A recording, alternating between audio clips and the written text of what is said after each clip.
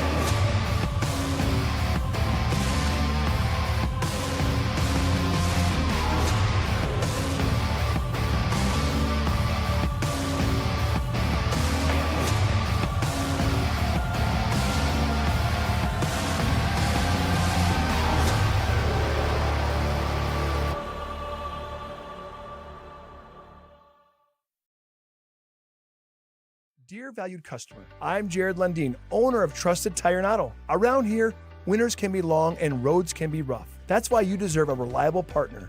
We carry premium tires installed by our certified team of experts, and our total car care covers it all, from brakes, transmissions, diagnostics, and more. And trust, we know it's built through real local connections, even small things like a handwritten thank you.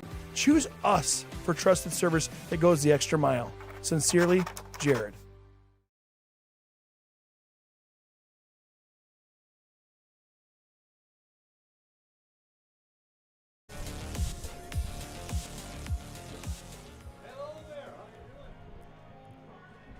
Welcome in to Dakota Community Bank and Trust Ballpark as the Dickinson Mavericks host the Century Patriots, a part of a doubleheader inside the WDA, a big-time matchup when it comes to the WDA standings, as Century and Dickinson right now 4 and 5, and hey, right now if you take a look at those standings, there could still be some movement in that middle of the standings right now. Legacy will be the 1 seed, Minot North the 2, Bismarck the 3, and then Mandan, Jamestown, St. Mary's will be the 8, 9, and 10. So who's going to be the 4, 5, 6, and 7? Well, time will tell, and Dickinson's got 4 more games, 2 doubleheaders to end the year, to get today against Century, and then they will take on against St. Mary's, slated for Friday. Century, after today, they are done. Minot and Williston, who's also in that battle for 4, 5, 6, and 7, they're already done. So it really comes down to Dickinson kind of controlling their own fate and kind of controlling the WDA standings to set them before the tournament next week. If you get the 7 seed, well, then you're going to have to play in a play-in game on Tuesday. So Dickinson still has the opportunity to drop that far. Century does not. Century will not play in a play-in game. The farthest they could fall is a record of 11 and 9, and that would be in at 6. They cannot drop to 7. Dickinson, if they lose 3 of their next 4, they would drop to 7. So for Dickinson, you win 2, you stay out of the play-in game, but you got to win those 2 against either St. Mary's and Century. You got 4 tries at that. So should be a fun kind of close out to the season. But weather gets a little bit in play. Dickinson Century was supposed to be tomorrow, ends up getting moved up into today just so they could kind of avoid a little bit of that wind. Still some wind today, but not going to be nearly as much as it will be tomorrow. Friday will still be up in air, and see if they can get that game in on Friday against the St. Mary Saints. That would be able to kind of staple in the WDA standings. Well, let's take a quick break, and when we come back, we are getting closer to first pitch between Century and Dickinson in Game 1 here on PSP. When disaster strikes, you need help fast. At ServPro, we're on the road within the hour, ready to restore what matters most. Our certified technicians arrive prepared, backed with decades of experience and advanced tools to handle any challenge. Inside, our team gets to work, quickly assessing the damage and getting straight to work. So you can breathe easy, knowing trained professionals are here when it matters most. Call ServPro in Minot, Bismarck, or Williston today.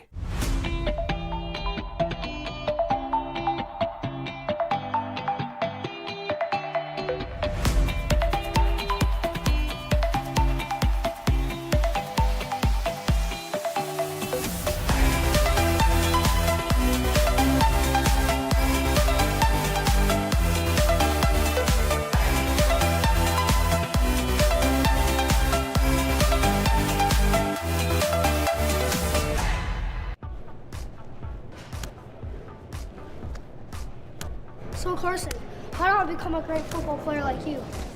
Well, practice and having a professional team to answer the call and handle anything you throw their way is also important.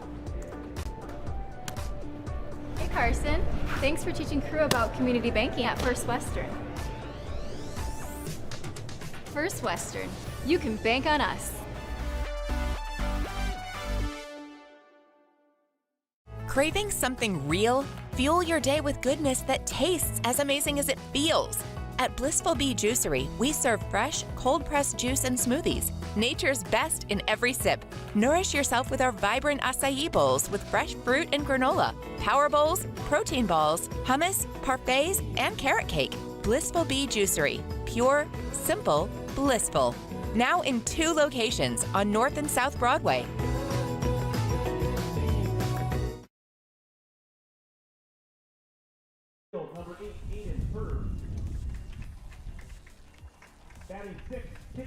Welcome in as they are announcing the starting lineups for the first game between Century and Dickinson. Let's talk about these two teams, starting out with the Century Patriots 13-13 overall with 11-7 WDA record. And here's a team that split in a high-intense doubleheader yesterday against Minot. Game 1, they were up. Minot was up 7-1. Century was able to take the lead, though, after 5, 8-7. Minot tied the game in the 8th and walked it off in the 9th by a final of 9-8 Magi. Century, though, would bounce back. They would go up 7-6 after 4. And then would score some more runs, would add a back-and-forth action. The game was right there within striking distance for Minot again, but Owen Johnson, perfect in relief, was able to shut the door and allow Century to win that one 9-7 and split in yesterday's games. And for Century, you got a few pitchers that a lot of pitchers ended up pitching, but you do have a few that maybe will be available. Jordan Merkel will get the start here today. Emmett Pale as well as Aiden Herner did not pitch and could be some potential options for Game 2 or potentially in relief here today. For Dickinson, 11-9, 9-7 overall. They're 5-3 at home. And they also had a doubleheader yesterday against Williston. They fell 2-12 in game one. Williston walked it off in the 5th inning with 2 runs. Williston out hit them 11-5. Dickinson, though, would bounce back with a game 2 victory, but it didn't come easy. DHS led after a wild first 2 innings, 13-8 after 2 innings.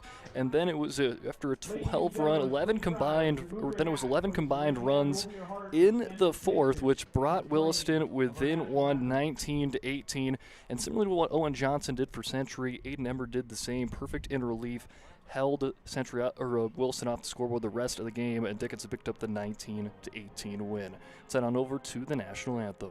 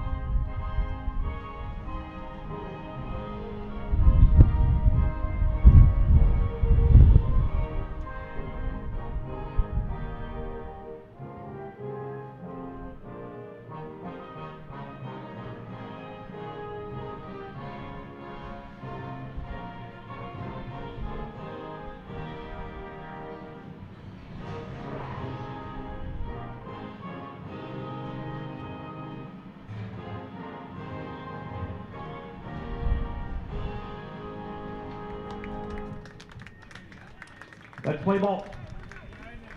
And that was our national anthem right here at Dakota Community Bank and Trust Ballpark. When we come back, first pitch coming up between Dickinson and Century. Game 1 of the doubleheader coming your way on PSP Network. We started with small beginnings. And just like the visionary entrepreneurs we serve, we turned an idea into reality. Today, we give you the power to grow your ideas by building meaningful relationships in the communities we serve. Because it's the same place we started. BNC National Bank, where possibilities begin right here at home. Dear valued customer, I'm Jared Lundeen, owner of Trusted Tire and Auto. Around here, winters can be long and roads can be rough. That's why you deserve a reliable partner. We carry premium tires installed by our certified team of experts, and our total car care covers it all, from brakes, transmissions, diagnostics, and more. And trust, we know it's built through real local connections, even small things like a handwritten thank you. Choose us for trusted service that goes the extra mile. Sincerely, Jared.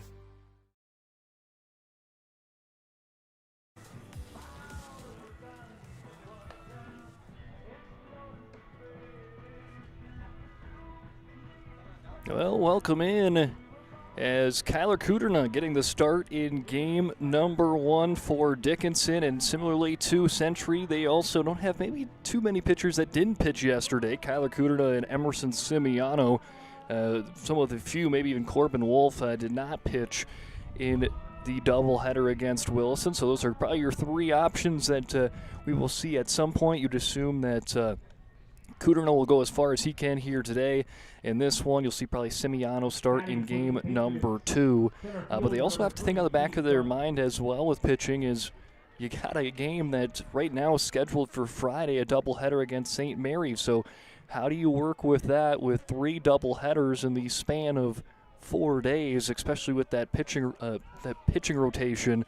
It'll be interesting to see how Coach Dobitz and that Dickinson coaching staff end up kind of working through that and trying to find that success and trying to stay out of a play-in game on Tuesday. Again, the way out of the play-in game is you gotta win 2. Because you win 1, Williston would have the tiebreaker against Dickinson, and then you would see Williston jump up to past them. They got 4 games left. You got to win 2 of your last 4. And here's a little chopper. Herbal would not have been in time regardless, and he sends it into the Century bench, but it is a infield single for Cade Junt. Well, Cade Junt is able to get on board with a single, his 34th hit on the season. Coming to this week, hit .358, had a nice day yesterday, 3 for 8 against Minot with a pair of RBIs and 3 runs. But he's got some stolen bases, stole 2 against the Magi just a day ago. Will he take off? He'll stay put as the first pitch into Joey Kralik is a strike. No balls, 1 strike, no outs here in the top of the first inning. As Joey Kralik, part of that very successful basketball team for Century, end up taking home the state championship.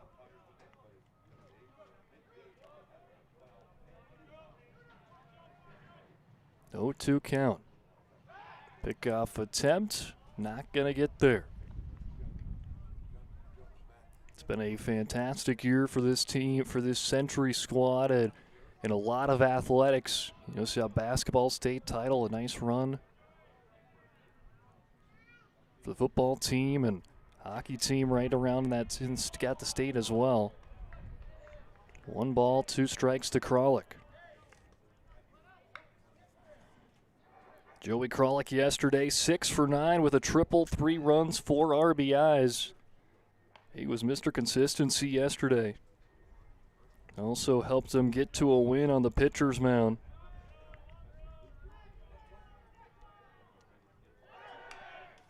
The runner goes, but that's fouled back by Kralik.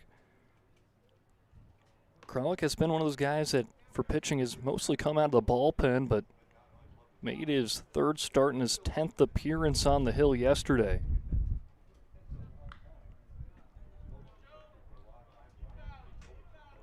As Kralik, the lefty, continues the battle against Kuderna.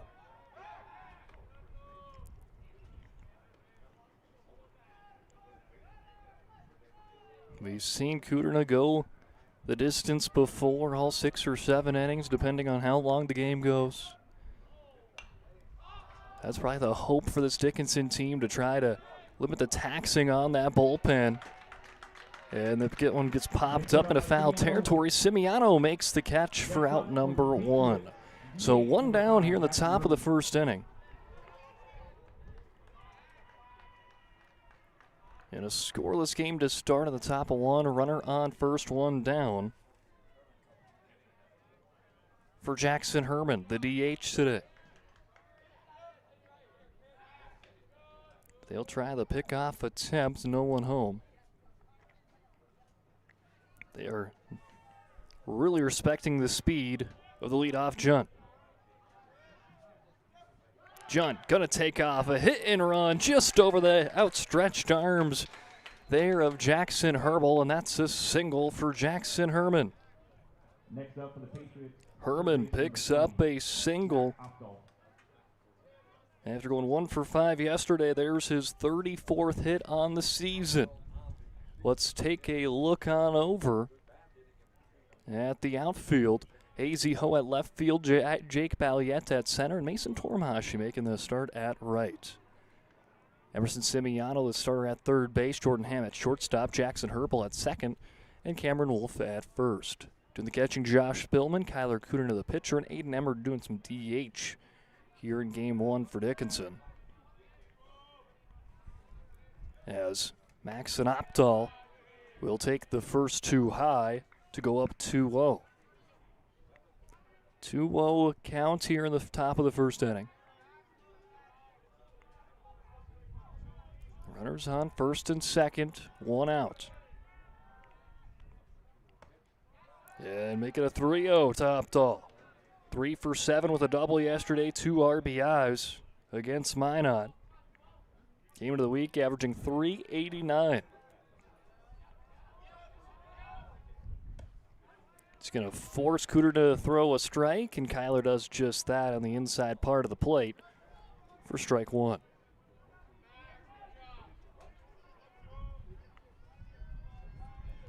Three balls, 1 strike, 1 out, and that one well hit, but just veers foul and brings the count to full. Big pitch coming up here in the early stages of this game with runners on first and second, with just one out. Here comes the full count pitch to Opdahl.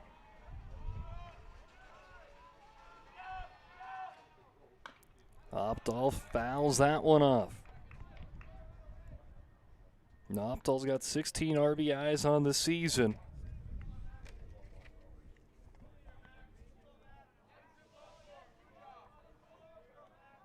So that's 17 walks to 17 strikeouts.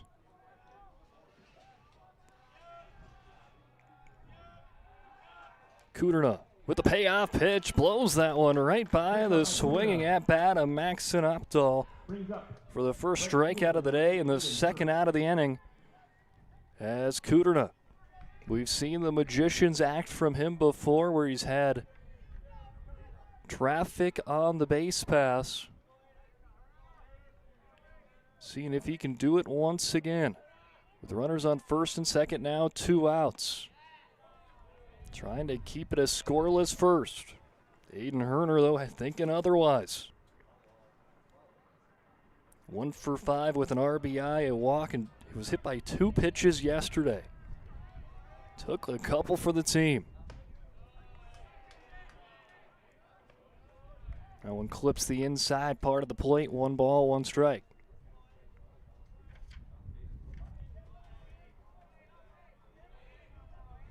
Wind blowing in.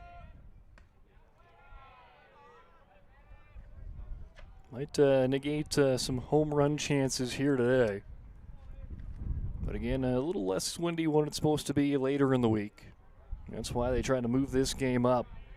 Trying to take the wind factor away. And Kuderna makes it a 2-2 count. 2 balls, 2 strikes, 2 outs, and now Kuderna just 1 pitch away from getting out of the first inning unscathed. Herner hitting .255 coming into the week. And just misses up high for ball 3.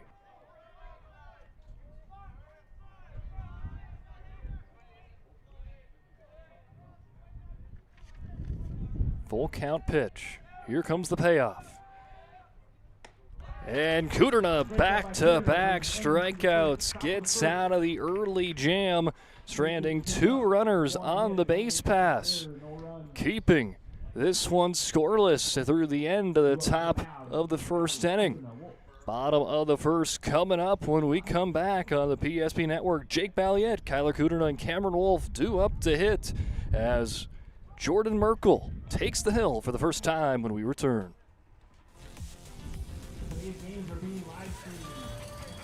That sinking feeling you get when this happens, that's oil change-anxiety. The anxiety of being without a car with a billion things to do. The fear of being overcharged. The stress of not knowing where to go or who to trust. But you never get those feelings at Valvoline Instant Oil Change, where you can watch us work right from your car, and we finish up in about 15 minutes. We changed your oil and did our 18-point safety check. Valvoline Instant Oil Change. Service you can see, experts you can trust. At Badlands Pet Crematory, we understand that pets are family. Unlike other crematories in the area, we are the only dedicated pet crematory that offers private individual cremation. 1 pet at a time, 100% guaranteed. From start to finish, we personally handle your pet with the utmost care, ensuring that you receive only your pet in return. Choose Badlands Pet Crematory, because saying goodbye should come with certainty and trust.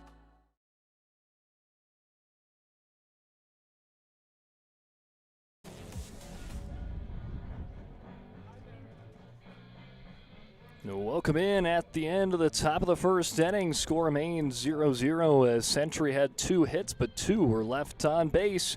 And we head to the bottom of the first inning. Jordan Merkel will get the ball for game number 1 for the Patriots. 5 games played, 5 games started, a 2-1 record. 22 innings pitched with a 5.53 ERA on 8 walks and 11 strikeouts. And they played yesterday, so maybe the guys that have no pitches on the week, they'll be available today. So you got Merkel, you got Herner, and Maxon Opdahl as kind of your options, if you will, today. And first pitch swing is Balliet. It goes right into the glove of Joey Kralik, who will jog his way to the first base bag. One pitch, one out for Merkel and the Patriots. Well, let's meet the outfield for Century. Gavin Peterson left field, Cade Junt at center, and Aiden Herner making the start at right. In the infield, Joey Kralik, who made the play at first, Emmett Pale at second, Owen Johnson at shortstop, and Maxon Opdahl, the starting shortstop. A little half swing for Kuderna, and Kralik is going to get another ground ball right to him. 2 pitches, 2 outs. As efficient as you can get so far for Merkel. And he's Jordan Merkel pitching to Hayden Parent. DHing for Hayden Parent is Jackson Herman. When they hit offense, as Cameron Wolf is seeing if he can try to extend this inning. And at least there, it will not be a 3-pitch inning. We saw that the softball field yesterday at Brevera Field just across town. We saw a 3-pitch inning. But this won't be quite that. 2 pitches to start for 2 outs, but now a 2-0 count to Cameron. Wolf, chopper, Opdahl there across the diamond, and not quite scooped cleanly by Kralik. And Wolf will extend the inning as he reaches on an error. Yeah, that's why you run it out. You put the ball in play, you force the team, your opponents, to make a play. And can't quite close out the first frame. And now that brings out Josh Spillman, hitting .352. After his successful day yesterday, boosted up that average. Went 4 for 7, 2 runs, 3 RBIs, a walk, and a hit by pitch. You know, Spillman had just quite the rocket start to the season in the batting average. Saw it platoon right up, and that's one, a well-hit ball, but a nice jumping catch for Owen Johnson. Gets out of a efficient inning. For Jordan Merkel, no runs on no hits, 1 error, 1 left on base, and through 1. It's a tie game, 0-0 as we head on over to the second inning here at the PSP Network. Evolution Genetics, established by a group of dedicated farmers and seedsmen. With years of experience in farming, certified seed production, and crop consulting, we understand the needs of producers across central and western North Dakota and eastern Montana, because we're farmers too. We provide the best genetics for your farm by customizing seed and input choices to meet each grower's needs. Evolution Genetics, seed for your future.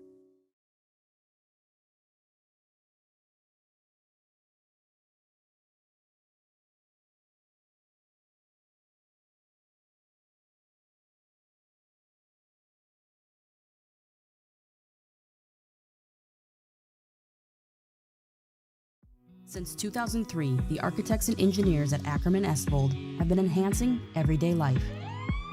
From response times to commute times, we've helped create critical infrastructure, enhancing highway safety, flood protection, and public education.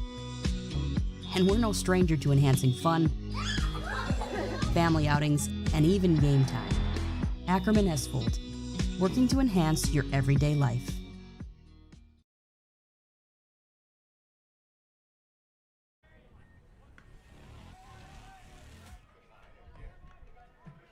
Welcome back in as some wind blowing in here from the outfield to start inning number 2. 20-mile-per-hour winds as Kyler Kuderna back on the hill. Faced a little bit of traffic with a couple of base hits to start, but he was able to anchor down, get the last 2 outs he needed to get out of the light jam. And he'll face off here, a 2-1 count to start to Jordan Merkel in the pitcher versus pitcher face-off. You'll find that one right down Broadway for strike 2. 2 balls, 2 strikes to Merkel. Again, big battle here. Both pitchers trying to give their team the early edge. If that means it's in the batter's box, they're just trying to give their team a spark as Merkel hitting 298 coming into the week, 2 for 6 last night. First pitch swinging. Oh, quick reaction there for Kyler Kuderna. He'll show the glove as Kuderna, with a fantastic defensive play, records the first out. Emerson Simiano going to walk up to him and give him a nice little high five there. That quick reaction, we'll probably see Emerson Simiano maybe pitching in game number 2 today. If he doesn't pitch today, then that means they'll be saving him for St. Mary's on Friday. An 0-2 count to start to Gavin Peterson.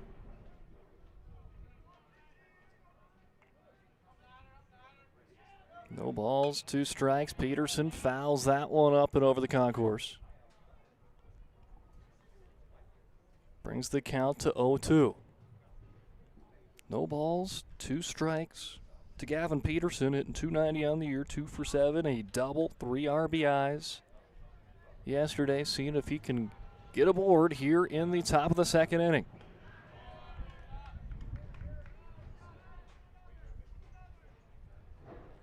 One, 2 as Kuderna misses up high.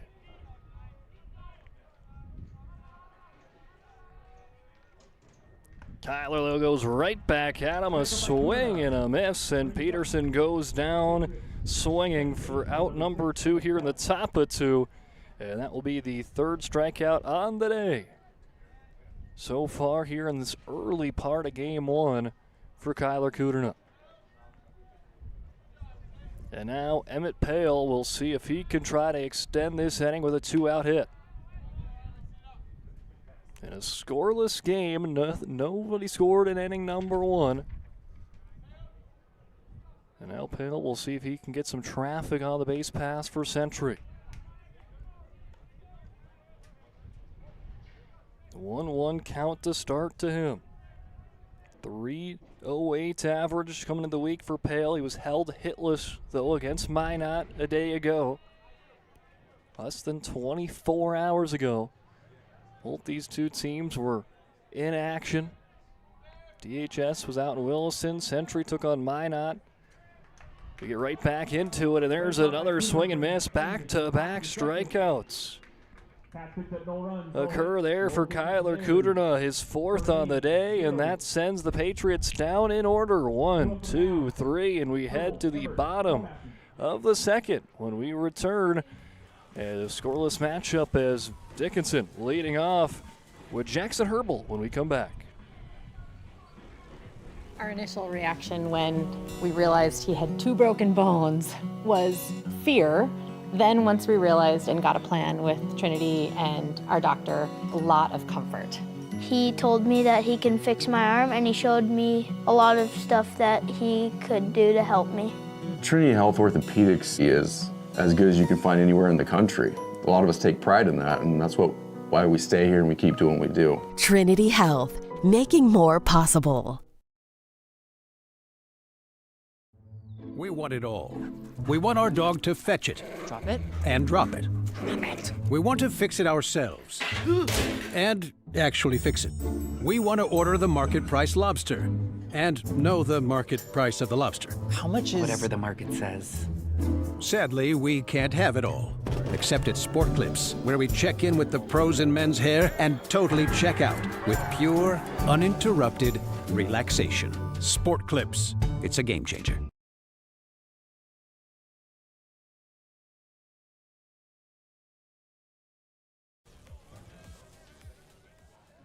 Jackson Herbal leading off for Dickinson in a scoreless game to start here in the bottom of the 2nd inning. Both pitchers looking sharp here to start. Can find ourselves in the early part of a pitching duel between Jordan Merkel and Kyler Kuderna. Merkel will give the first strike, a swing and a miss there to Herbal to start. Herbal, chopper, scooped up by Johnson and into the mid of Kralik in time. for out number 1. DH number 10, Aiden Emmert. Well, it took him 2 pitches to get 2 outs in the first inning. It takes him 2 pitches to get the first out in inning number 2. So efficient early for Merkel. And seeing if he can continue that on as he takes on the DH of Aiden Emmert. Emmert hitting .242 this year. One of those young kids on this team. Just a freshman, and you look at some of those underclassmen that, like him and Josh Billman, who's a sophomore, both those guys, multi-sport athletes, baseball and hockey. Emmert and Spillman both had some nice years in their first varsity years on the ice, and they have been turning out to some a nice year. Their start of varsity here on the diamond, 0-2 to Emmert. That one goes down low for a ball. Emmert 1 for 3 with a double, 2 RBIs, a walk, and a strikeout against Wilson. He also pitched in his second outing, and he helped them in a huge way come out with that win in Game 2 against Wilson, where he had 3 scoreless innings in relief. It was 19-18 in the 5th inning. Wilson scored some runs in the 5th. They didn't get an out. They bring in Emmert to try to clean some things out, and he does more than that. Gets them out of the 5th, and perfect in the 6th and the 7th to help Dickinson pick up their 9th win on the season in WDA play as they sit right now in 5th. 3-2 count to Emmert, 1 out, bases empty in the bottom of a scoreless second.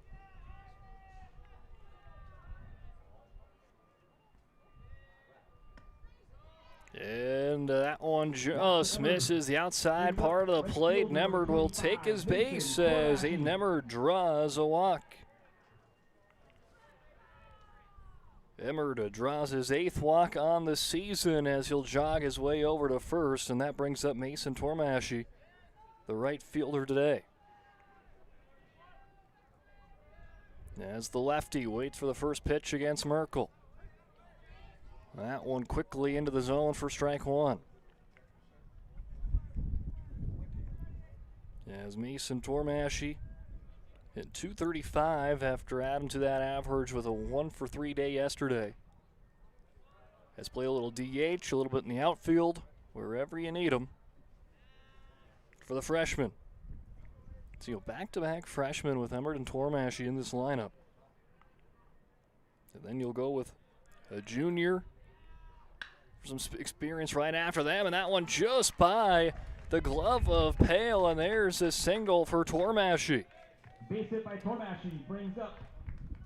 And the pair of freshmen Emerson Simiano in this lineup coming up in a big way. Emmert draws a walk, Tormashy brings in a single, and just like that, runners on first and second with a 1 out to work with for Emerson Simiano. You have 2 freshmen back-to-back. Now you have 2 junior Dickinson Trinity Titans back-to-back with Simiano and Ham in the lineup at the 8 and 9 spot.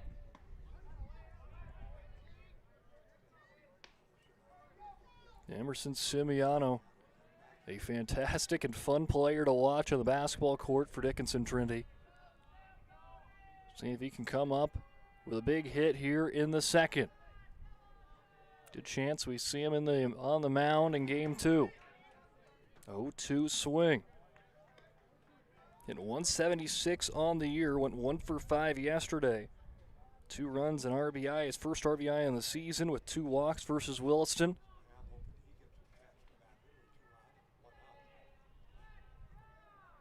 Merkel takes a peek, dancing away as Emmert at second. Simiano, chopper foul. Good reaction there by Opdahl, but it does cross the foul line to give Simiano another chance at it.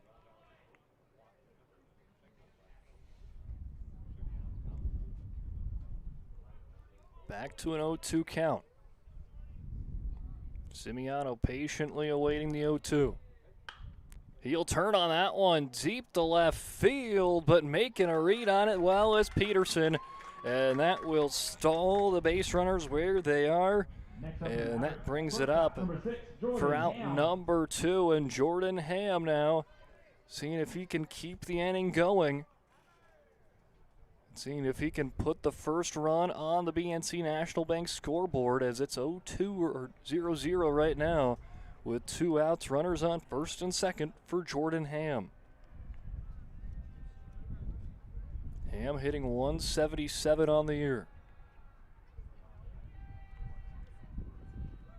Take a peek behind. He'll take a step off the hill. Ham went 1 for 2 yesterday in game number 1. 1 run, 1 strikeout. Did not bat in game 2. They turn on it, pickoff attempt, but Emmerd, good jump back, slides back in safely, keeping it an 0-2. Good reaction there by Emmerd as they were trying to steal the last out of the inning to end the frame. Taking another peek back at Emmerd. Merkel delivers, not quite there. Parent tried to frame that one in, but the umpire not going to give it to him there. Goes 1-0.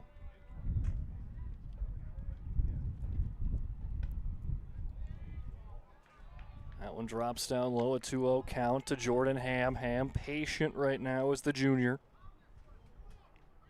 3-sport athlete, football, basketball, and baseball.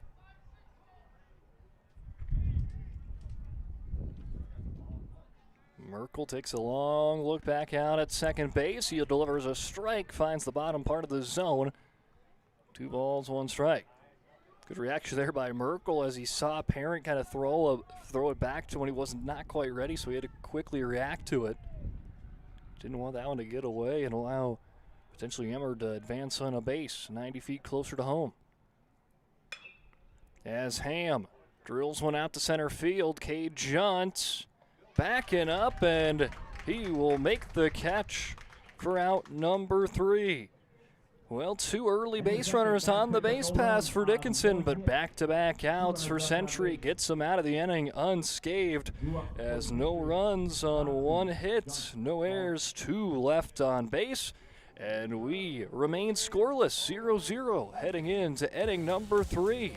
When we return, leading off for Century is Owen Johnson with Cade Junt and Joey Kralik due up to hit. Breathe in.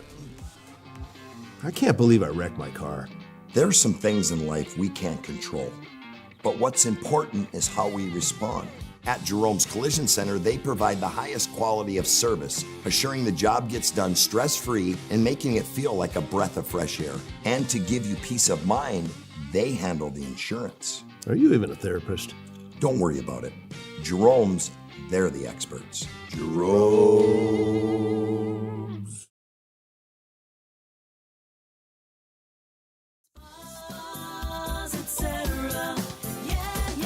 Spas Etc. is excited to introduce the addition of the Master Spas line, including the Michael Phelps Swim Spas. Enjoy the relaxing health benefits and enjoy 0% financing up to 72 months or up to $5,000 off on all spas and swim spas. You'll also find $2,000 off the MSRP on all pools and saunas. Come check out the outstanding lineup of Master Spas at Spas Etc.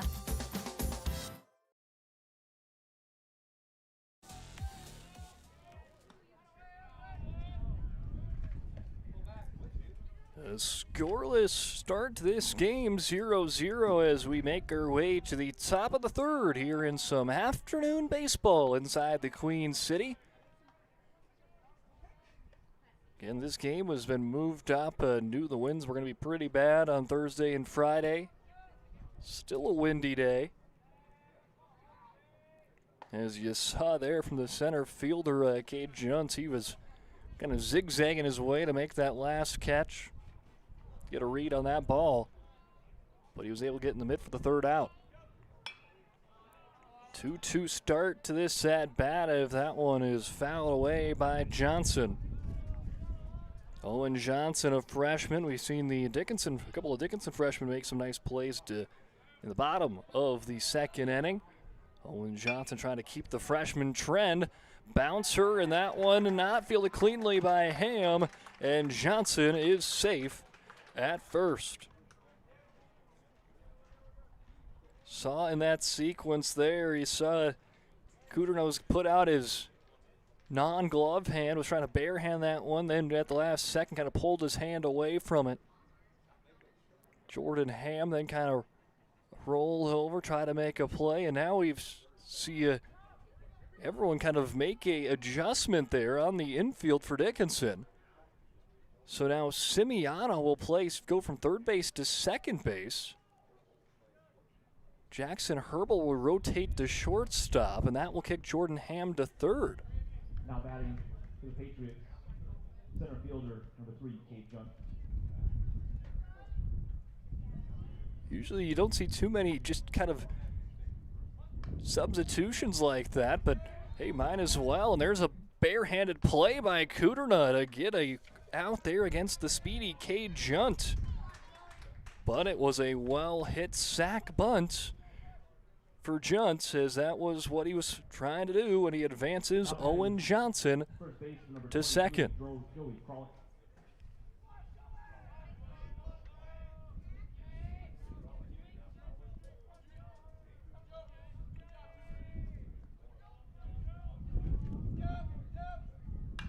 As Joey Krolick sky-highs that one up and over into the opposing bullpen for strike one.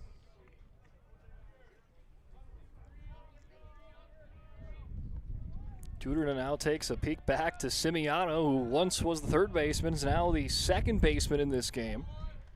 Yet I've never seen such a casual kind of defensive swap there.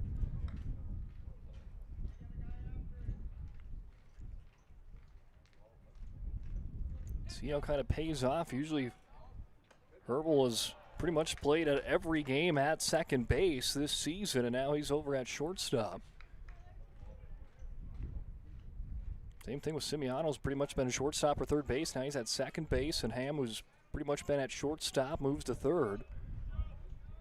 As Kuderna on a 1-2 poked away by Krolick. Top of the third, one out, bases empty, a 1-2 count. Again, it's a 0-0 ball game here between Century and Dickinson. These teams trying to see if they can better their WDA standings. Picked up by Herbal. Strong throw, but it's going to hit off the glove of Wolf, and hustling home to be the first run of the ball game. It's Owen Johnson, as Century takes the lead here in the third. Now batting the Patriots, DH number 5, Jackson Herman. Hey, you put a ball in play there for Joey Krolick. He helps bring in a run. Dickinson battled with some errors yesterday against Williston, but was able to squeak out a win in game 2. Have some early ones here, but here Herbal slings it out to Simiano for one out, but they cannot quite flip for a double play, but Herman goes down on the fielder's choice. Krolick will go down, but Herman will stay at first. Will get to first base on the fielder's choice. Maxon Opdahl with a 1-0 lead for Century, seeing if he can extend this inning. First pitch, swinging, cuts through the gap. Simiano tried to sprawl for it. And Century's got some momentum cooking here in inning number 3.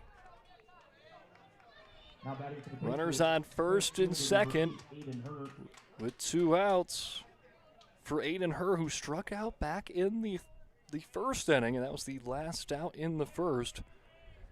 And stranded 2 runs for Century.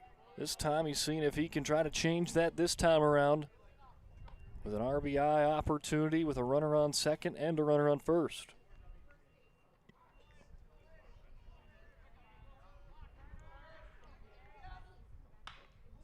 Herr fouls that one off for strike number 2. Again, Century is going to be the 4 or the 5 seed in this tournament. They can't drop below the 5 as they have the tiebreaker over Minot yesterday. After the run differential against the Magi in the 2 games yesterday ended up being 1 run to their favor in that series swap. So Century will be the 4 or the 5 for them. I guess it really just depends if they'll be the home team or the away team on the scoreboard in their first game. Dickinson, well, they can be as high as the 4 and as low as the 7. They're the only team that's kind of the big mover. Minot will be the 5 or the 6. Wilson will be the 6 or the 7. But again, Dickinson is in that weird spot where they can be the 4 or the 7, and they're the ones that kind of control their own paths through this way of what seed they will be next week. 1 ball, 2 strikes, that one low. Ball 2, good work there by Spillman defensively, keeps it in front of him.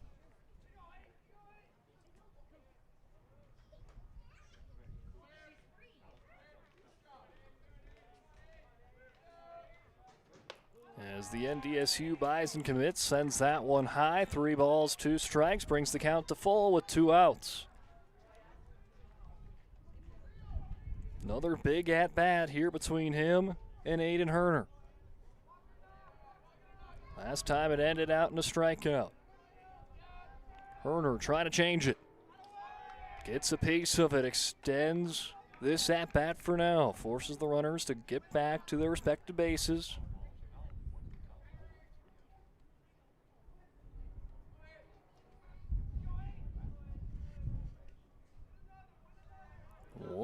Century. Full count pitch with the runners on first and second, 2 outs in the top of the 3rd. And Kuderna gets out of the jam again with a strikeout, his 5th on the day. That one gets out with stranding 2 runners left on the base pass. After Century on the board, 1 run off of 1 hit. 2 errors, 2 left on base as Century leads 1-0 heading to the bottom of the 3rd inning.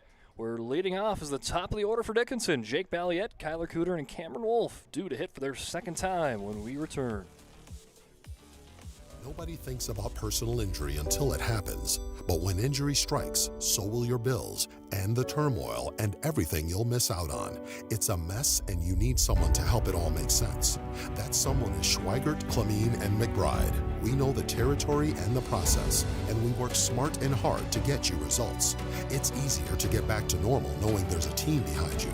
We're the ones the other side doesn't want you to call. We're on your side. We're Schweigert, Clamine, and McBride.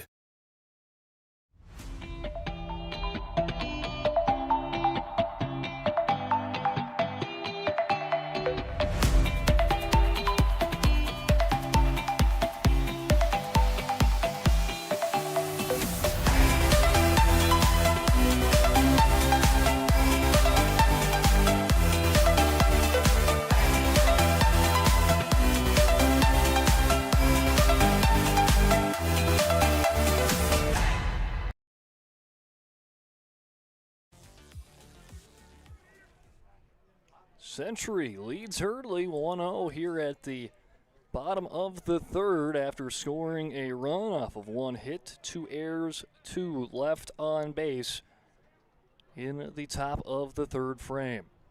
Dickinson seeing if they can try to answer back here in the bottom of the 3rd. They are at the top of their order with Balliette, Kuderna, and Wolf. It was a quick first inning against this part of the lineup for Jordan Merkel. We end up getting Balliette and Kuderna out with just throwing 2 pitches. 2 pitches, 2 outs to start this game for Merkel. Faced some traffic on the bases last inning with runners on first and second, but was able to anchor down with a back-to-back outs against Simiano and Ham.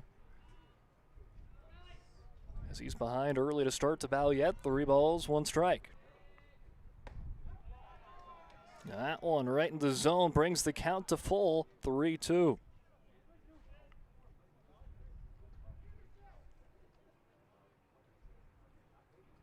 Three balls, 2 strikes, full count for Balliette.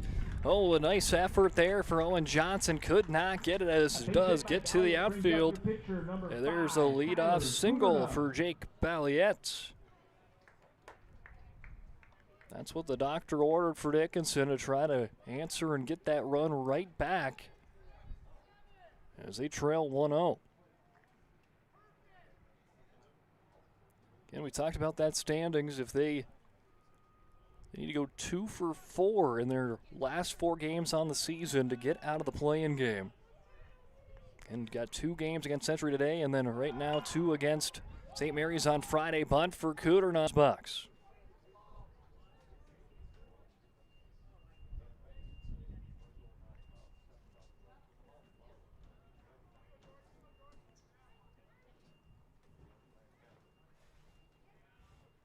Merkel going to step off the rubber. Now he'll step back on. An 0-0 count. Wait for that first pitch to Wolf. Take a peek back out to Balliet, who continues to be dancing. And now the delivery will send it up high for ball 1. Cameron Wolf hitting .313 and was able to rise it up into the 300s after going 4 for 8 yesterday with a pair of doubles against the Coyotes of Williston. And he will sky high that pitch into the Dickinson bullpen. No one working out there, so no harm, no foul in that landing spot. As Wolf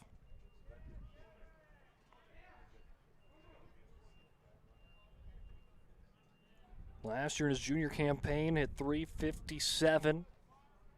This year back in the 300s after yesterday. Exactly what this team needs, one of those veteran leaders. They got a few of them, Kyler Kuderna, Jake Balliet, Cameron Wolf, Liam Robin, E.J. Chevry also on those seniors.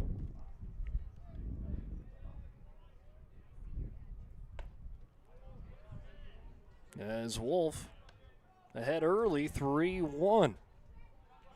In this chess match of an at-bat. Merkel staring him down. Runner goes. Wolf fouls it off. He sent one into the Dickinson bullpen. That one just misses the Century bullpen. And now bring back to a full count pitch. 3 balls, 2 strikes as Wolf trying to find a way to help Balliet get closer to home to tie this game up. In a 1-0 game favoring Century in the bottom of the 3rd.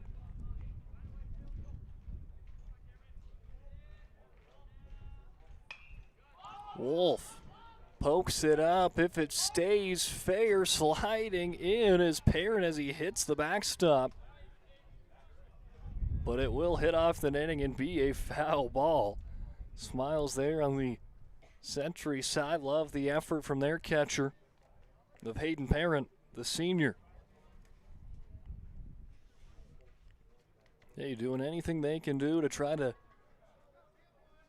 sure up the 4 seed.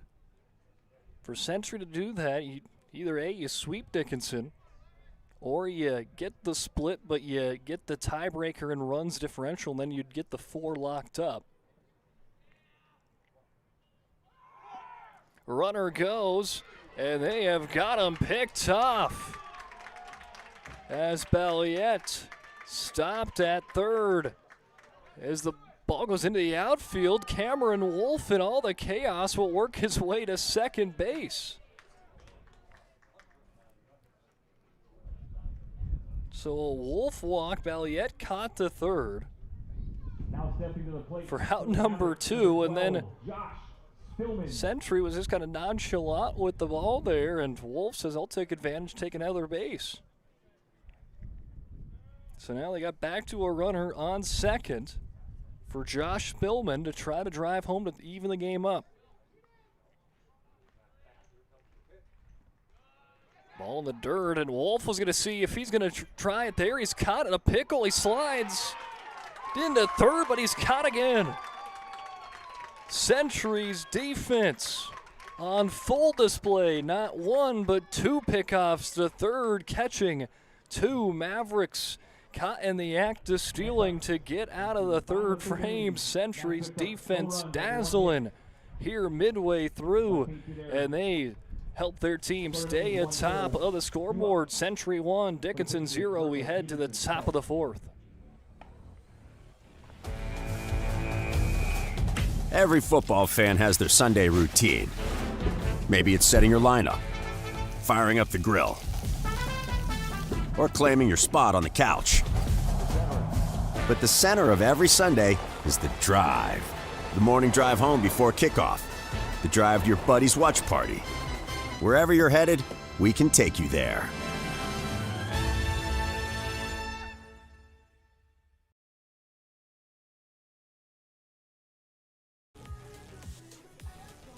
North Dakota High School and collegiate programs, custom equipment, uniforms, and coaches apparel to brand, fanwear, branding, and more. They do it all. Contact your local BSN sales pro today.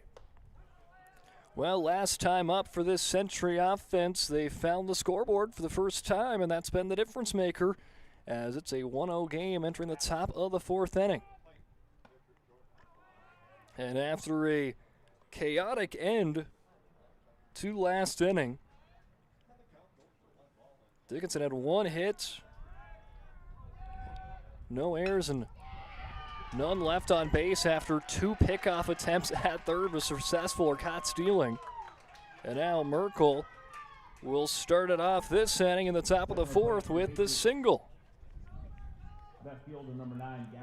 Well, he gets some momentum with bringing in that first run in this game in the third, and then the defensive plays made to keep up in the bottom of the frame has given this team a jolt of energy, and they have worked it into the fourth. They do bring in a courtesy runner. For the pitcher, it's going to be Charlie Anderson doing the base running for Merkel.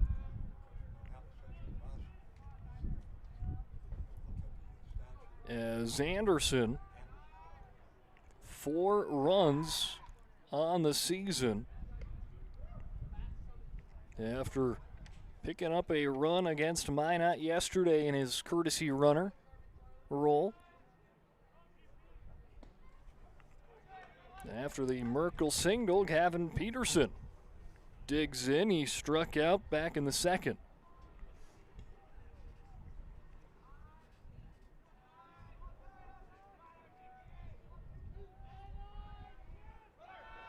A runner goes as Spillman got him there as the ball was kind of turning in to the first base side a little bit to the right. Simiano catches it and applies the tag for out number 1. A beautiful throwdown there by Spillman. And the defense is catching these base runners on both sides now. Maybe that was a little bit of help from the wind there for Spillman that he caught, because if he throws that one right on the money to second base, he's not going to get him. But since it veered off the course, and at that exact point, Anderson and Simiano were pretty much right by each other. Simiano just needed that one right there. They're going to say fair ball, hustle effort for Kuderna gets him. I think both sides thought maybe that was a foul ball, and then they kind of realized it at the same time. One tried to hustle down the line, the other one tried to get to the ball, and pays off for the defense. An unconventional 1 up, or 2 up, 2 down after it started off with a single and then a caught stealing at second base. And now Simiano getting under it, and again that wind pushing that ball all the way almost near the first base bag, but he is in the mitt for out number 3. A quick moving top of 4 keeps the game. Century 1. Dickinson 0 on the BNC National Bank scoreboard as we head to the bottom of the fourth, where Josh Billman back to bat. At Schatz Crossroads, we make 8 gallons of homemade ranch dressing every day, so you can smother your dinner salad with it, dip those crispy golden French fries in it, and dunk your breaded chicken strips. You can even cover your...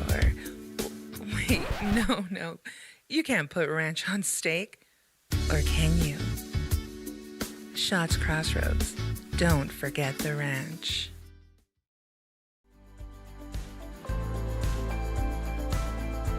At Planning Team Financial Advisors, we help individuals create their personalized strategies. We specialize in financial planning, retirement planning, insurance, and 401k distribution options. Don't leave your future to chance. Call Planning Team Financial Advisors today for a free retirement review. Planning Team Financial Advisors, your plan, your future, your team.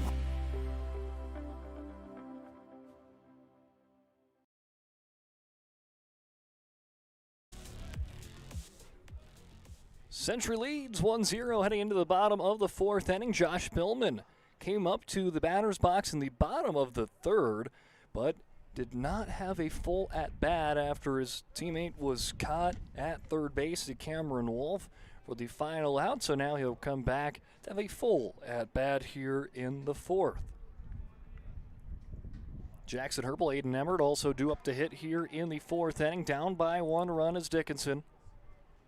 Seeing if they can find a way to tie this game up. But right now, Jordan Merkel is playing fantastic. But there's a single to start for Spillman. He's going to use his wheels and heads over to second. A little bit of a bobble by the center fielder of Cade Gentry. Picked up that ball. Allows that play to be a stand-up double for Spillman. Courtesy running at second base, number 1, Jimmy Leeson. And now Jimmy Leeson will do the courtesy running for the catcher, allow Spillman to go and have plenty of time to get his catching equipment back suited up. And now Spillman with a double puts an early base runner to lead off at second base and into scoring position. So the tying run here at the bottom of the fourth at second base with no outs. First pitch to Herbal, just misses. Parent tries to frame that one in.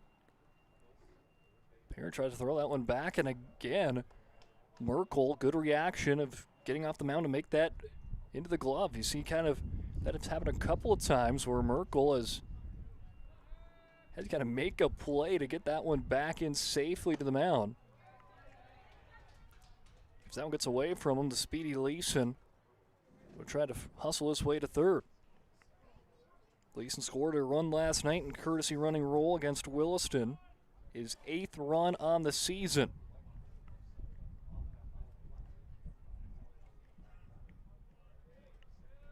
For the speedy freshman. Herbal foul tipping that one for strike 2. 1-2 count to Herbal. He's 0 for 1 today. Had a solid day yesterday against the Coyotes. 2 for 7 with a double, 2 runs. Also pitched in both games. An inning combined. Just 1 out in 1 inning and 2 outs in the other game. Here's the 1-2. Long peek at second base. Herbal. Way up high in the infield and getting a nice read on it is Owen Johnson, the shortstop for out number 1. DH number 10, Aiden Emmert. Yeah, Owen Johnson, he's been fun to watch as the shortstop, the young freshman. 1 ball, 2 strikes. This Century team are early gone. Ended up kind of falling down the WDA standings, and then it just started clicking. Rattled off a nice string of wins, and this ball going to get away from Parent, allows Leeson to hustle his way to third.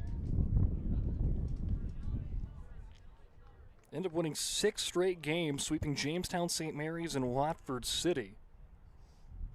And then end up splitting with Minot, so they've won 7 of their last 8 WDA games, and that has helped them get right back in the mix to being a home team on the scoreboard in round number 1. They'll be either the 4 or the 5 seed. Let's just trust the process. Had a tough kind of schedule a part of the start of the season. Trying to get everyone into that varsity mindset, and they have adapted well, and they're going to be a team to keep an eye on. You have plenty of pitchers and stuff like that at rock solid. That's what's going to come down to next week is pitching and how deep your pitching staff can go. 2 balls, 1 strike, 1 out, runner on third for Aiden Emmert. The freshman tips that one back 2-2. Emmert drew a walk back in the second inning. And that was an RBI opportunity here in the fourth. Trying to drive in the tying run.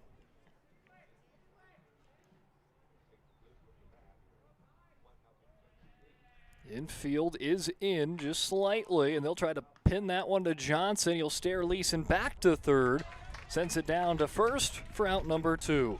Well played by Owen Johnson. And he sends Dickinson down to their last out here in the fourth inning.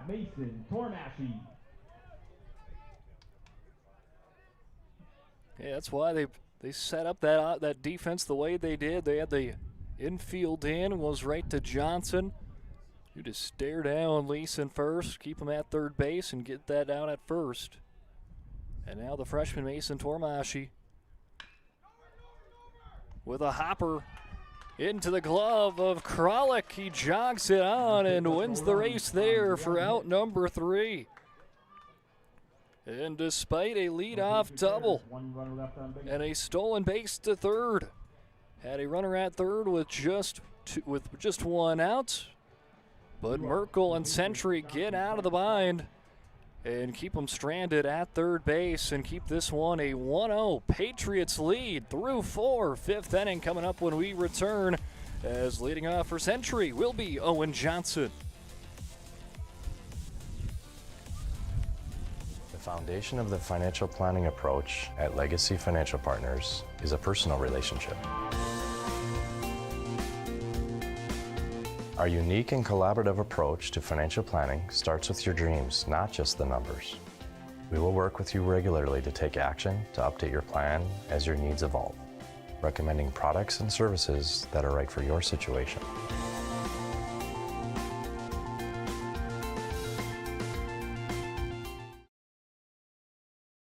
The Jersey Mike's catering box is the easiest way to feed your friends. The hard part is picking your sub. That's why we're having a draft. With the first pick, Sarah from Carolina selects number 13, the original Italian. You know, I trusted my gut, and that's exactly where the sub's gonna go, so.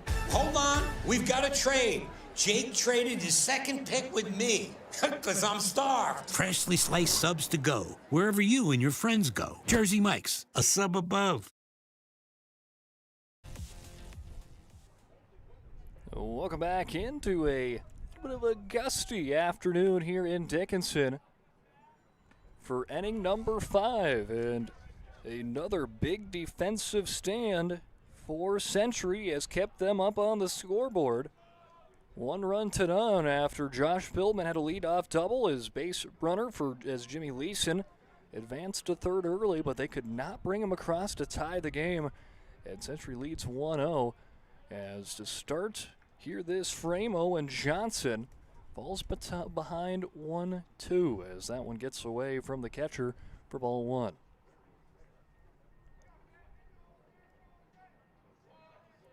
Kudrna shakes off the side. Johnson fouls it off. Johnson's had a fantastic day in the outfield, and he also acts as the lone run on the scoreboard. He reached on an error and was later brought home by another error of Joey Kralik putting it in play. And here comes Johnson hitting that one into center field. But Jake Balliet is there for out number 1. So yeah, it's a 1-0 game favoring Century, but both pitchers have given up no earned runs through 4. So that kind of speaks of what we've been watching between these two pitchers. We've seen some base runners on both sides, seen some RBI opportunities, but only 1 run to show on the BNC National Bank scoreboard for the visitors.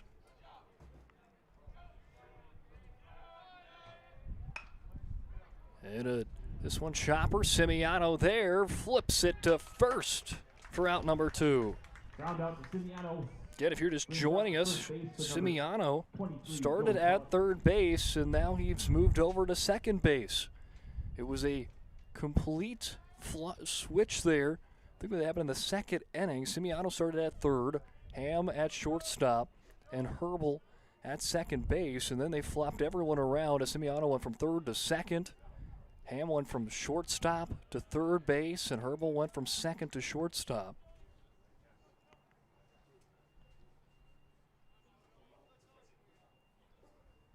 An 0-1 count to start to Joey Kralik. Is that one high for ball? Kralik 0 for 2, but reached on an error back in the third. That error helped bring in the lone run of the ball game. Since it was an error, it won't count as an RBI per se, but pretty much acts as it. If it wasn't for him putting that ball in play and reaching on the air, the run wouldn't have came across to score. That's been what it stood right now. 1-0 lead for the Century team. 1-2 count. Kralik reaches out for that and sprays that one out to right field. And just foul on the line. Didn't miss that one by much.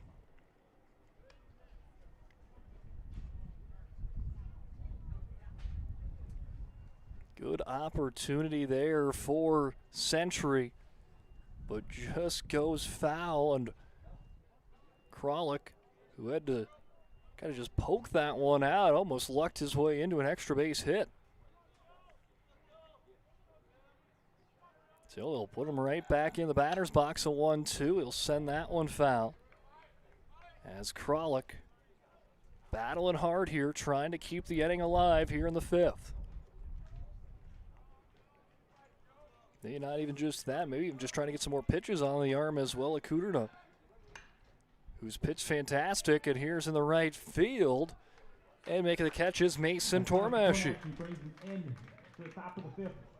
So a 1-2-3, top of the 5th inning, keeps the score. Century 1, Dickinson 0. We head to the bottom of the 5th inning. Emerson Simiano, Jordan Ham, and Jake Balliet due up to hit in the bottom of the 5th, down by 1. Dakota Community Bank and Trust, your trusted partner for commercial and business loans. We not only provide lending you need to grow your business, but we also reinvest in our communities. We believe in strengthening our businesses and creating opportunities for success. Choose Dakota Community Bank and Trust for your commercial and business loans, and together let's keep our communities thriving. Serving the community, looking out for you. At Dakota Community Bank and Trust, that's what we do. When disasters strike, we don't just clean up the damage, we rebuild what was lost. With over 75 years of experience, we turn disaster zones back into homes, businesses, and peace of mind.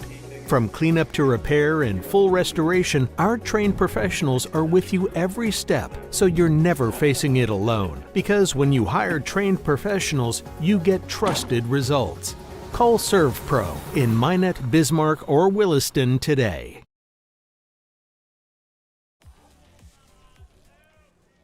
Emerson Simiano leading off here in inning number 5 in a 1-0 lead for the Century Patriots. As Simiano will bat first, Jordan Ham and Jake Balliet due up to hit this inning as well. Seeing if they can find a way to get more traffic on the base pass here against Jordan Merkel. They've got some runners in scoring position before. And last inning, they had an early runner at third base, but could not bring home Jimmy Leeson. And that'll have kept this game 1-0. Got to give credit to Jordan Merkel on the hill, but also this Century defense that has caught 2 Dickinson runners stealing at third base and has helped their pitcher out any way possible for him to try to come away with the Game 1 victory. And what that would be for the Century team. Yeah, if they get the sweep, they for sure are the 4 seed in this tournament. at the WDA tournament next week. Simiano, though, splits through the gap into left field for a leadoff single. That base hit by Simiano brings up third baseman number Big 6, hit there for Jordan Emerson Ham. Simiano, his 4th hit on the year. Now he's got hit in back-to-back games as well for the Dickinson Trinity Jr.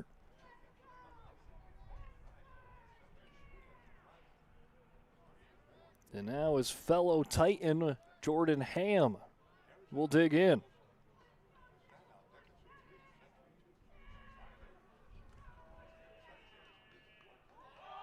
Ham shows bunt, pulls it back, it goes to the backstop, and Simiano hustles his way to second. Pitch that gets past the catcher.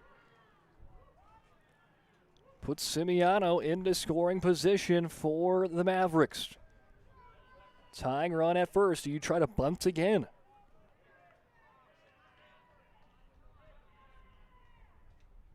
Infield on the corner, slightly in. Ham does show bunt again. He pulls it back for strike 2. Kralik booked his way in on the first base line. Well, what do you do? Looks like Coach Dobitz and Dickinson saying, hey, let's play the small ball approach. Let's try to tie this game up. Tried the bunt, gets away, and still advance the runner first and second. Let's try to stay with and try to get him to third. Merkel taking his time, and he kept on looking back to Simiano. Now he's just going to take a step off the mound. He'll step right back on a 2-0 count. No outs, runner on second. That's the tying run of the ball game at second, a 1-0 game. Here in the bottom of the 5th. Ham goes away from the bunt. He'll swing away into left field for a single, and they'll hold Simiano up there as the Dickinson Trinity Titans make a pair of singles and help the Dickinson Mavericks have runners on the corners to start the bottom of the 5th with no outs. And that brings it up to Jake Balliette. But before we get to Jake, they will have a mound visit for Jordan Merkel. He saw one previous runner at third base last inning. Before then, had a couple of runners get to second base, but that's as it. As a couple try to get to third, but were caught stealing in the act. Now he's got a runner on third and a runner at first. Runners on the corners with no outs.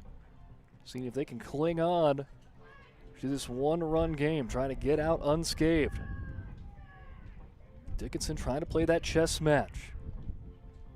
Simiano got aboard. They showed bunt. Goes to the backstop. Works his way to second. Ham showed bunt a time or two after that, and then says, hey, I'm just going to swing away. Gets a single. Now, with no outs. Okay, those 3 outs to work with to try to bring in the tying run of the ball game as we get to the later stages of this game. At third base, and the leading runs at first.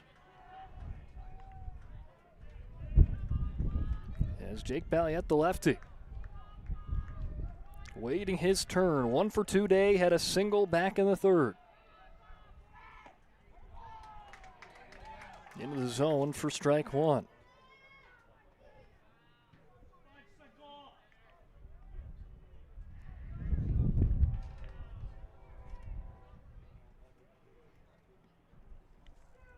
Long pause here for Merkel.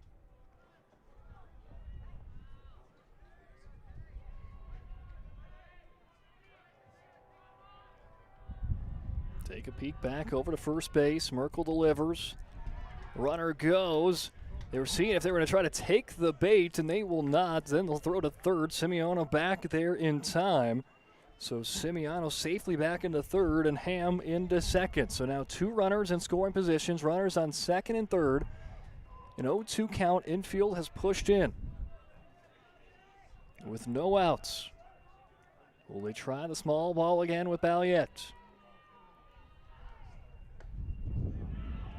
It's right there by the hands. Ball 1. as the wind continues to blow here in the Queen City.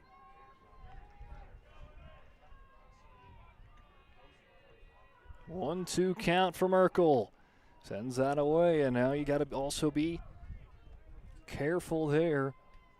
One gets to the backstop. If they would send Simiano or not. Could also be in play. 2 balls, 2 strikes. After being up early in this count was Merkel. Now he sees the count bring to full. 3 balls, 2 strikes for Balliet. Tying run at first. Go ahead at second. Here in a 1-0 game in the 5th.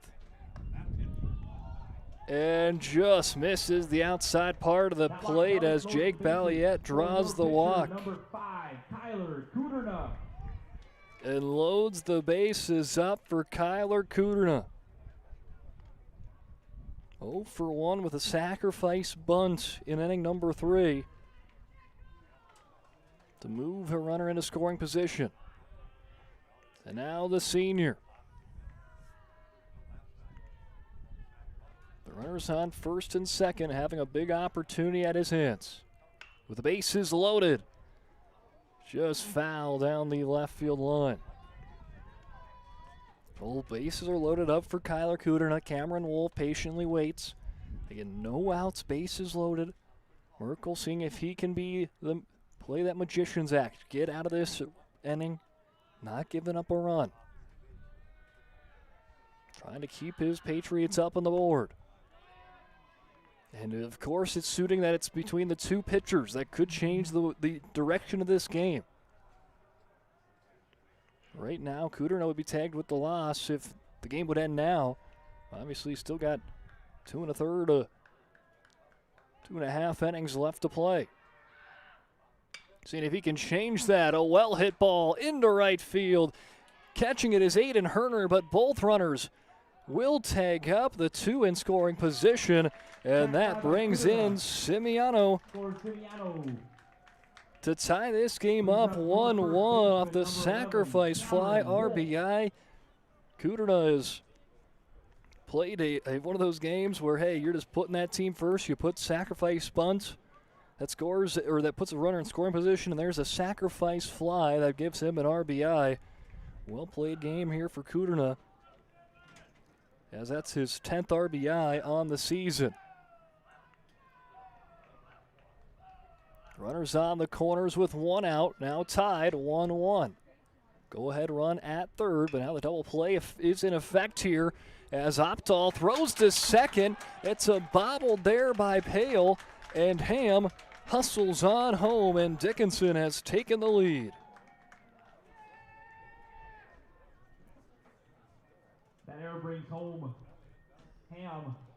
And that will score Jordan Ham, and Dickinson now up 2-1. With runners on first and second, 1 out for Josh Spillman, who has the blown extra base hit on the day for DHS.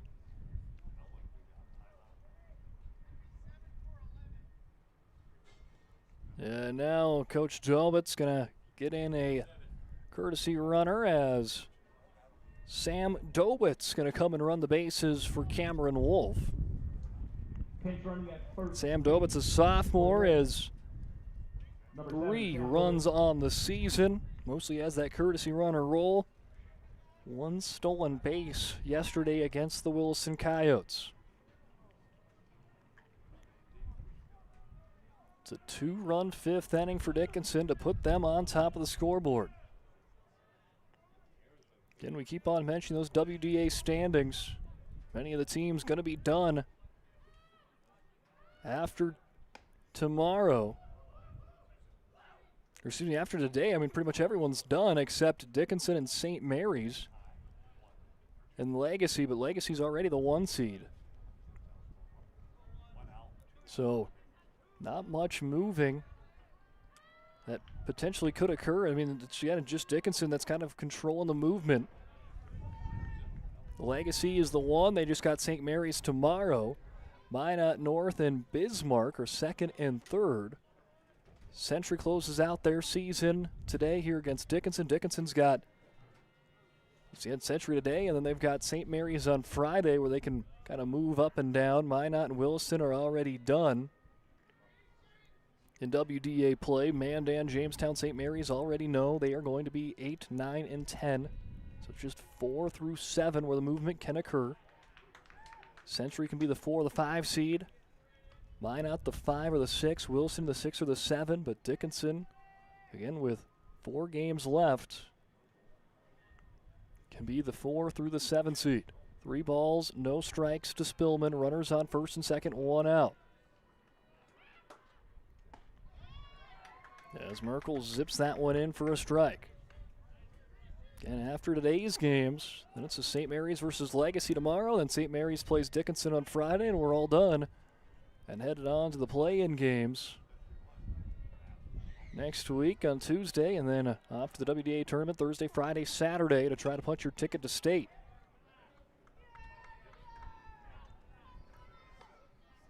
Fouls that one back for strike 2. So after Merkel fell behind 3-0, that was a 3-2 count. Both these teams played in action yesterday, so bullpen could be pretty light. A lot of pitchers already have some pitches on their arms from a day ago. Runners go, but it is ball 4 as they will take their base. Spillman draws a walk, gets on the base pass for a second time today. Shortstop, number 2, Jackson Herbal. And that brings up Jackson Herbal with the bases loaded.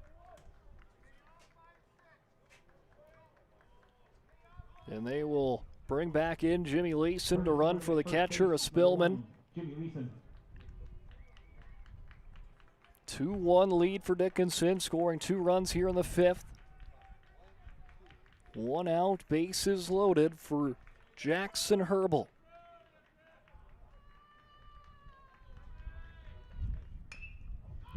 Herbal chopped it over to Opdahl off the hop.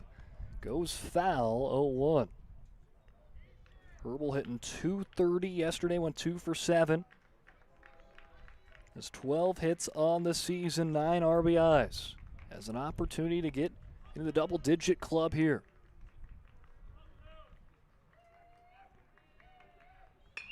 Herbal sends it to center field. And that one off a hot play off the catch, a sacrifice fly, and tagging up to score is Jake Balliette. Now stepping to the plate for your Mavericks. Jake Balliette will come in to score after the sacrifice fly RBI for Jackson Herbal. And Dickinson adds another one to their lead, 3-1, 2 outs. Runners stay on first and second for Aiden Emmerd.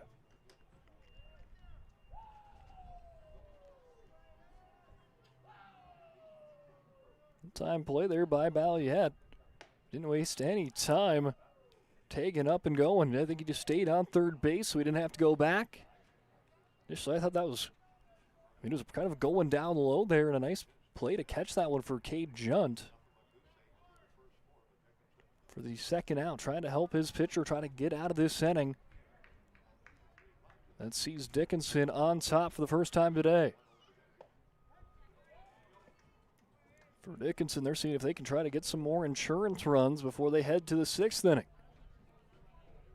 As they have put themselves up here, we get down to the last few innings of game 1. Aiden Emmerd, 1-1 count. Sends it down low for ball 2.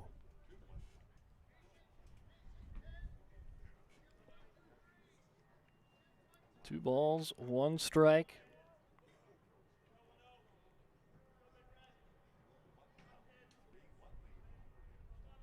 Taking a peek back at second base. Emmerd flies it up and over.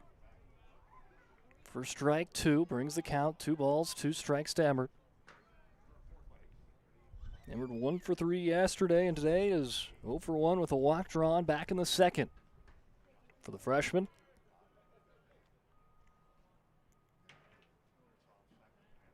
Here's the 2-2 pitch. Emmerd lofts one high to left. Peterson there to end the inning, stranding a pair of runners on the base pass. But Dickinson picks up 3 runs on 2 hits, 1 error, 2 left on base as Dickinson goes up for the first time today, 3-1 as we make our way into the top of the 6th. Century trying to answer back. Jackson Herman will be leading off when we return.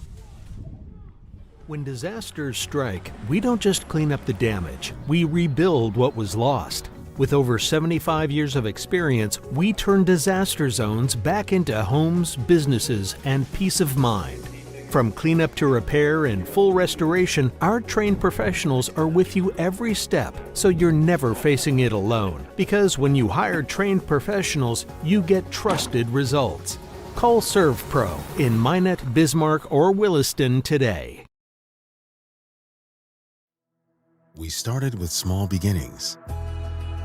And just like the visionary entrepreneurs we serve, we turned an idea into reality. Today, we give you the power to grow your ideas by building meaningful relationships in the communities we serve. Because it's the same place we started.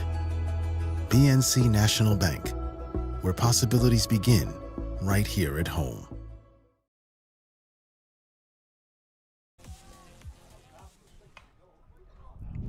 First pitch, chopper right back to Cooter. He'll jog it out a little bit. Now he'll flip it on to Cameron Wolf for out number 1. As Herman grounds out to start inning number 6. Dickinson scores 3 runs on 2 hits, 2 left on base there in the 5th to go up 3-1, take their first lead of the ball game late. And now a quick out brings up Maxon Opdahl. It'll be interesting to see who we see pitching in game number 2 today for these 2 teams. As Kuderna, as well as Jordan Merkel, have been trying to work as far as they can after both teams using quite a bit of pitchers in yesterday's doubleheaders. For Dickinson against Williston and in the split, and Century split against Minot yesterday. And both teams about had 3 pitchers that did not pitch a day ago, 3 or 4. So assume, seeing how long you can go with the starters, and if you need to throw one off the bench, a chance you see Simiano. But again, for Dickinson, now you're also in that wing for Dickinson is you also have to think about Friday as well,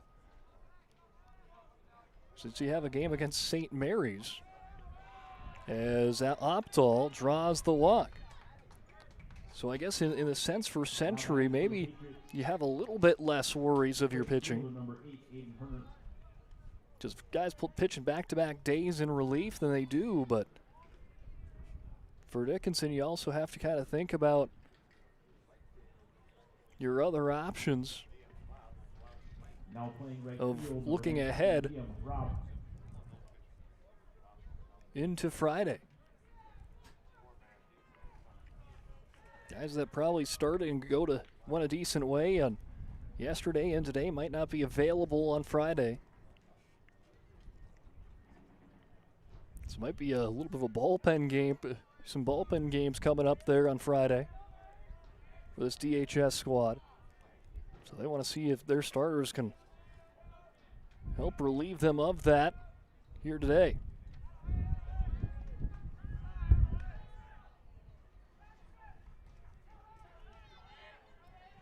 1-0 count, 1 out runner on first. Liam Robb came in for Mason Tormashi on a defensive substitution out in right field.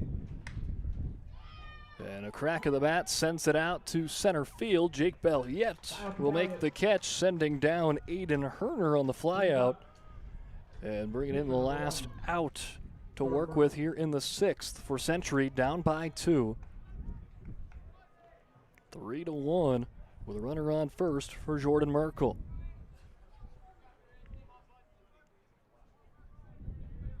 Merkel picked up a single whack in the 4th, a 1-2 1 for 2 day for him.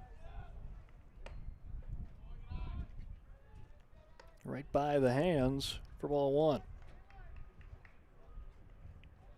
And always the fun battles to watch. We saw Kudernow was able to get a sacrifice fly RBI in the 5th against Merkel.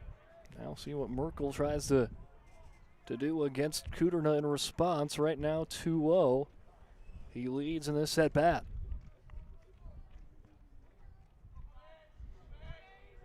2-0 count. Kudernow straightens it out. The pickoff back to first, not there, but a strike will be called. 2 balls, 1 strike, 2 outs. Runner on first. Again, that tying run is in the batter's box for Century.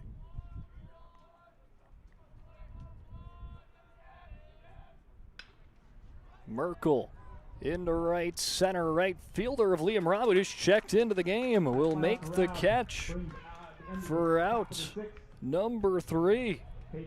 As no runs, no hits, no errors, 1 left on base there in the top of the 6th. Dickinson leads 3-1, heading to the bottom of the 6th inning, where they look to try to add some insurance before the 7th inning, as it's looming closer.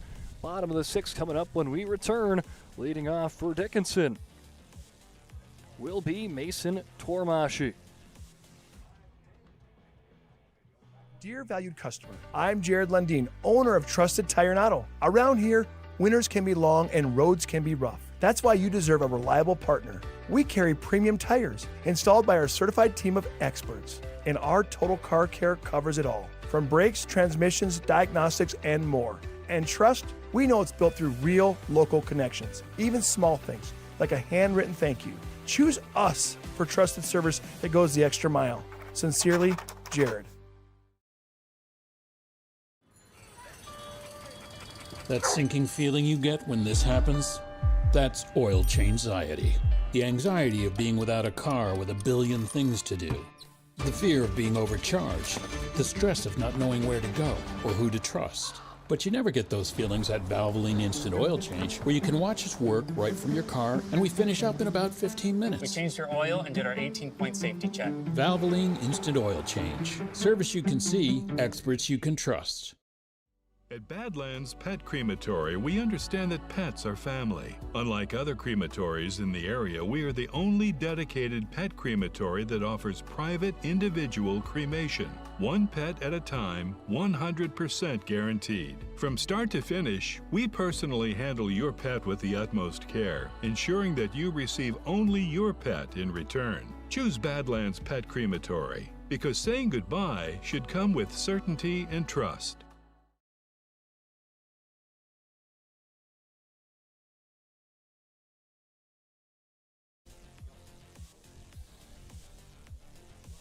And Jordan Merkel will be the end of the day on the hill for him.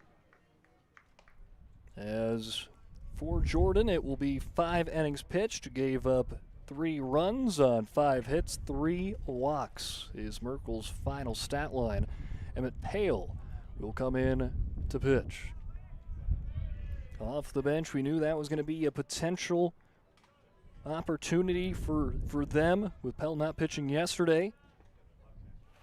I wouldn't say that pretty much, I wouldn't say guarantees, but maybe pretty likely that we'll see Maxson Opdahl be the starting pitcher in game number 2, as fly out for Tormashi to start the bottom of the 6th inning. Batting for the Mavericks, second baseman number 22, Emerson Ciano. So it looks like Opdahl probably going to be your starting pitcher for game number 2, is how everything's kind of shaking out to be. Emerson Astle didn't pitch yesterday, could be a potential option in the bullpen, and maybe even Cade Junt as well. Both have a couple innings of work. As coming in to make the catch, Stepping the plate for the Mavericks, third baseman number there's 6, Cade Junt for out number 2. So 2 up, 2 down, as Dickinson seeing if they can try to get an insurance marker, but Powell right now wheeling and dealing. Well, Emmett Powell, 6 games played on the hill, 1 game started, so this is 7th appearance. 6th off the bench. with a 6.22 ERA. He's given up 9 walks, 3 strikeouts. And he's trying to keep Century in striking distance and keep them within 2 before they hit the batter's box in the top of the 7th. And it goes right back to center field. This one's going to drop. Jordan Ham picks up a single and sets it up for the top of the order. Back to the top of the order for Jake Balliet.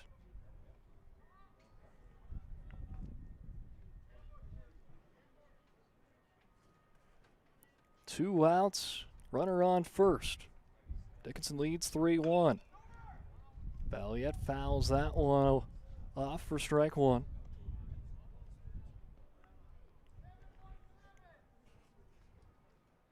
Pale back on the hill. If Balliet can get on board, Kyler Kuderna lurking there on deck. Runner goes. It's going to get away, and Ham with a stolen base. Jordan Ham with a single and a run scored. Seeing if he can put himself into scoring position, he does just that.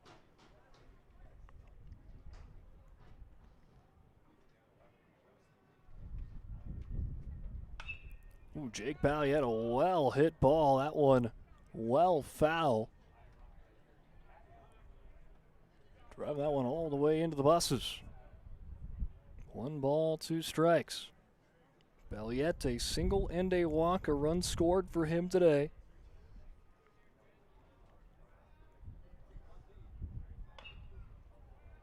Turns a chopper in on that one, foul.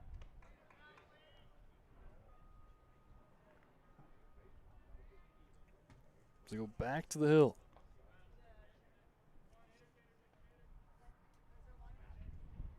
Take a peek back. Runner goes, sliding in safely, and now getting up to go is Jordan Ham. And Ham with a stolen base and then forces an errant throw, comes across to score for a second time. Ham with 2 singles, 2 stolen bases, and 2 runs has brought the game to a 4-1 Dickinson lead. There's an insurance marker heading into the 7th for Dickinson. 2-2 count for Balliet. Now the bases are empty, and Balliet sends one in to right field for a single. Base hit by Balliet. Brings up pitcher number 5, Kyler Kuderna. And now that brings up Kyler Kuderna. 0 for 1 with a couple of sacrifice plays. Had a sacrifice bunt back in the 3rd to move a runner into scoring position. And had a sacrifice fly RBI back in the 5th. And Kuderna now will play it out to left field. Peterson fighting it there in the wind for out number 3. That will close out the 6th inning. But Jordan Ham able to get a single, a couple of stolen bases, and he's able to take home after a pitch or a pickoff attempt that gets away from third base. He gets back up, heads over to home, and allows Dickinson to play the 7th inning up by 3. 4-1 Dickinson leads, top of the 7th. Century needs 3 runs to tie, 4 to take the lead when we come back here at the Dakota Community Bank and Trust Ballpark in Dickinson. Breathe in. I can't believe I wrecked my car. There are some things in life we can't control. But what's important is how we respond. At Jerome's Collision Center, they provide the highest quality of service, assuring the job gets done stress-free and making it feel like a breath of fresh air. And to give you peace of mind, they handle the insurance. Are you even a therapist? Don't worry about it. Jerome's, they're the experts. Jerome's.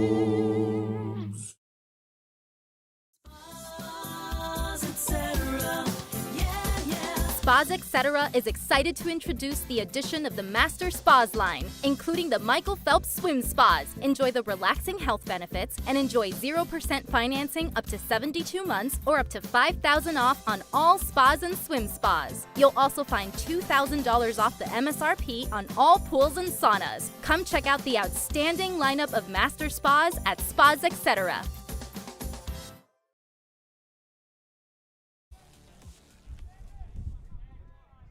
Welcome in. Today's game brought to you in part by Farstead Oil as we start the 7th inning.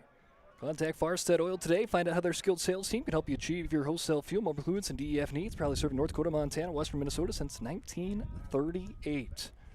As first two go empty-handed to the leadoff batter. 1 to start, or 0-2 to start there to Gavin Peterson. Not Gavin Peterson. It's going to be his pinch hitter for Sander Sagsveen. Pinch hitting here in the 7th, seeing if he can try to get on board to start. Little chopper scooped up cleanly by Herbal, and he will send it in time for out number 1. Nice play there for Jackson Herbal for out number 1, and now Emmett Pale, who came in relief last inning for Century, comes back to the batter's box 0 for 2 with a strikeout today. Here in game number 1. Century down to their last 2 outs, down by 3, 4-1 Dickinson's leads here in the top of the 7th.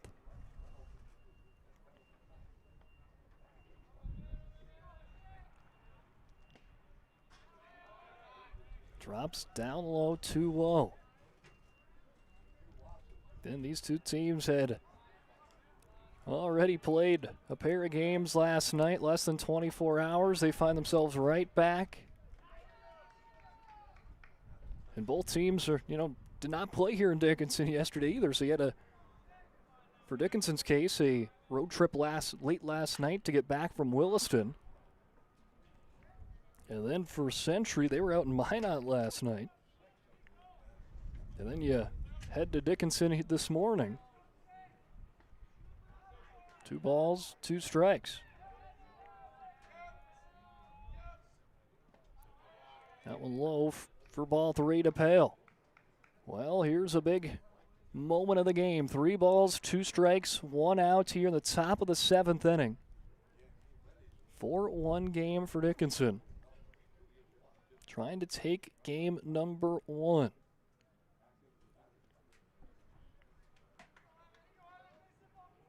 Again, for Dickinson, they'll have to win 2 of their last 4 games to get outside the play-in. The Century doubleheader today, and then they got St. Mary's scheduled for Friday.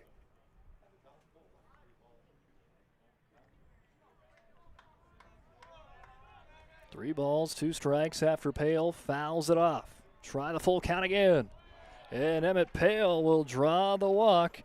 And the first runner aboard for Century here in the 7th. Now batting number 7, Owen Johnson. And that brings up Owen Johnson to see if he can keep the momentum going now for Century as they try to fight their way back here in the 7th. Owen Johnson 0 for 2, but reached on an error and scored. Came across to score the lone run on the BNC National Bank scoreboard for Century today. For the young freshman.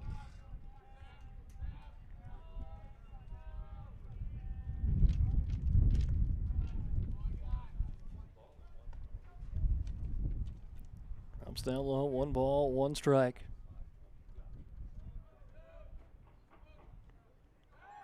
Pickoff attempt. Sliding back in safely is Pell. Keeps it a 1-1.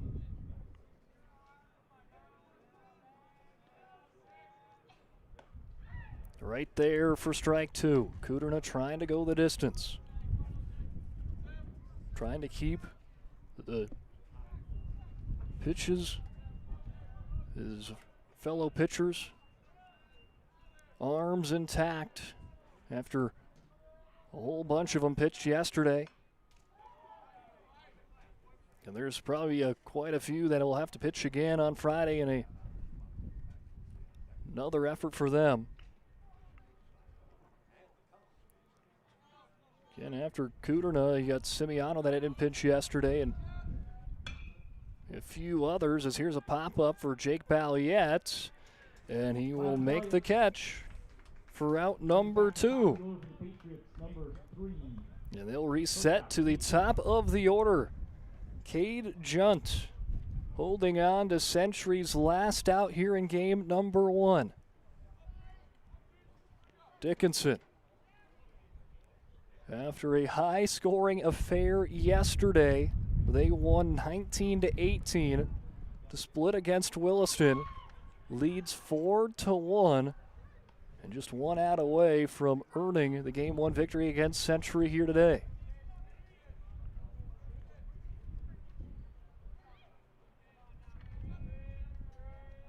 Just a little over 12 hours ago, here's the chopper, sends it foul. Kuderna tried to race towards it. Now Century down to their last strike of the ball game. Again, stay tuned after this one does conclude. We'll take a quick break, come back with the Charbonneau Car Center post-game show.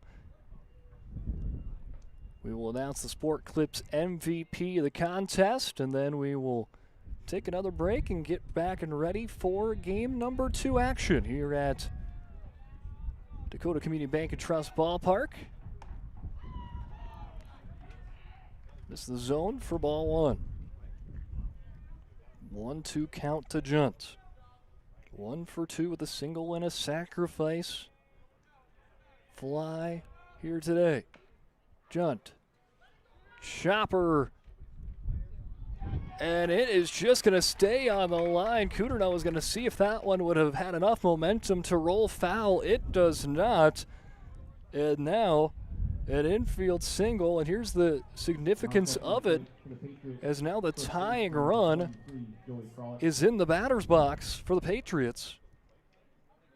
And it's Joey Kralik.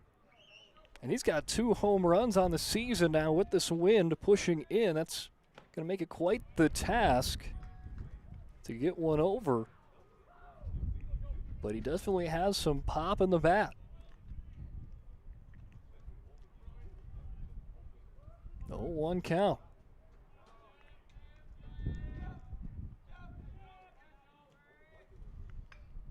Kralik gets a piece of it. Dickinson back at that point again. They're a strike away from taking game 1. Up 4-1, 2 outs, runners on first and second. The tying run at the plate. Kralik 0 for 3 today. Swings away, and Kuderna will sit him down with a strikeout for out number 3, and he will go the distance. All 7 innings for Kyler Kuderna. 1 run, and it was unearned for Kyler as he is able to help Dickinson pick up the Game 1 victory as Dickinson moves to 10-8 in WDA play. Century will move on over to 11-8 as we head on over to the Charbonneau Car Center post-game show for game number 1. We'll have the Sport Clips MVP of the contest, and then we'll start getting ready for game number 2 of the doubleheader. But game 1 goes to Dickinson, 4-1.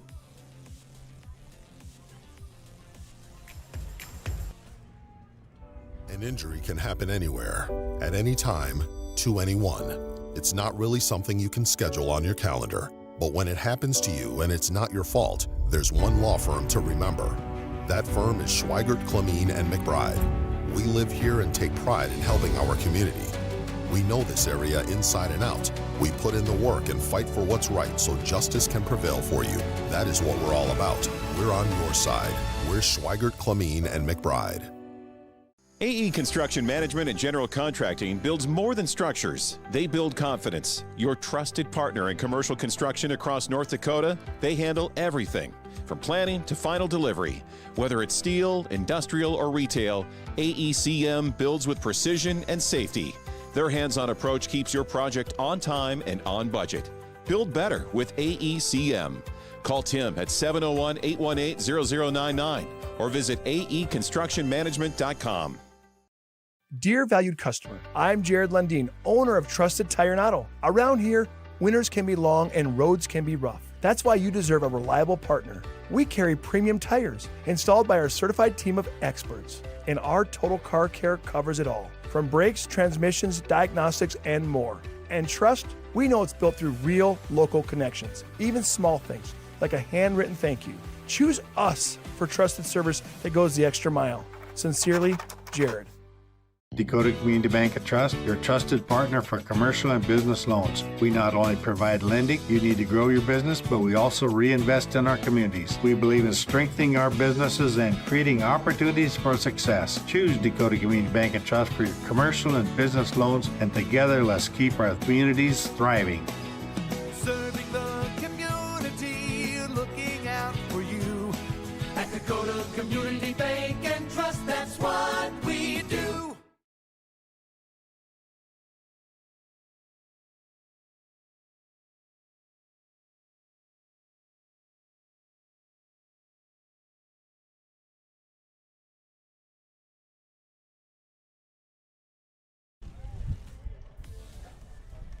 Welcome back in for the Charbonneau Car Center post-game show here on the PSP Network. Big thanks out to Charbonneau Car Center in Dickinson. Whether here at Charbonneau Car Center, they know drivers in Dickinson, New England, Richardson, Belfield, Wilson, North Dakota, Glendive, Montana work hard, play hard, and need a car that keep up. That's why they choose to offer Buick, GMC, Chrysler, Dodge, Jeep, and Ram line up their dealership in Dickinson. If you're interested in learning more, stop into their showroom and treat yourself to a test drive. Visit them online at charbonneaumotors.com. Well, after this one first game goes final. Dickinson wins it 4-0. And this one was quite the fight early on. It was quite the pitcher's duel between Kyler Kuderna and Jordan Merkel, and it was pretty much that was the story throughout the entire game.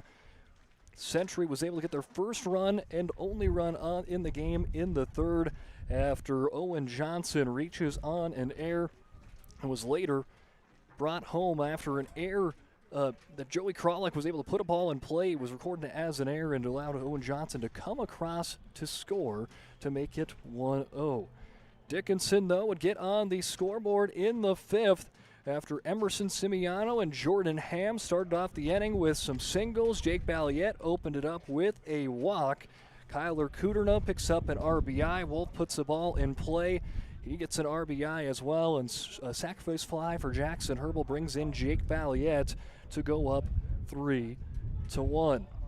In the sixth inning, Jordan Ham was able to get a single, steal a pair of bases, put himself into scoring, or stole second base, then he stole third, and they try to pick him off at third. It goes in the outfield, he gets up, goes the rest of the way to home to make it 4-1, and then Kyler Kuderna is able to get out of the inning and wins the game with a punch-out there in the seventh for out number 3 and wins it 4-1 as Dickinson moves on over to 11-7 in conference play.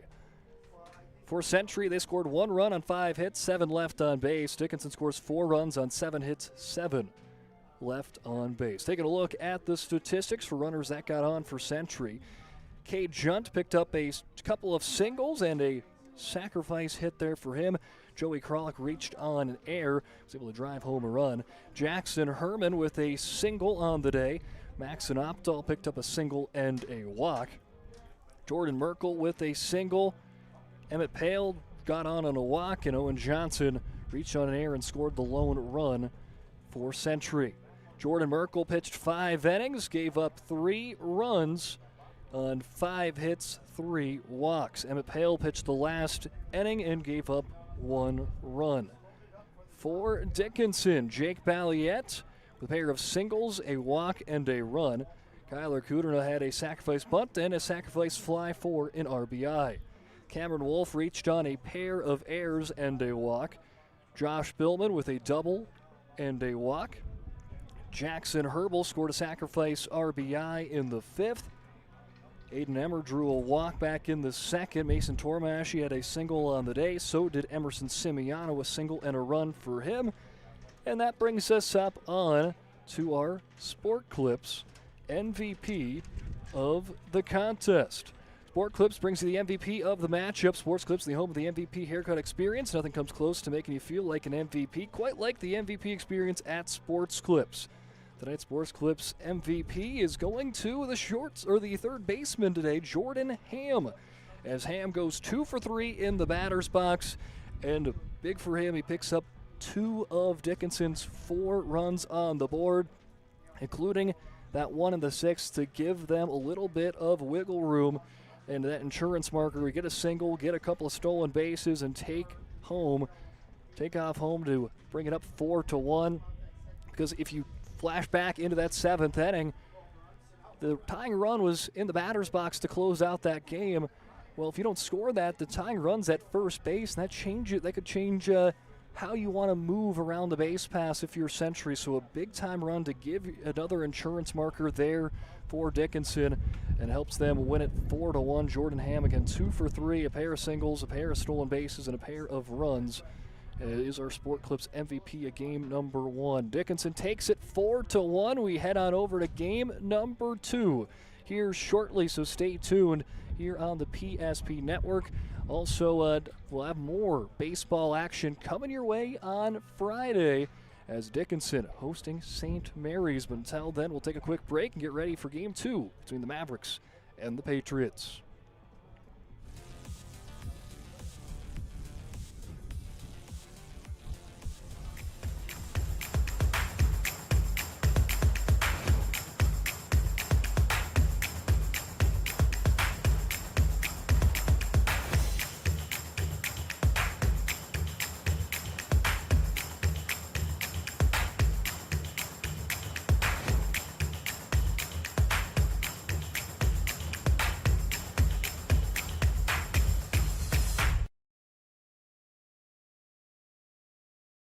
We started with small beginnings, and just like the visionary entrepreneurs we serve, we turned an idea into reality. BNC National Bank, where possibilities begin right here at home. This presentation on the PSP Network is proudly brought to you by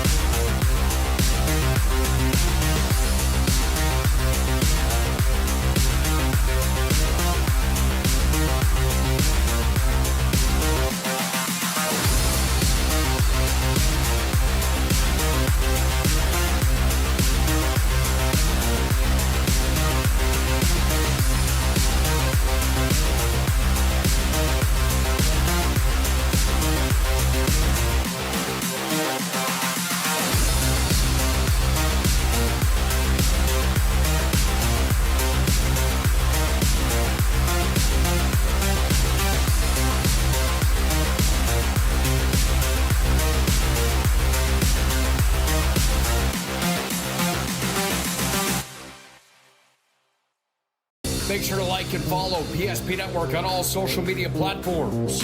PSP Network, it's game day. Sometimes life gets messy and accidents happen. So when life gets messy, ServPro's ready. Call ServPro of Minot, Bismarck, or Williston today.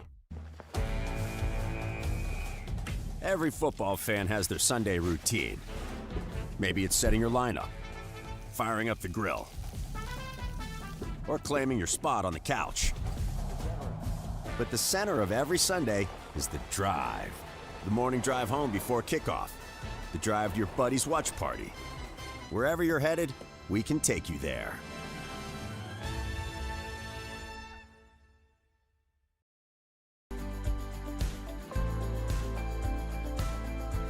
At Planning Team Financial Advisors, we help individuals create their personalized strategies. We specialize in financial planning, retirement planning, insurance, and 401k distribution options. Don't leave your future to chance. Call Planning Team Financial Advisors today for a free retirement review. Planning Team Financial Advisors, your plan, your future, your team.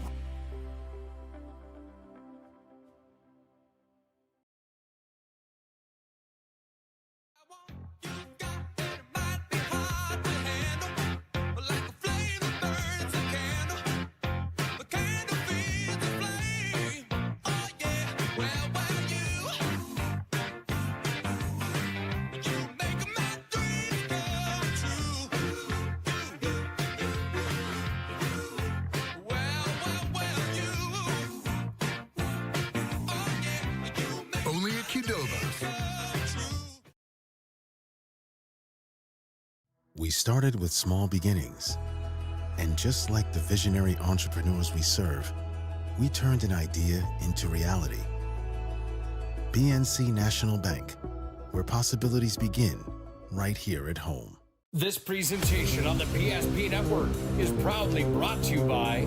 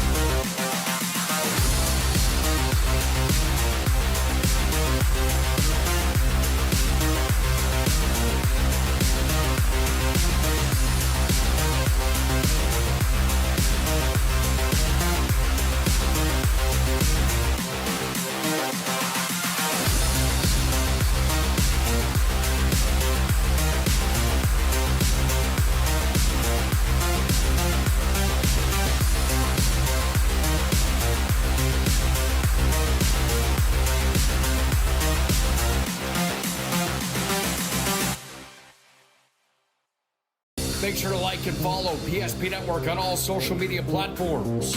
PSP Network, it's game day. Sometimes life gets messy and accidents happen. So when life gets messy, ServPro's ready. Call ServPro of Minot, Bismarck, or Williston today. The foundation of the financial planning approach at Legacy Financial Partners is a personal relationship. Our unique and collaborative approach to financial planning starts with your dreams, not just the numbers. We will work with you regularly to take action to update your plan as your needs evolve, recommending products and services that are right for your situation.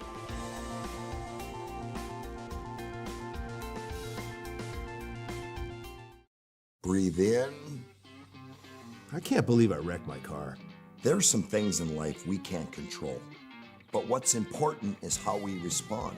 At Jerome's Collision Center, they provide the highest quality of service, assuring the job gets done stress-free and making it feel like a breath of fresh air. And to give you peace of mind, they handle the insurance. Are you even a therapist?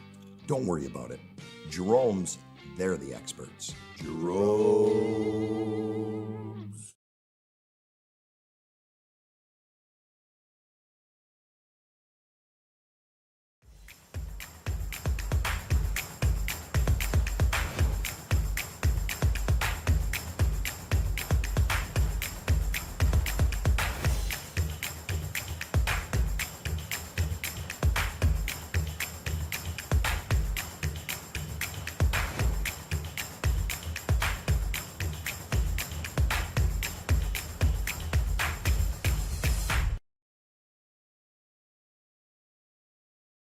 We started with small beginnings, and just like the visionary entrepreneurs we serve, we turned an idea into reality.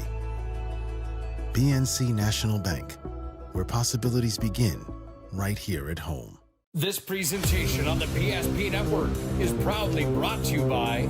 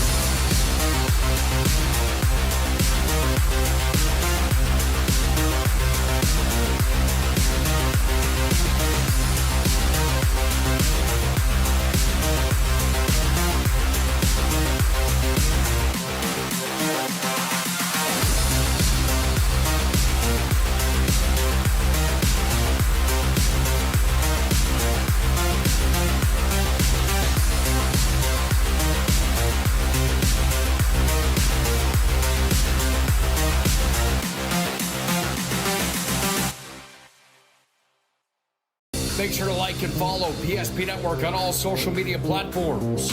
PSP Network, it's game day. Sometimes life gets messy and accidents happen.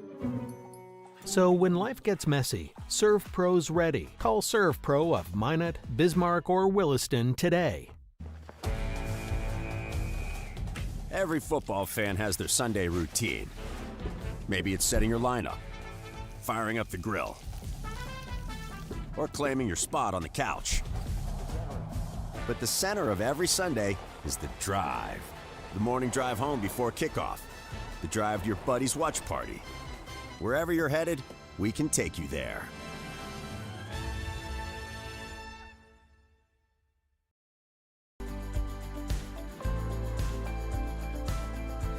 At Planning Team Financial Advisors, we help individuals create their personalized strategies. We specialize in financial planning, retirement planning, insurance, and 401k distribution options. Don't leave your future to chance. Call Planning Team Financial Advisors today for a free retirement review. Planning Team Financial Advisors, your plan, your future, your team.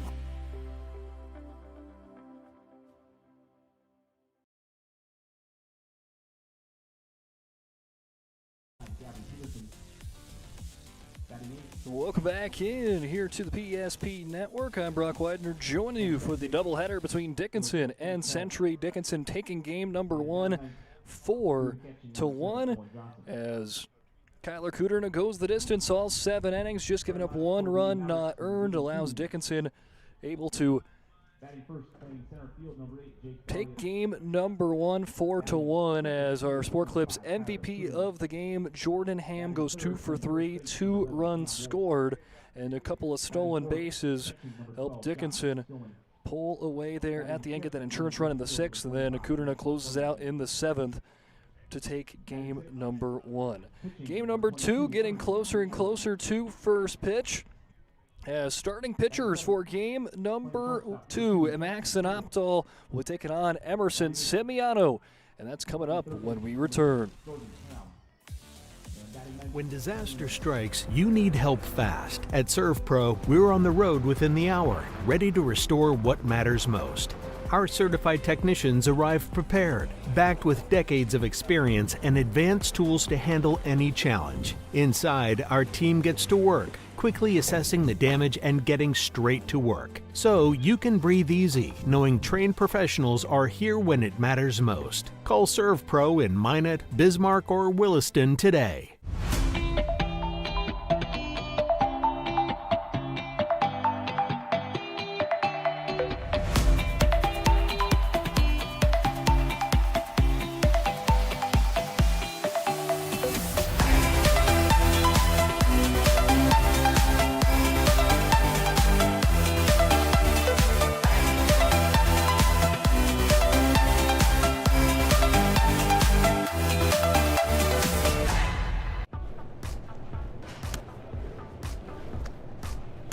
So Carson, how do I become a great football player like you? Well, practice and having a professional team to answer the call and handle anything you throw their way is also important. Hey Carson, thanks for teaching crew about community banking at First Western. First Western, you can bank on us.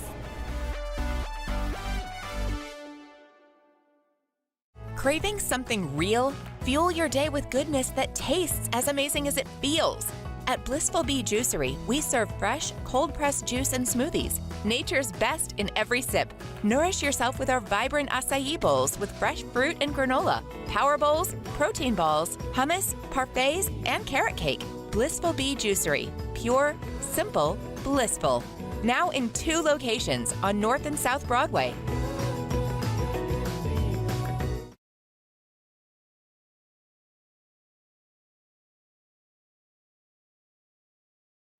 Our initial reaction when we realized he had 2 broken bones was fear. Then once we realized and got a plan with Trinity and our doctor, a lot of comfort. He told me that he can fix my arm, and he showed me a lot of stuff that he could do to help me. Trinity Health Orthopedics is as good as you can find anywhere in the country. A lot of us take pride in that, and that's why we stay here and we keep doing what we do. Trinity Health, making more possible. We want it all. We want our dog to fetch it. Drop it. And drop it. Drop it. We want to fix it ourselves. And actually fix it. We want to order the market price lobster. And know the market price of the lobster. How much is... Whatever the market says. Sadly, we can't have it all. except at Sport Clips, where we check in with the pros in men's hair and totally check out with pure, uninterrupted relaxation. Sport Clips. It's a game changer. Hey, let's get ready for game number 2. Dickinson versus Century. Dickinson took game number 1 4-1, and now they'll look for the series split or series sweep, but Century trying to split the series. Let's take a look at how everything is aligned here for game number 2. Starting off with Dickinson and that defense alignment, AZ Ho out at left, Jake Balliet at center, and then Mason Tormashi back in at right field. At third base, it's Jordan Ham. Shortstop Jackson Herbal and Caden Gale making the start at second. Cameron Wolf back at first. Josh Millman back doing the catching, and Emerson Simiano getting the nod for game number 2. In the batting order for Century, Cade Junt, Joey Krolick, Jackson Herman will be the top third. Maxon Updahl, Aiden Herner, and Jordan Merkel, the middle of the lineup. Gavin Peterson, Emmett Pale, and Owen Johnson, the bottom third for the Patriots. Emerson Simiano getting the nod of 6 games played, 4 games started. 2 wins, 2 losses on the year. He'll have a comebacker right to him. He'll jog it out. Underhand one out to Wolf for out number 1. 1 pitch, 1 out for Simiano. He has an ERA of 5.25, 9 walks to 23 strikeouts for the junior. After Junt grounds out, now it'll be Joey Krolick up to the batter's box. He was the first baseman in game number 1, but will be playing on the opposite side of the infield. For this one, he'll be the third baseman today here in game 2. As that one skies high over the concourse for strike number 2. Joey Krolick went 0 for 1, but did reach on an error, or 0 for 4, but did reach on an error in game number 1. And he'll poke that one out. Examine where that one's going to be as Caden Gale bobbles it, but does keep that one in the mitt for out number 2. Caden Gale did not play in game 1. Makes the start defensively in that here in game number 2 with a little bit of movement there on the infield. Simiano, who is playing second base in game number 1, moves to pitcher, so opens up that second base spot right there for Caden Gale to make. And popping it up is Jackson Herman. Cameron Wolf getting a read into foul territory. Had to kind of run in front of Jackson Herman for a second, and he does make the catch. 3 up, 3 down, an efficient start for Emerson Simiano on the hill as the bottom of the first. Coming up when we return, Jake Balliet will lead off for the Mavericks in a 0-0 ball game. Dear valued customer, I'm Jared Lundeen, owner of Trusted Tire and Auto. Around here, winters can be long and roads can be rough. That's why you deserve a reliable partner. We carry premium tires installed by our certified team of experts, and our total car care covers it all, from brakes, transmissions, diagnostics, and more. And trust, we know it's built through real local connections, even small things like a handwritten thank you. Choose us for trusted service that goes the extra mile. Sincerely, Jared. That sinking feeling you get when this happens? That's oil change-anxiety. The anxiety of being without a car with a billion things to do. The fear of being overcharged. The stress of not knowing where to go or who to trust. But you never get those feelings at Valvoline Instant Oil Change, where you can watch us work right from your car, and we finish up in about 15 minutes. We changed your oil and did our 18-point safety check. Valvoline Instant Oil Change. Service you can see, experts you can trust.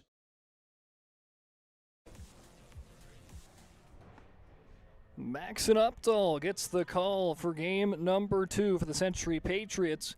It's going to be his 5th game played, his 5th start for Century. 20 2/3 innings pitched, has a perfect win-loss record, 3 wins, no losses, an ERA of 3.39.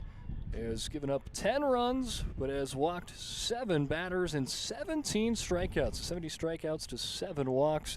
There for Maxon Updahl. He's having a solid junior season on the bump, seeing if he can continue that here in the Queen City today.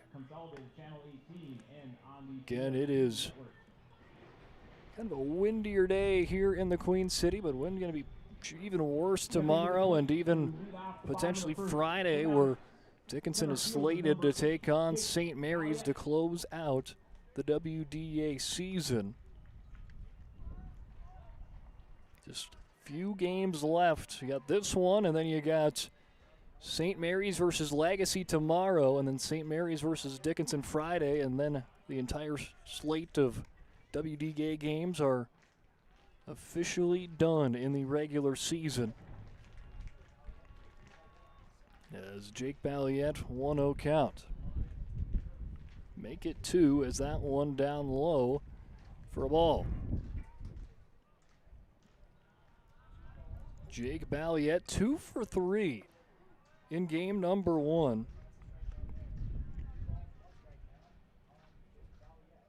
Was one of 2 hitters for Dickinson that had a multi-hit game. Him and our Sport Clips MVP Jordan Ham both went 2 for 3. As Balliet, patient, lets that one go for ball 3. 3 balls, 1 strike. Hard hit ball, but ready for that one. Jackson Herman scoops it up, hits the bag for out number 1. Nice play there for Jackson Herman.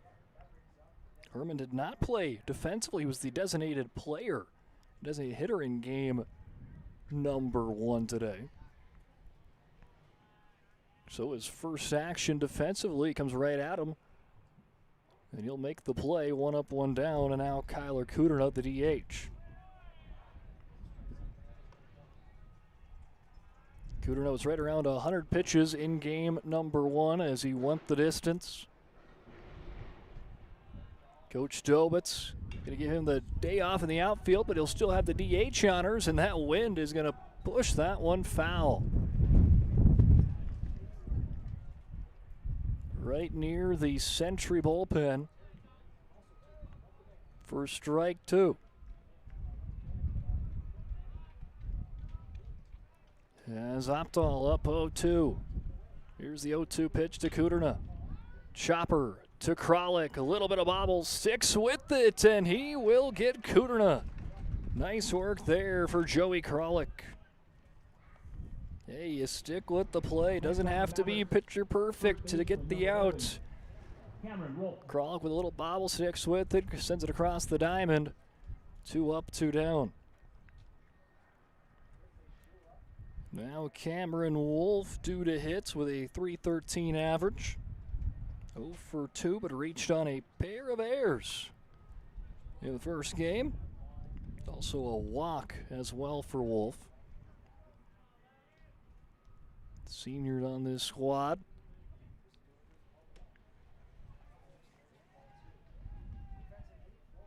Again for Dickinson, you got Kyler Kuderna, Jake Balliet, DJ Chevry, Cameron Wolf, and Liam Robb as the seniors in this group.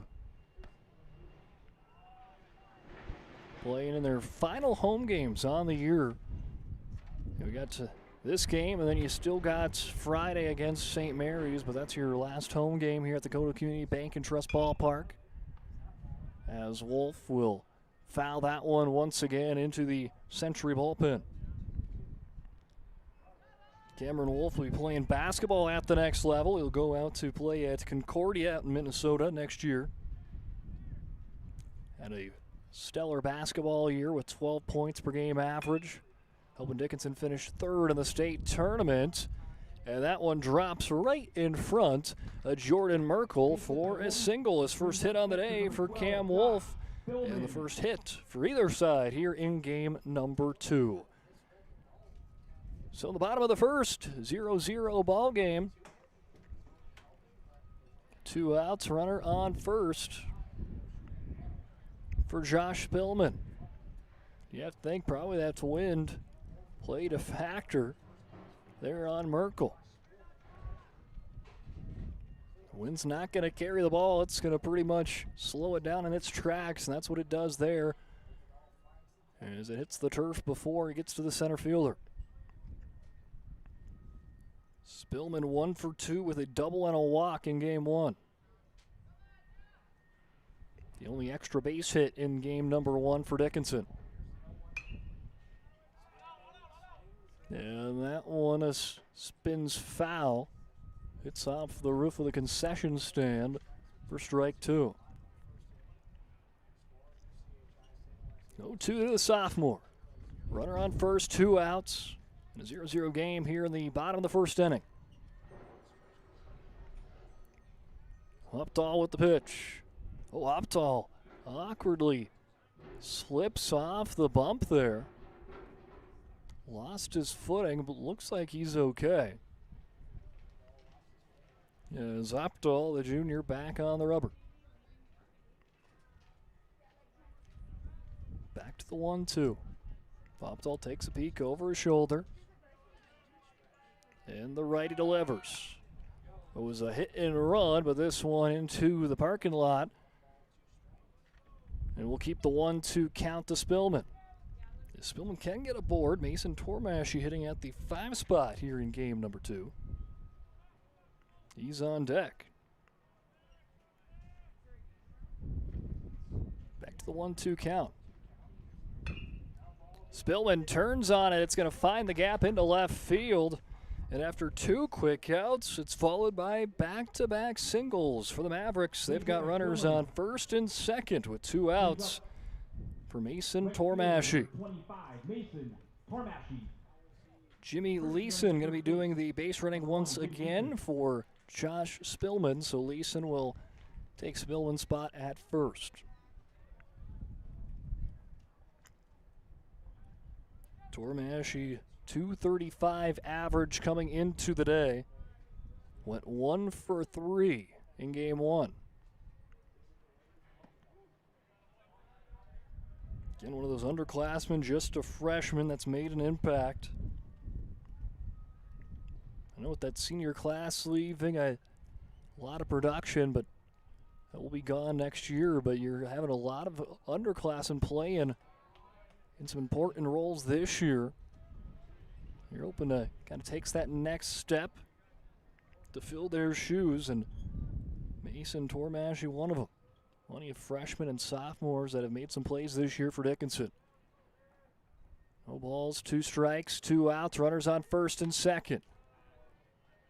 Foul it off. He'll keep the 0-2 count here in the bottom of the first. 0-0. Dickinson took game 1 4-1. After Century led 1-0 through 4 innings. And Tormashy sends it out to right field. Dobit's going to give the green light. They're going to make a play at the plate. And Century able to get him right there at home. Wolf is tagged. Great work in right field by Hayden Herner.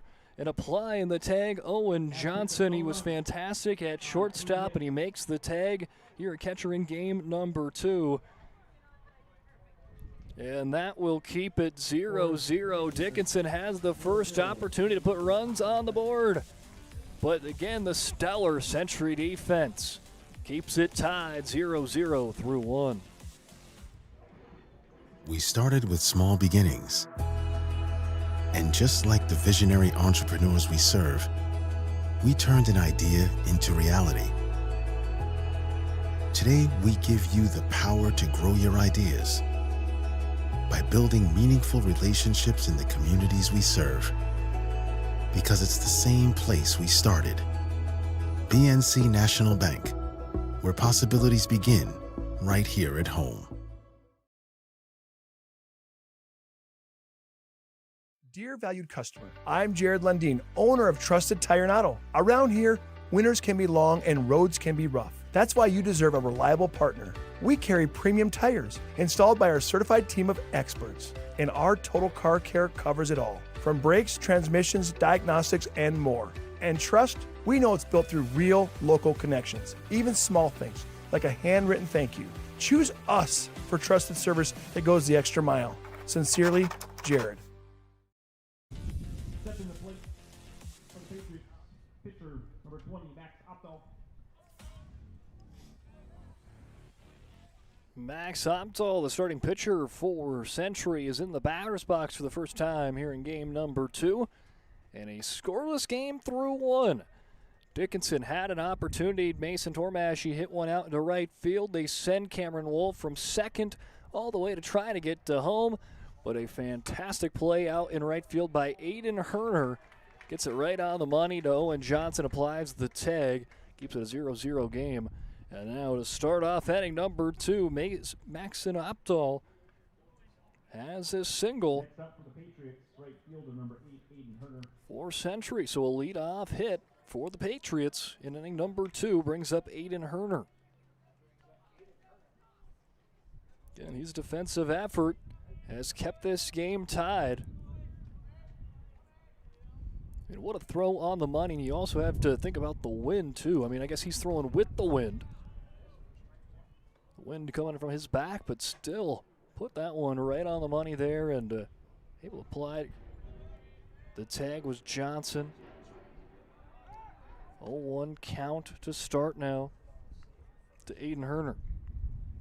255 average on the year. Went 1 for 5 last night against Minot with an RBI, a walk, and was hit by 2 pitches. Sometimes you just got the magnet on you. That one gets to the strike zone for strike 2. No balls, 2 strikes, no outs, runner on first. Emerson Simiano at the pitch. And he will paint the corner for strike number 3, a 3-pitch strikeout to Aiden Herner as Simiano records his first strikeout of the ballgame. And that brings up now Jordan Merkel. Merkel pitched 5 innings in game number 1. Gave up 3 runs through 5. Gave Century a chance to win that game, and he had Century up in front for the first 4 innings until a 3-run 5th in game 1. Allowed Dickinson to take the lead for the first time in that game, and they wouldn't look back and pick up the win 2-0. Or 4-1, as it's a 2-0 count to Merkel.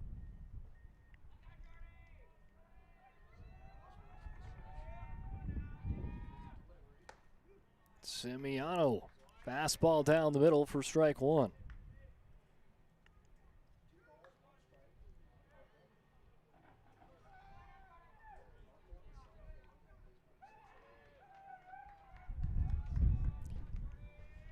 Again, Dickinson did not go into the bullpen in game number 1. I think they're hoping that they can try to do the same.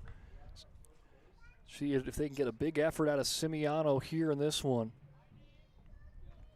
Try to keep some of those arms fresh for Friday's game with pretty much almost every pitcher for Dickinson. Either pitched last night or a good chance the rest of them will pitch today. And then you got to have some arms to power through on Friday against St. Mary's. 3 balls, 2 strikes. The same thing with Century. I mean, everyone's pretty much pitched today or tomorrow or yesterday or today for them. But they don't have to worry about an extra game to kind of work pitches around. And a diving effort to try to keep that one in play was Herbal, but it does get to the outfield for a single for Jordan Merkel. 2 hits here in the top of the second as Century try to threaten to put the first runs on the board here first in game 2 in the top of the second inning. Runners on first and second, 1 out for Gavin Peterson.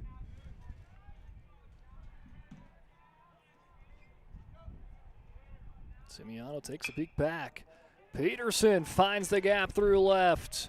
And they will give the stop sign out to Updahl. And that will load the bases up. 3 singles this inning for now. It brings up Emmett Pale with a huge opportunity.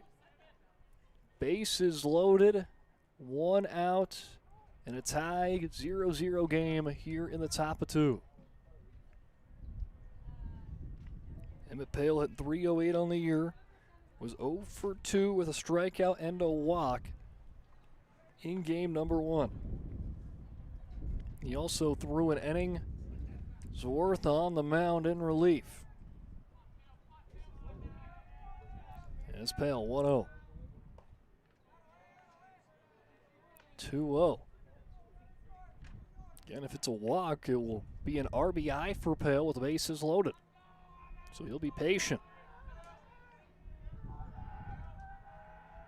2-0 count. Simiano battles back, pickoff attempt back at third.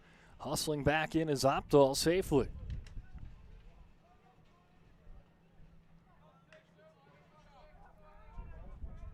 Two balls, 1 strike, Simiano. Delivers to Pale. Chopper works its way out as Pale will pick up an RBI single. Century strikes on the scoreboard first. An RBI single for Pale keeps the bases loaded and puts Century on the board. 1-0 Patriots. As Owen Johnson will take his catcher's equipment off. Headed the batter's box, but a mound visit will come up for Dickinson. Trying to talk things over and seeing if they can get out of this inning relatively unscathed.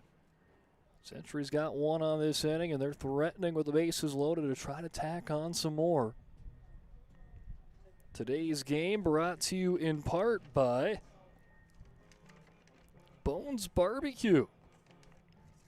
Bones Barbecue, true North Dakota original, created bottled right here in North Dakota. Premium barbecue sauce, perfect on anything from ribs to burgers to even veggies. Find it today at your local grocery store, Cashwise, Marketplace, and Family Fare. That's Bones Barbecue Sauce.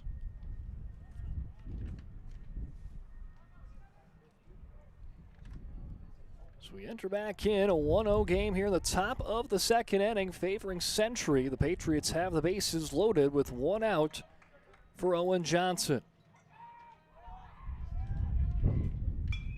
Johnson sends it into shallow center field. Balliet makes the catch. And since it was shallow, everyone's going to have to stay where they are. And that will be out number 2. And now that will reset to the top of the order to Cade Junt for Century. 0 for 1 in this game. 2 for 3, though, in game number 1. As Simiano trying to limit it just to 1 run. Junt trying to open this game up early. Ooh, Simiano just misses. 1-0.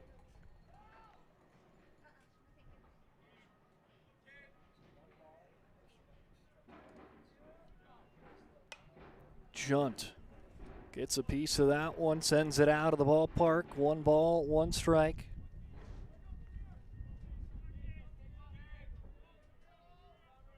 Simiano checks the wristband. Then delivers. Ground ball scooped up by Herbal. He's going to go fielder's choice. He wins the race to the second base bag. And after having the bases loaded for Century, they're able to tally 1 run on the board. But Simiano just limits it just to 1 run as he strands 3 Patriots on the base pass. But Century leads 1-0 heading to the bottom of the second. When we return, leading off for Dickinson, Emerson Simiano, Jackson Herbal, and Jordan Ham due up to hit. Evolution Genetics, established by a group of dedicated farmers and seedsmen. With years of experience in farming, certified seed production, and crop consulting, we understand the needs of producers across central and western North Dakota and eastern Montana, because we're farmers too. We provide the best genetics for your farm by customizing seed and input choices to meet each grower's needs. Evolution Genetics. Seed for your future. Since 2003, the architects and engineers at Ackerman Esvold have been enhancing everyday life. From response times to commute times, we've helped create critical infrastructure, enhancing highway safety, flood protection, and public education. And we're no stranger to enhancing fun, family outings, and even game time. Ackerman Esvold, working to enhance your everyday life.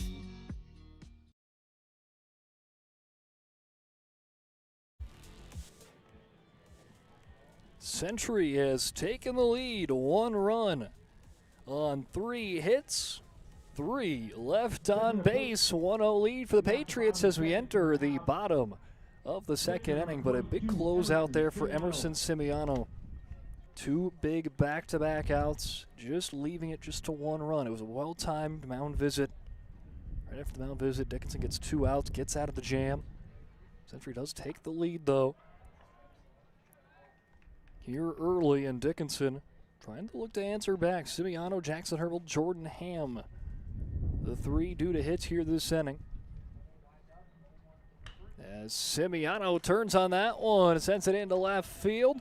Simiano will make the turn, but he will settle in at first base. It's a leadoff single for Simiano. Base hit by Simiano brings to the plate shortstop number 2. Well, Simiano Herbal.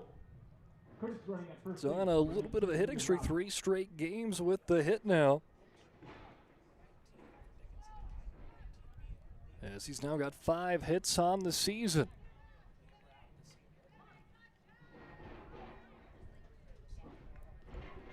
So Liam Robb now will see if he can keep, or Herbal coming up. Liam Robb will be sending back, pickoff attempt, and they got him. Could not get back to the base pass in time, was Liam Robb, and he is caught at first base. So Liam Robb tagged out at first. Maxon Optal gives up a single, gets it right back. 1 out. Now with Jackson Herbal with a 1-0 count. Herbal swings that one over foul. Hey, keeping the bases empty here now and off the base pass. Big time pickoff. We saw a few of those at third base earlier. Caught stealing was Dickinson twice in game number 1. And then they got caught already at home in this game. That would have been 1-0 at the end of the first inning, but instead a nice play defensively by Century. Fielded by Merkel, throw is there. 2 up, 2 down. Now batting third baseman number 6, Jordan Ham. So Century's defense continues to play a big part of this series here today. Helping out their pitchers any way possible. Jordan Ham now will try to extend the second inning. Here's our Sport Clips MVP of the game for game number 1. 2 for 3, a pair of stolen bases, a pair of runs.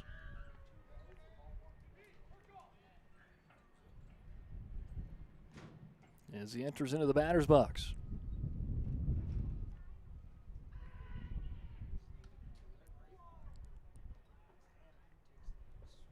Swing and a miss for strike number 1. As hustling on over is Beckham Holland to give the ball over to the umpire. 1-1. Optal just misses up high. That ball almost came down a top left part of the zone.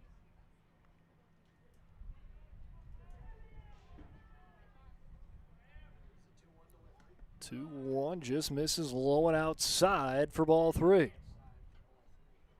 3 balls, 1 strike, 2 outs to Ham.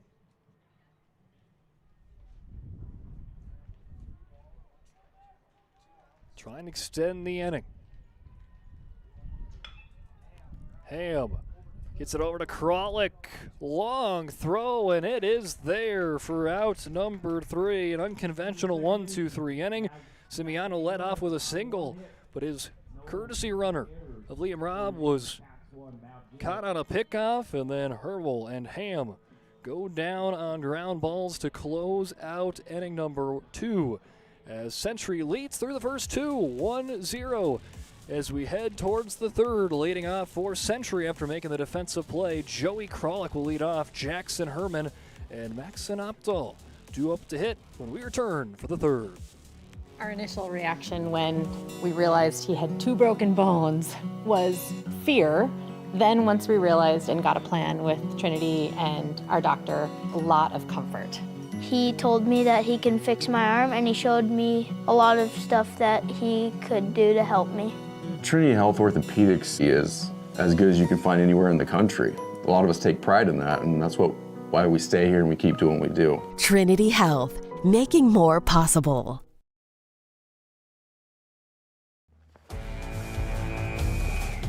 Every football fan has their Sunday routine. Maybe it's setting your lineup, firing up the grill, or claiming your spot on the couch. But the center of every Sunday is the drive. The morning drive home before kickoff. The drive to your buddy's watch party. Wherever you're headed, we can take you there.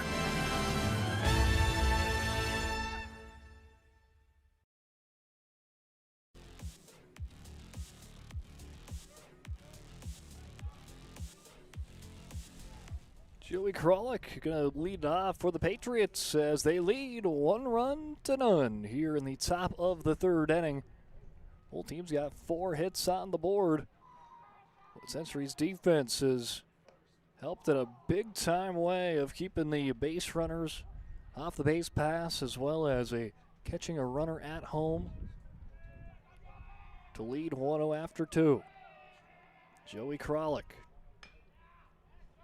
puts one in play, but it is foul. 1 ball, 1 strike. As he'll make his walk back to pick up his bat and head back into the box. 1-1 count to Kralik.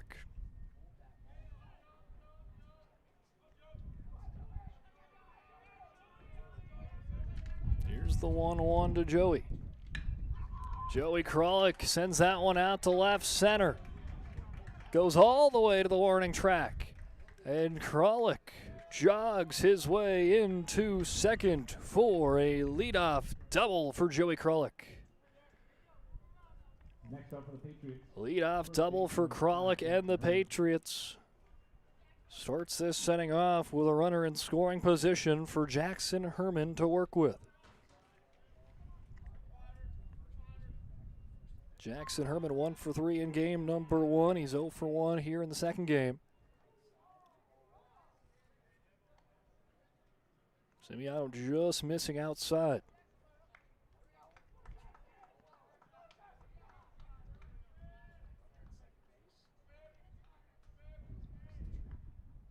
Takes a couple peeks back and now delivers one that does find its way into the zone.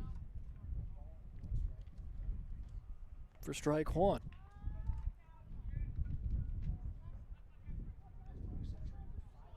One ball, 1 strike, no outs.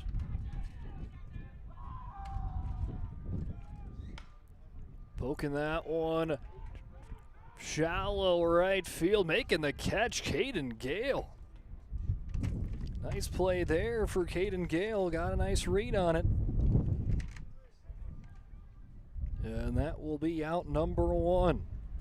As Kralik had to hustle his way back to second base as Gale was trying to turn it into 2. Now Maxon Opdahl seeing if he can get some run support for himself on the mound. That one skied high with that wind pushing in, forcing Tormashy to make a couple steps in, and that one in the glove for out 2. Back-to-back outs. Brings it into 2 outs here in the top of the third. Runner on second as Century leads 1-0. Hayden Herner 0 for 1, struck out in the second. Trying to see if he can keep this inning alive and seeing if he can try to score Kralik at second. Again, with the wind we're having, if you sky high one, the wind's probably going to take, and that's what we saw there. A well hit ball by Opdahl, but just got too high and settled in right there in right field.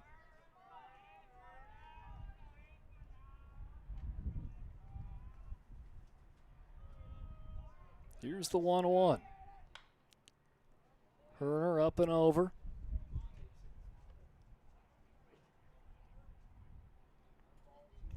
Sends it foul. 1 ball, 2 strikes, 2 outs. Then he started off with a leadoff double. Back-to-back outs. Simeon trying to get out of it. Ooh, just getting a piece of it there. Foul that one off as Herner.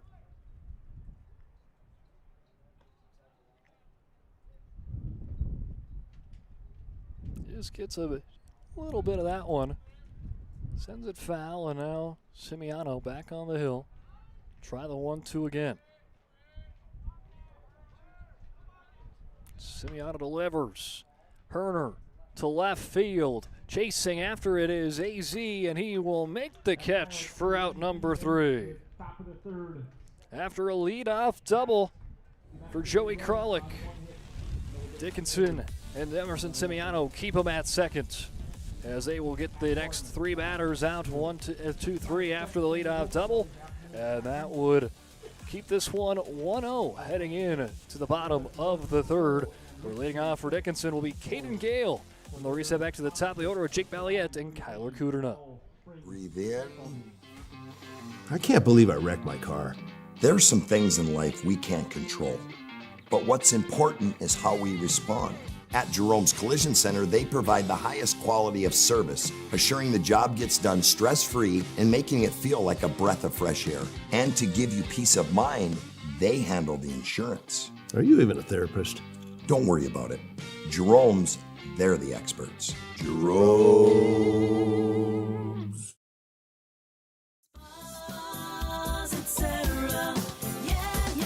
Spas Etc. is excited to introduce the addition of the Master Spas line, including the Michael Phelps Swim Spas. Enjoy the relaxing health benefits and enjoy 0% financing up to 72 months or up to $5,000 off on all spas and swim spas. You'll also find $2,000 off the MSRP on all pools and saunas. Come check out the outstanding lineup of Master Spas at Spas Etc.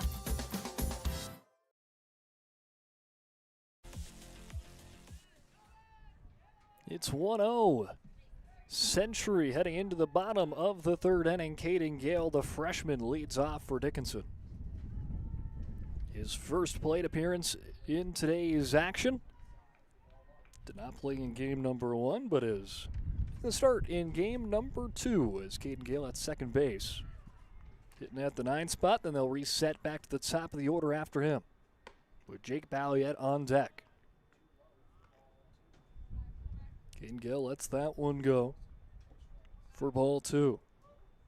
Gale went 0 for 3 with 1 run, 2 walks, and a strikeout against Williston last night. Hitting .218 on the season with 7 hits. As he'll go up early, 3-0, forcing Opdahl to throw a strike here as Gale, chopper, grounder out to Kralik, who's been busy at third, and cannot pick that one up as Herman cleanly, and Gale will reach on base. On an air. Now batting center field. Yeah, he put the ball in play, especially with this wind and all the components of the outdoors here today.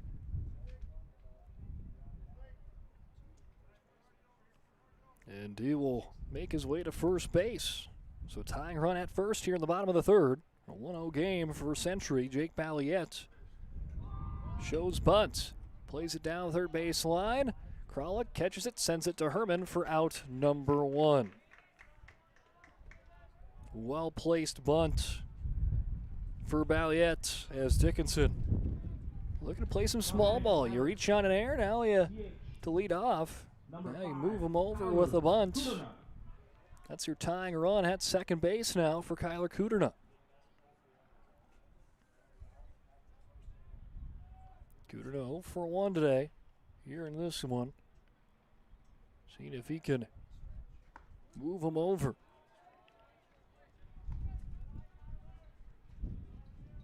Kuderna was 0 for 2, but he had a sacrifice fly RBI. He also had a sacrifice bunt.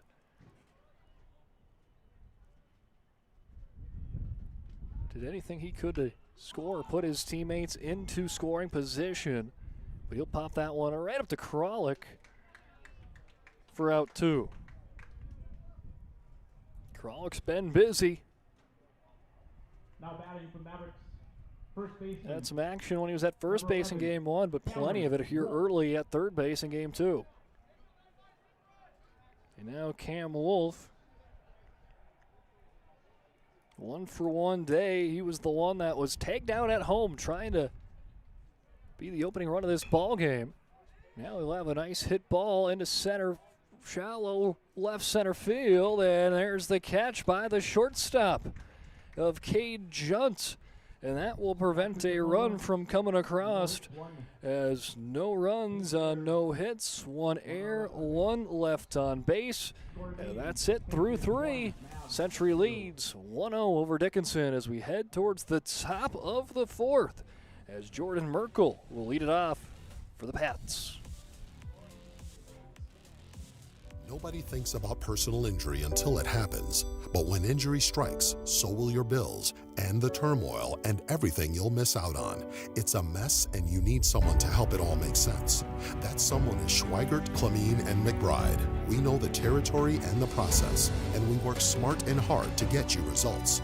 It's easier to get back to normal knowing there's a team behind you. We're the ones the other side doesn't want you to call. We're on your side. We're Schweigert, Clemene, and McBride.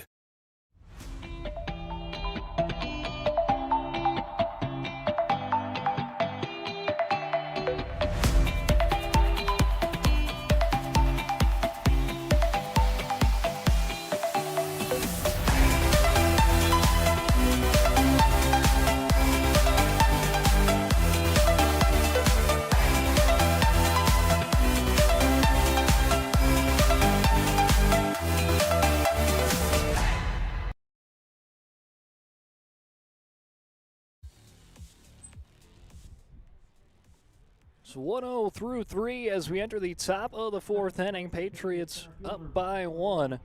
And they go up to bat with Jordan Merkel. These two teams saw plenty of runs in their games yesterday, but so far in this doubleheader, it's been relatively low scoring.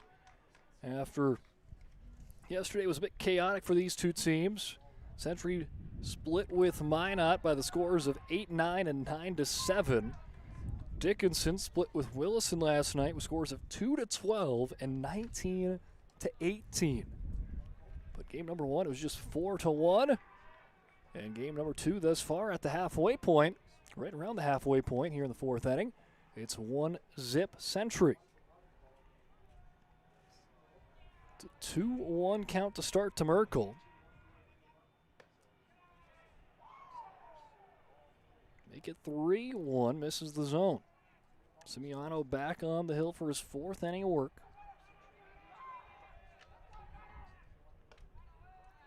And just misses high as Merkel draws a leadoff walk. He has reached both times against Simiano with a single and a walk today. He's at first base, and that brings up Gavin Peterson.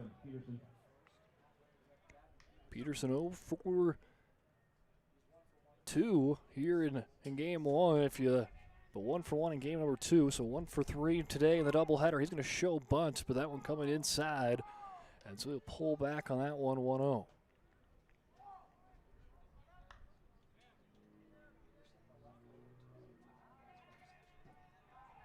Well, count there to Peterson. Simiano tries the pickoff, nothing there as Merkel back in safely.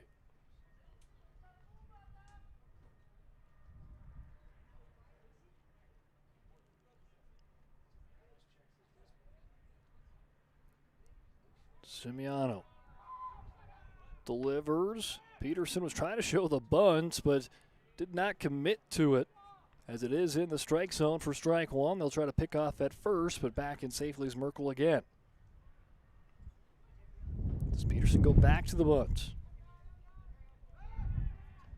Shot early from ball one, and then on that strike kind of showed that he was going to, but never quite put it all the way there. Now he will try again. Peterson with the bunt. Simiano fields it over to first for out number one. But it was a nice bunt there for Gavin Peterson, as it does do its job and get Merkel into scoring position at second. That'll bring up Emmett Pale to the batter's box. As Owen Johnson now going to rip off his catcher's equipment because he's on deck.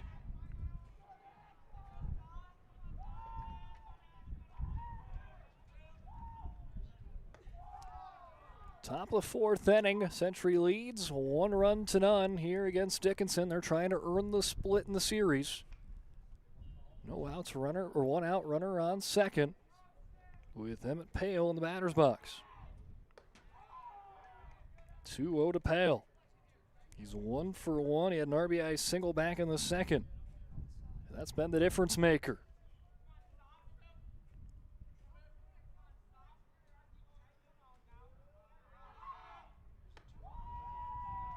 Sails up high for ball three. 3 balls, no strikes, 1 out, runner on second.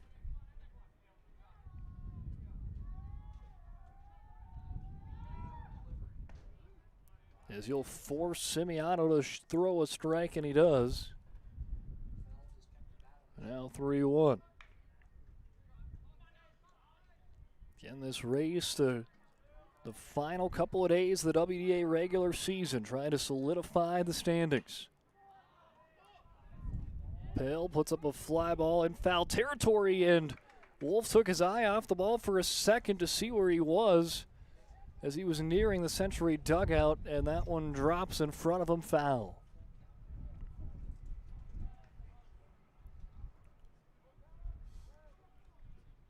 So Wolf sends it foul, but does give Pale another opportunity. 3 balls, 2 strikes. Pale puts it in play. Grounder to Herbal. They're going to elect to try a fielder's choice at third, and they got him. Merkel tagged at third. A heads-up play for Jackson Herbal. Gets a fielder's choice and gets the lead runner out at third base. Catcher number 7, Owen Johnson.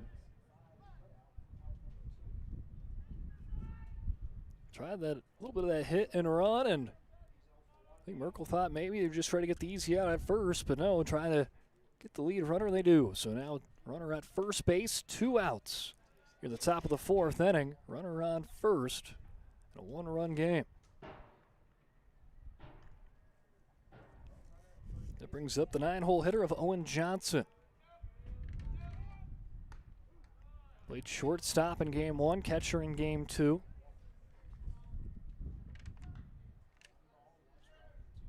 Also does a little bit of pitching as well as Owen Johnson. Pitched in 2 innings last night, did not give up a run against Minot. 22 pitches. Less than 24 hours ago.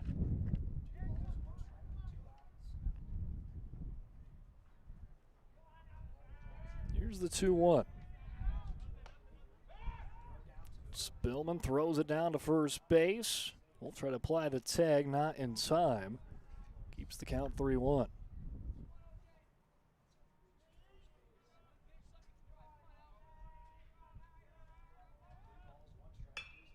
Well hit ball by Johnson, but it won't get into the outfield as Herbal's there. Herbal, fantastic defensively, comes up with 2 big outs, stranding a runner on the base pass. As Century still leads 1-0 as we head to the bottom of the 4th. Josh Spillman leading off for Dickinson. We want it all. We want our dog to fetch it. Drop it. And drop it. We want to fix it ourselves. And actually fix it.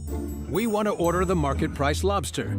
And know the market price of the lobster. How much is... Whatever the market says. Sadly, we can't have it all. Except at Sport Clips, where we check in with the pros in men's hair and totally check out with pure, uninterrupted relaxation. Sport Clips. It's a game changer.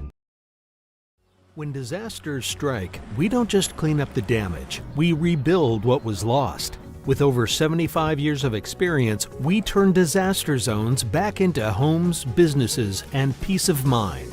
From cleanup to repair and full restoration, our trained professionals are with you every step, so you're never facing it alone. Because when you hire trained professionals, you get trusted results. Call ServPro in Minot, Bismarck, or Williston today.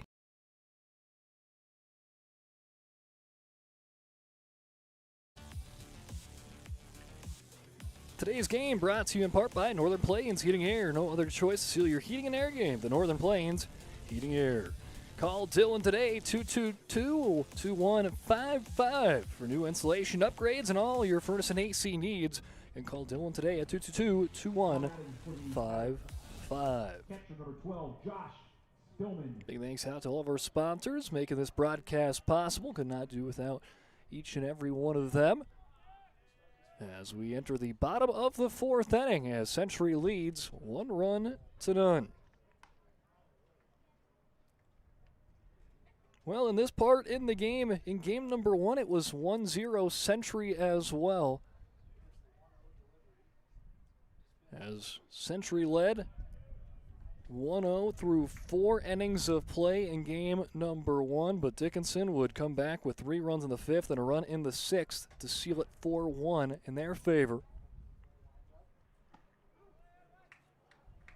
As Dickinson looking for the series sweep, Century looking for the split, and right now they lead 1-0 to Century. A 1-2 count to Spillman. That one foul. Again, as they sit, Legacy is the 1 seed, Minot North the 2, Bismarck the 3. That's all locked up for the WDA tournament. 8, 9, and 10 also locked up with Mandan, Jamestown, and St. Mary's. The only movement is going to happen in the middle of the field, 4 through 7. Right now, Century is the 4 seed with an 11-8 record. Dickinson has the 5 seed as of now, 10-7. As here's a ground ball, Kralik is there, hustling is Spillman, and Herman can't pick that one up, and that is going to be Spillman getting on the base pass. So Spillman will reach on an air, and they will send in Leeson to do the base running for him. Then Minot, as we mentioned, 11 and 9 and 6, and Williston 10 and 10 and 7. Again, coming into the day, Dickinson needed to go at least win 2 games of their 4, and against their Century and St. Mary's doubleheaders, to avoid a play-in game. They picked up a Game 1 victory, so just need 1 more to avoid the play-in, as they'll go fielder's choice and get the leadoff runner at second. So Dormashi hits into a fielder's choice, 1 out, and that will now bring up Emerson Simiano. And Century will be either the 4 or the 5 seed. Dickinson can be as high as the 4, but as low as the 7. If they win today, then that would push it into as high as the 4, as low as the 6. Again, the Williston and Minot have the tiebreakers over Dickinson.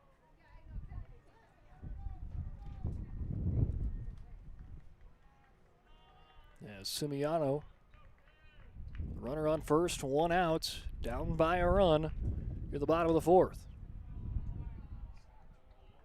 Back into that pitcher's duel between Opdahl and Simiano, where you try to give yourself a little bit of run support.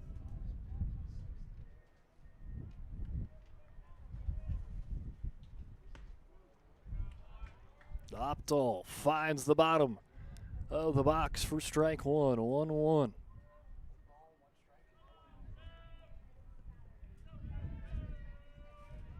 Evens things up, 1 ball, 1 strike. Just misses outside for ball 2. On deck is Jackson Herbal. Simiano 1 for 1 in this game.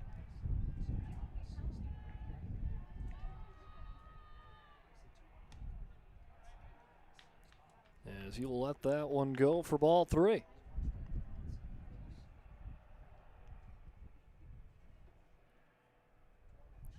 Three balls, 1 strike to Simiano, runner on first. Opdahl settles in, runner will go, but it will be ball 4 regardless. And taken to the base is Simiano, as Tormasci will head on over at second. So runners now on first and second, 1 out for Jackson Herbal to work with. They'll bring in a courtesy runner of Liam Robb to run for the Dickinson pitcher. Well, Jackson Herbal has an opportunity with a tying run at second base to go ahead at first here in the bottom of the 4th. Herbal lays it out to right field. It is going to drop fair, but all the Dickinson runners were sitting put there as they thought it was going to be caught. Now they'll all take off, play at second base. Herbal in for a double, and a run will score. A chaotic play there, but Herbal with an RBI double. They all kind of stayed put just in case Herner was going to make the catch, and as soon as that one dropped fair, they all took off running. Runners now on second and third in a 1-1 game after the tying RBI double from Jackson Herbal. And now Jordan Ham, who went 2 for 3 in game number 1, plays it out to right field, but this one will be foul. He was our Sport Clips MVP in game number 1 with 2 for 3 with a pair of hits, a pair of stolen bases, and a pair of runs. For the junior, a 4-1 Dickinson victory. Now it's 1-1 here in the bottom of the 4th. And Ham finds the gap. That's going to bring in the go-ahead run as Dickinson leads 2-1. RBI single by Ham. Pair of RBI hits. This one, an RBI single for Jordan Ham, brings across Liam Robb, and it's 2-1 Dickinson.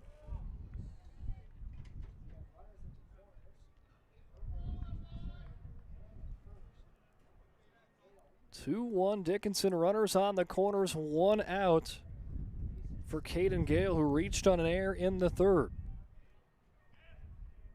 Opdahl with the pitch. Gale, comebacker, ramps up the mound.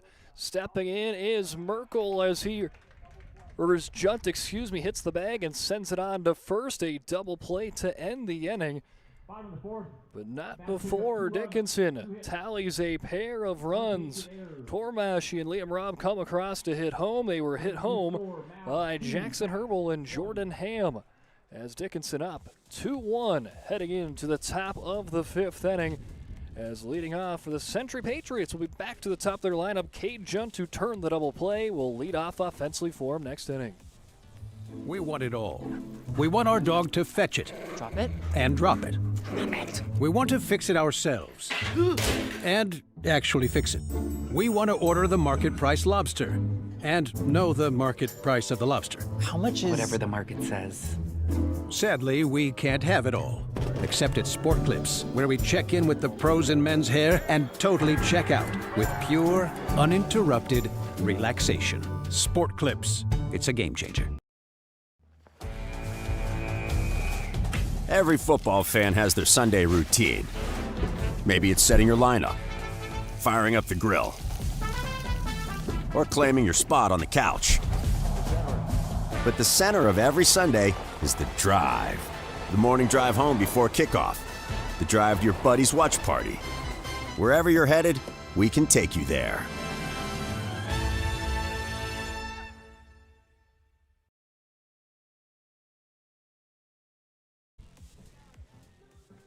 Dickinson taking the lead, 2 runs off of 2 hits, 1 error, 2 left on base there in the bottom of the 4th inning. They lead 2-1 heading in to the top of the 5th. Liam Robb will come in to left field, replacing A.Z. Ho for Dickinson's defensive alignment. And now leading off for Century, it's Cade Junt. Junt had a huge double play, turned a huge double play there in the bottom of the 4th to close out the inning. He'll lay down a bunt, but Simiano quick to respond. Junt was trying to see if he can get Simiano sleeping, but Simiano right on that one for out number 1. The Patriots, third baseman number 23, Joey Kralik. That brings up Joey Kralik, 1 for 2 with a double against Simiano.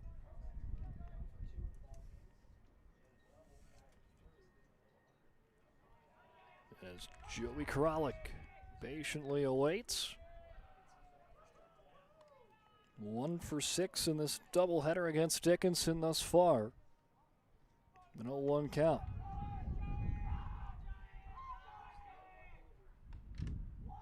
A little check swing. And that one right on the top for strike 2. Or no, they're going to say he did not get a piece of that one. It just went off the catcher's equipment. You heard a little bit of dink. I thought it was the top of the bat, but no, it was just off of Spillman's pad, 1-1. And that one low and away for ball 2.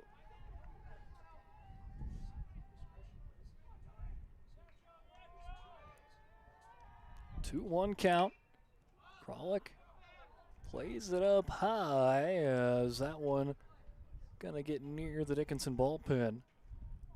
And that will bring it up to a 2-2 count. Even things up now for Kralik.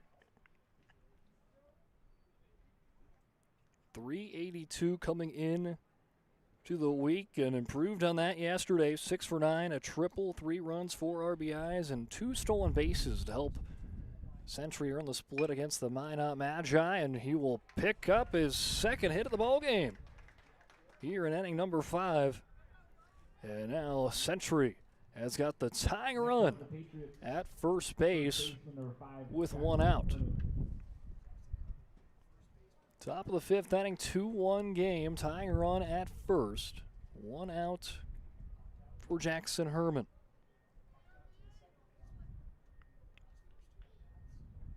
Herman 1 for 5 in the doubleheader, 0 for 2 against Simiano.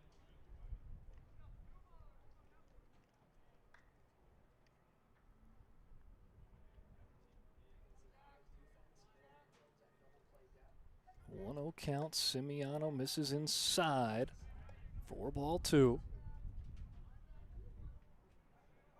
Now brings the count to 2-0. He'll take a peek over at first base. Simiano delivers. Just misses up high. Now you're starting to get into these late stages here of this game, that middle to late stage, when you enter that 5th inning. And we talked about kind of both these teams already pitching yesterday, 2 games, and now you have a doubleheader less than 24 hours from yesterday. And then even for Dickinson to add a wrench in the plans, you got another doubleheader on Friday for them. But they were pleased that Kyler Coonerty went all 7 innings pitched. Gives a little break there in the bullpen. You know, a little rest on the arms. For them, they're hoping to see Simiano try to go as far as he can in this game and make it a little easier there on Friday, which might see a couple of bullpen games for Dickinson. Especially with, you have to count the number of pitches throughout the week. At that point, that one going to find the strike zone for Simiano. For Century, this is your last regular season game, so even though if someone pitched yesterday, they can maybe throw right back in and no problem about it. They can rest up for the tournament. Runner will go. Spillman sends that one into the leg of the base runner of Joey Kralik, and he's slowly get up there, as that was going to go into the outfield, and it just took a turn right into Kralik. So Kralik, the tying run at second base, trying to even things up at 2. With one out as Herman reaches aboard. On a walk.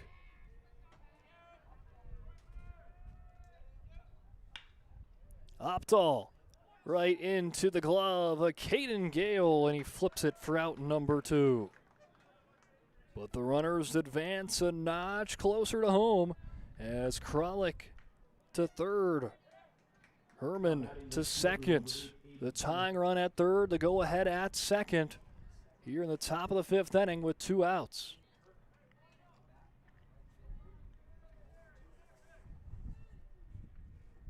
That brings up Aiden Herner.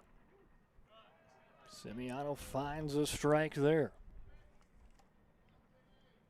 Herner 0 for 2 against Semiano.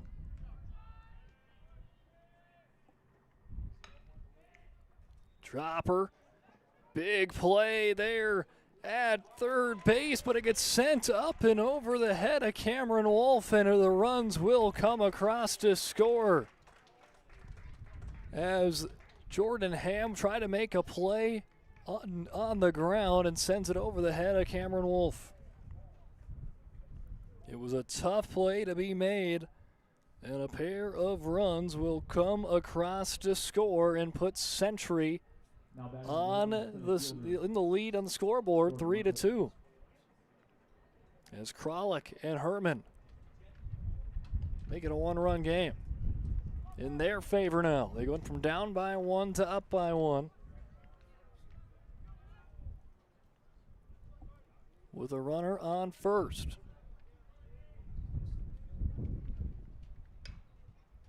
And now Merkel flares it out to second base, and Caden Gale there for out number 3. But not in time before Century regains the lead. A 2-run 5th inning after they will pick up 2 runs on 1 hit, 1 error, and 1 left on base. 3-2 Century. We make our way to the bottom of the 5th here on the PSP Network. At Shots Crossroads, we make 8 gallons of homemade ranch dressing every day, so you can smother your dinner salad with it, dip those crispy golden French fries in it, and dunk your breaded chicken strips. You can even cover your... Wait, no. You can't put ranch on steak, or can you? Shots Crossroads. Don't forget the ranch.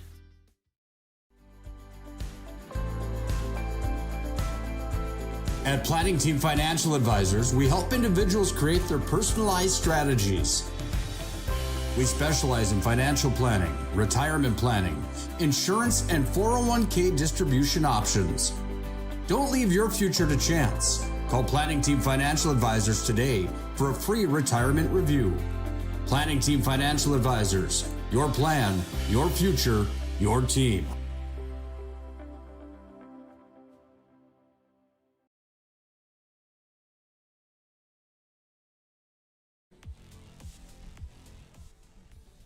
Stepping to the plate. Max and Opdahl back in for another inning of work. As comes in for the 5th inning.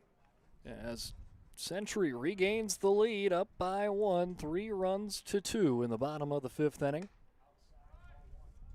After a 2-run, 1 hit, 1 error, 1 left on base inning for Century. Dickinson took the lead in the bottom of the 4th, and Century responds with 2 runs to take it back in the top of the 5th. Now see what Dickinson tries to do here in the bottom of the 5th inning. They are at the top of their order with Jake Balliette leading off. Sam Balliette will go up early, 3-0, and see if he'll try to force Opdahl to throw a strike. And it does find the zone for strike one.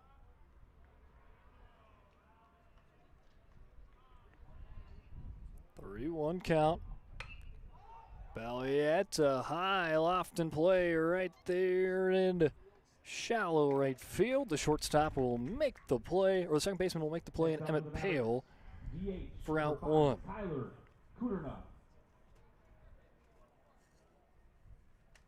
That brings up the DH, Kyler Kudrna, looking for his first hit here in the second game. Has been the second out in the first and the third inning. Seeing if he can avoid being the second out here in the fifth. Was Century leading 3-2.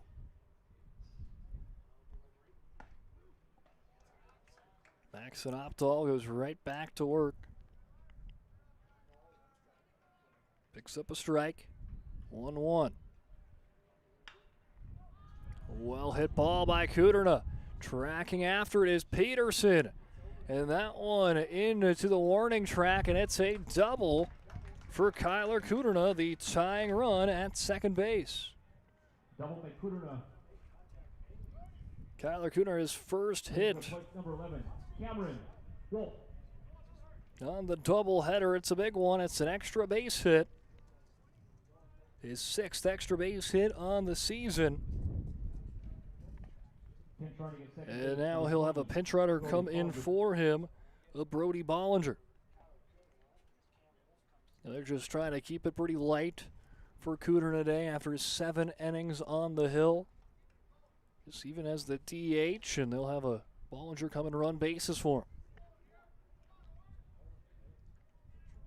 Bollinger, as a courtesy runner yesterday, picked up a run against the Coyotes as he acts as the tying run. And Wolf gonna find in the gap. They will send Bollinger. Play at the plate. And Century has got another play at the plate that they prevent another Dickinson run. Bollinger gunned out at home.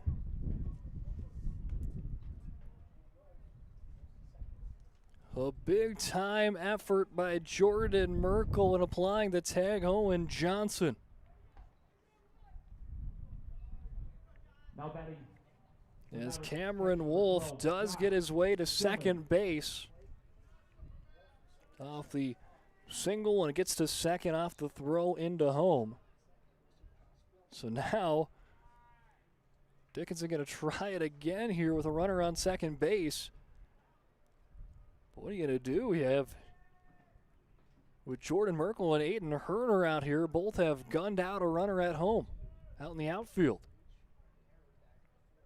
Now you got to respect both their arms.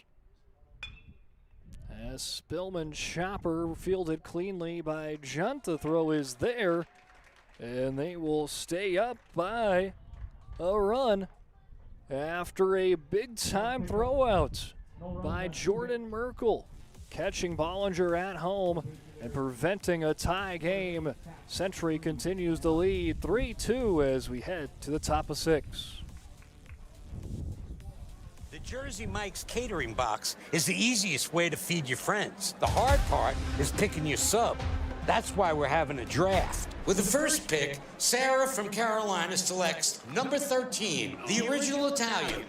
You know, I trusted my gut, and that's exactly where the sub's gonna go, so. Hold on, we've got a trade. Jake traded his second pick with me, because I'm starved. Freshly sliced subs to go, wherever you and your friends go. Jersey Mike's, a sub above. Dakota Community Bank and Trust, your trusted partner for commercial and business loans. We not only provide lending you need to grow your business, but we also reinvest in our communities. We believe in strengthening our businesses and creating opportunities for success. Choose Dakota Community Bank and Trust for your commercial and business loans, and together let's keep our communities thriving. Serving the community, looking out for you. At Dakota Community Bank and Trust, that's what we do.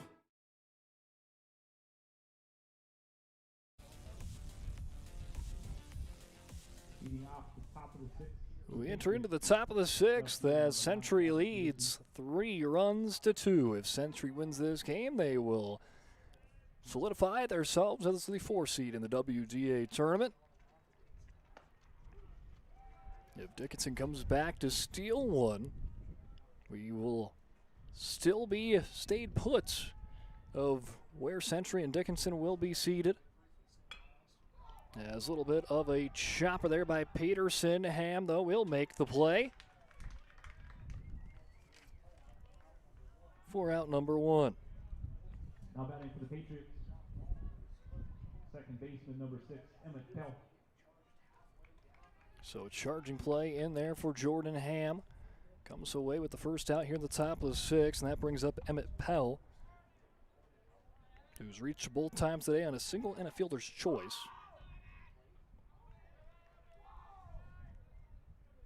And if Dickinson would win this game, the one thing that would be for certain would be Willison would be the 7 seed, and then we'd have to just wait and see on Friday's doubleheader against St. Mary's of where Century, Dickinson, and Minot would finish up.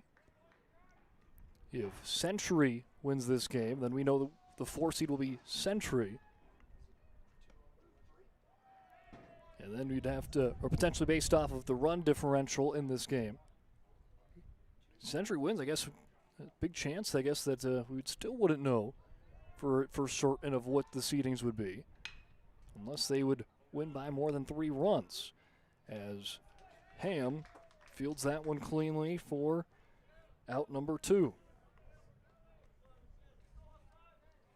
And Century can be the 4 or the 5. Dickinson can be the anywhere from 4 through the 7 seed. Minot will be the 5 or the 6, and Wilson will be the 6 or the 7. The 4 teams that don't know exactly where their seeding will be. Pitching for the Patriots, number 15. It'll be between Dickinson and Williston of who will end up being the last team in the play-in, and we'll take on St. Mary's next Tuesday. Top of the 6th inning, Century leads 3-2, bases empty, 2 outs. And a swing and a miss for Emerson Astle.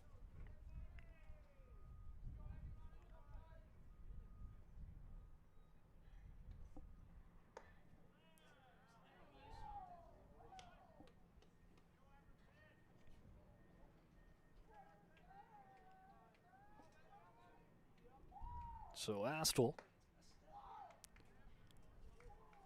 leaves that one go, 2-1 count.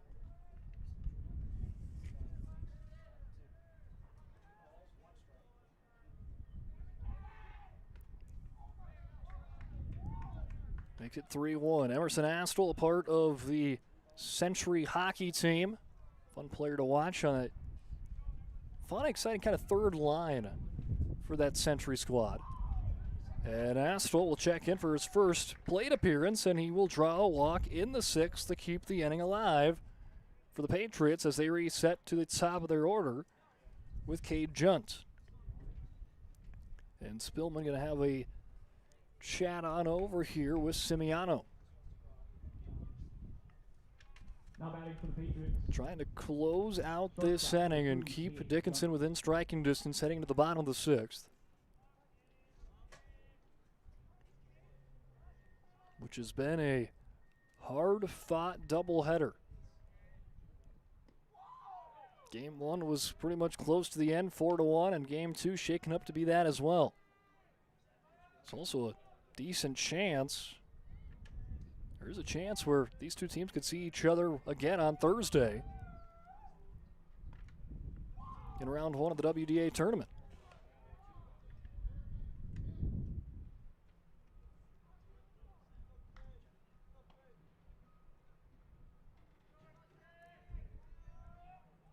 So right now, both teams sit at the 4 and the 5 spot.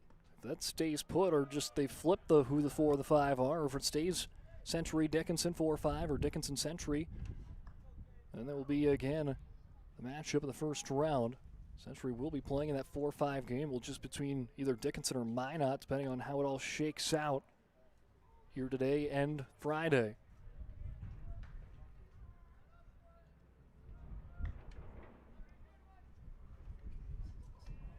3 balls, 1 strike to Junt. And Simiano clips the corner for strike 2.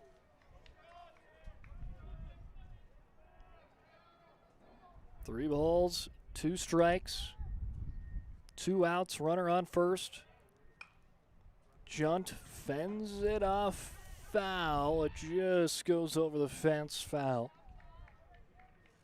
We'll try the full count pitch again. 3 balls, 2 strikes, 2 outs, runner on first. Century leads 3-2 in the top of 6. Trying to extend this inning and maybe try to add in some insurance here in the late stages.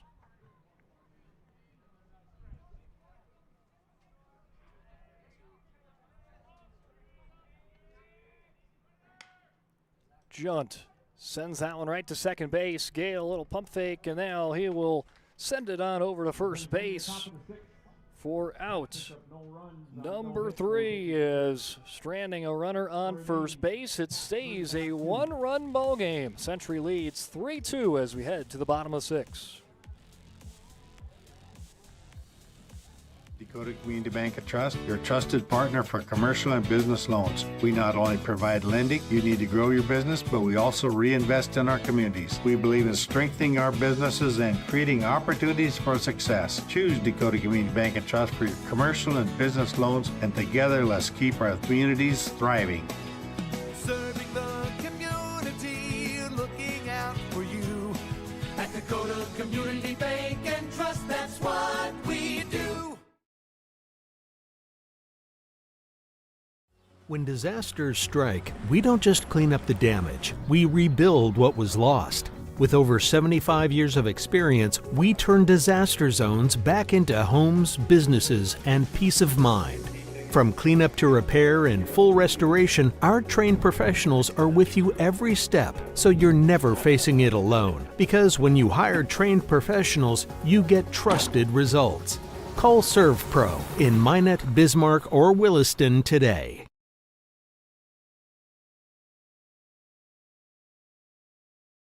At Shots Crossroads, we make 8 gallons of homemade ranch dressing every day, so you can smother your dinner salad with it, dip those crispy golden French fries in it, and dunk your breaded chicken strips. You can even cover your... Wait, no. You can't put ranch on steak. Or can you? Shots Crossroads. Don't forget the ranch.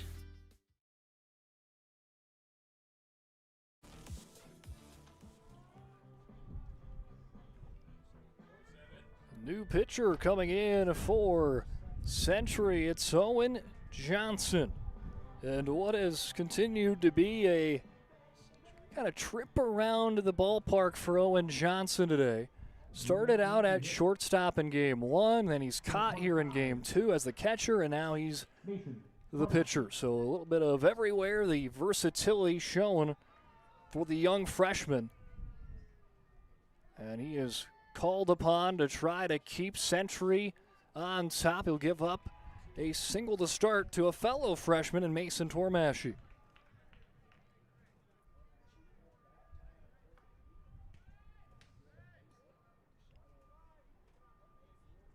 Pinch running for Tormashy, number 4, Trey Campbell. So Mason Tormashy picks up a single, and they'll bring in Trey Campbell to do the base runnings for him. Trey Campbell makes his first appearance on the day. And now that brings up Emerson Simiano. And back to that pitcher, that situation where the pitcher can potentially change the outcome in the batter's box in this game with a tying run at first base. It's Simiano. Sends it out to center field. Getting a read on it there is Merkel for out number 1. Next up for the Mavericks. So now out number 1. Runner on first here in the bottom of the 6th. Tying a run at first base. How aggressive are you trying to get Campbell home, especially now that you've seen 2 base runners being gutted out at home?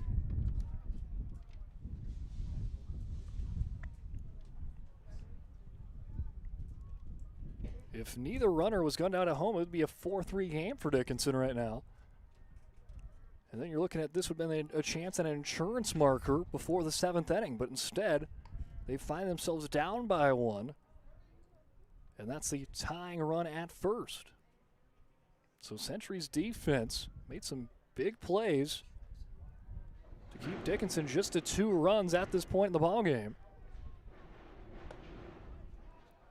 Pickoff attempt trying to get him back at first, not in time. And you know what the common theme of those 2 plays, those 2 big outs at home were? Well, it's the guy on the hill. It was Owen Johnson. He was in the catcher's equipment. He was the one that made the 2 tags. Now he comes in relief and trying to do his part of closing this game out. He did a great job of helping Century stay in the lead while he was the catcher, and now he's going to try to close this one out here in the last couple of innings. Here in the bottom of the 6th. Pickoff attempt not there as sliding in safely is Campbell.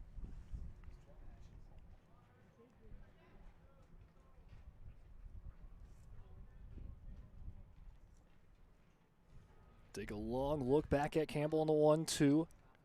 Go back to Campbell, not there. Jackson Herbal patiently waiting for the pitch here. The 1-2. Herbal's 1 for 2 today with an RBI double back in the 4th. He'll let that one go low for ball 2. It's Hayden Parent back in to be the catcher. He was the starting catcher in game number 1. But with Johnson, who was catching here in game number 2 on the mound, they bring Parent back in.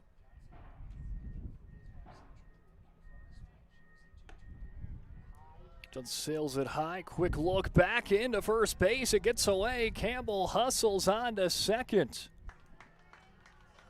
And Trey Campbell has put himself in to scoring position. Now 3 balls, 2 strikes, full count pitch coming up on over for Herbal. Turning into an RBI look.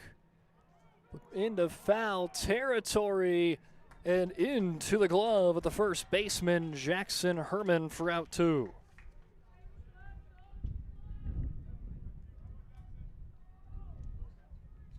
Herman makes the play for out number 2, and now that will bring in Jordan Ham.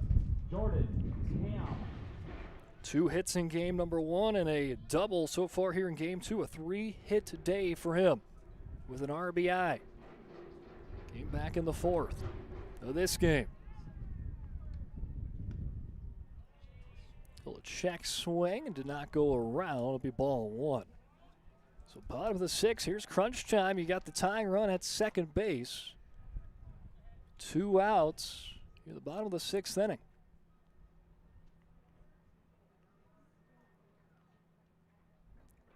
Johnson takes a peek back at second. That one's going to find through the gap.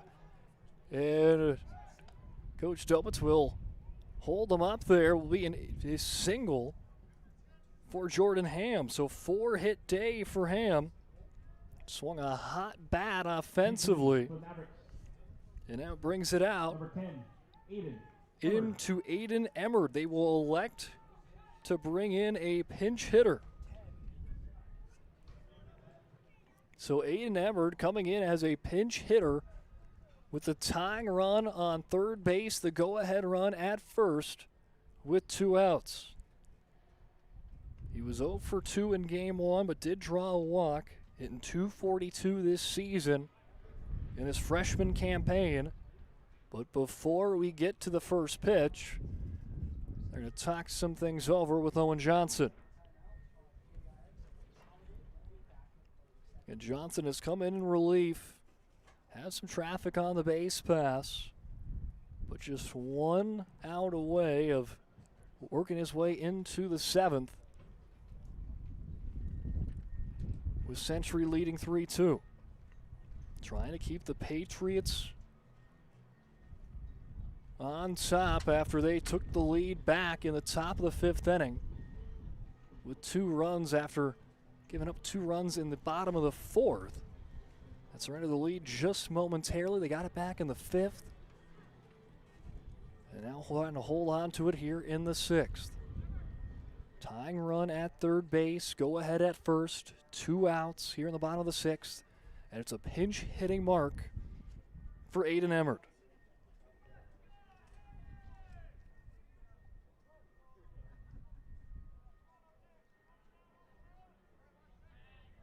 Johnson looks over his shoulder. He'll deliver that one in for strike 1.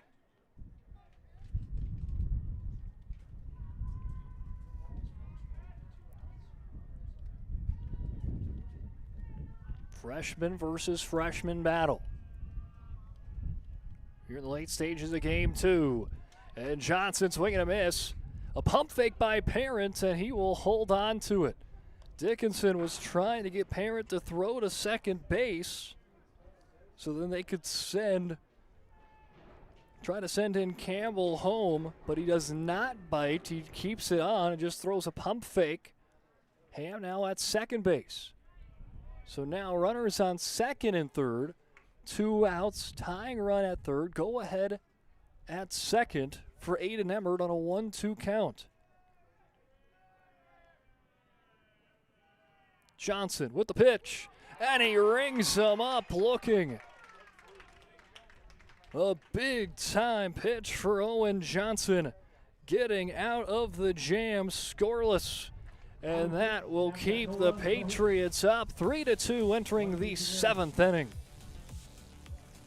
Evolution Genetics, established by a group of dedicated farmers and seedsmen. With years of experience in farming, certified seed production, and crop consulting, we understand the needs of producers across central and western North Dakota and eastern Montana, because we're farmers too. We provide the best genetics for your farm by customizing seed and input choices to meet each grower's needs. Evolution Genetics, seed for your future. Since 2003, the architects and engineers at Ackerman Esvold have been enhancing everyday life. From response times to commute times, we've helped create critical infrastructure, enhancing highway safety, flood protection, and public education. And we're no stranger to enhancing fun, family outings, and even game time. Ackerman Esvold, working to enhance your everyday life.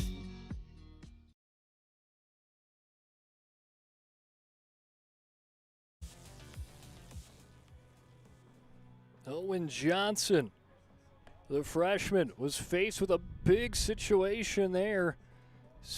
Runners on second and third, the tying run at third, the go-ahead at second. And he battens down the hatch with a big-time strikeout to get the final out of the inning and keep Century up 3-2 heading into the 7th. Leading off for the Patriots as they try to get some insurance before the bottom of the 7th inning.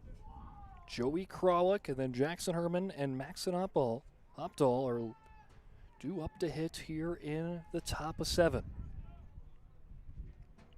Century trying to earn the series split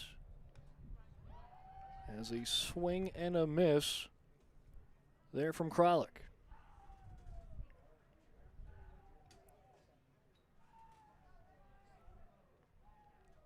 Semiano back in for another inning of work. Exactly what Dickinson wanted to see from their starting pitchers today. With Kudrna going 7 innings and Semiano starting the 7th inning.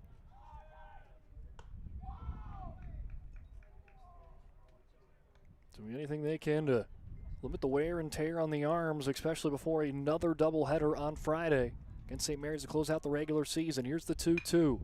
Kralik puts it into play. Herbal fields it.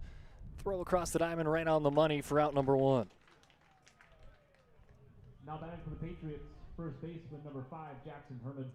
That brings up Jackson Herman 0 for 2, but drew a walk and came across to score in the 5th. And his run has been the difference maker, as it's the one that has put them up on the ball game, 3-2.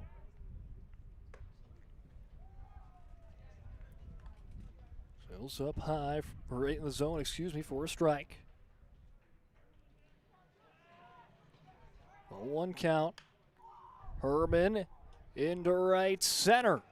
This one gonna be extra bases as Campbell hustles on to it. And there's a double for Jackson Herman.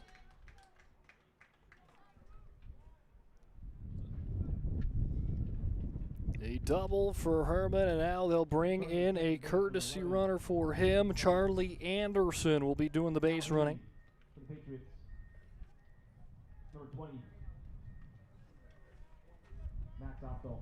So Charlie Anderson now at second, acting as trying to get some insurance runs.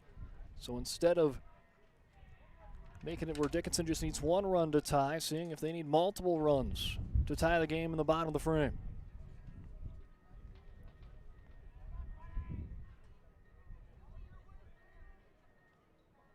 Now here's back to that pitching battle. Simiano versus Opdahl, that started, and then Opdahl went 5 innings strong for Century. And if the score stays the same, he would be the winning pitcher. He faces off against Simiano. 0-1 count.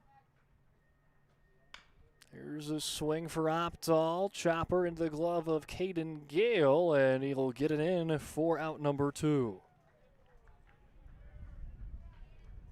But it was an efficient out nonetheless for Opdahl as Anderson in at third. So that brings up Aiden Herner with an RBI opportunity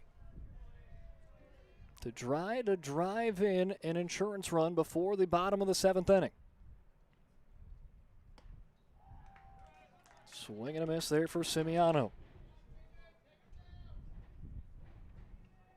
Brings it up to an 0-1 count to start. Simiano sends it right back in for strike 2. 0-2 count. Here it comes down to Herner. Trying to add into a 1-run Century lead with Anderson at third. Ooh, Simiano just misses. It's Spillman just to the right of the plate there, seeing if they could try to find that outside. Not going to get the call. Now brings up to 1-2. And Simiano with a huge strikeout keeps it a 1-run game as we enter the bottom of the 7th inning. Patriots lead over Dickinson 3-2. Dickinson needs a run to tie, 2 runs to walk it off when we come back for the bottom of the 7th right here on the PSP Network. That sinking feeling you get when this happens? That's oil change-anxiety. The anxiety of being without a car with a billion things to do. The fear of being overcharged.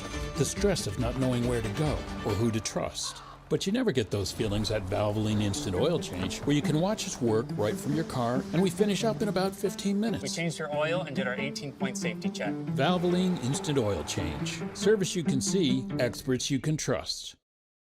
At Badlands Pet Crematory, we understand that pets are family. Unlike other crematories in the area, we are the only dedicated pet crematory that offers private individual cremation. 1 pet at a time, 100% guaranteed. From start to finish, we personally handle your pet with the utmost care, ensuring that you receive only your pet in return. Choose Badlands Pet Crematory, because saying goodbye should come with certainty and trust.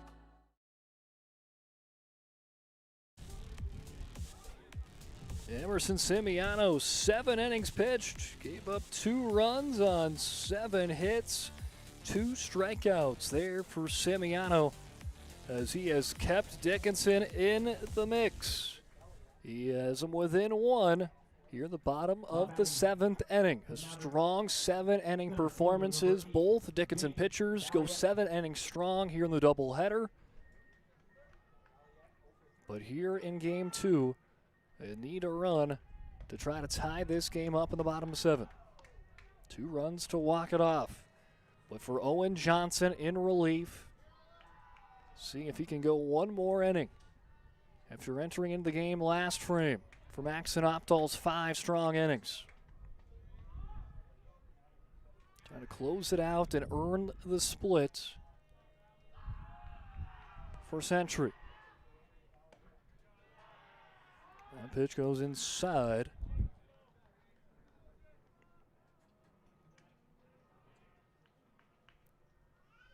For ball 1. 1-2 count to Balliet as they will at the top of their order. And a big hit there that goes well foul.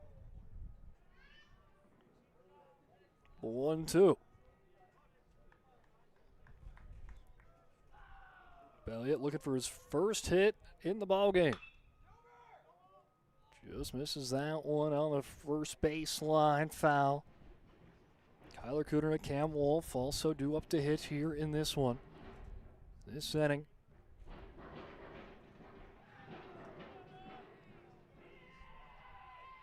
And if Century be able to, and that one going to go over the head there, and Balliet will pick up a single. If Century holds on to win this game, they had a step closer to securing the 4 spot, but it would not be yet secured because Dickinson would have the tiebreaker in case, and then Dickinson would, the only way Dickinson could try to leapfrog is if they sweep St. Mary's. If Dickinson wins this doubleheader, then it would come down to Dickinson would just need 1 win against St. Mary's to jump up to the 4 spot. So again, Century can be the 4 or the 5 seed. Dickinson anywhere from the 4 through the 7. A Dickinson win here today would eliminate the play-in game, and they'd be 4 through 6, where their options would be heading into Friday's doubleheader against St. Mary's. Which you listen into right here on the PSP Network. We'll have coverage of that one on Friday.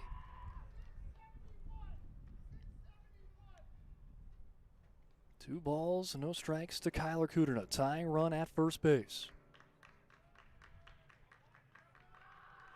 Pickoff attempt, sliding back in safely.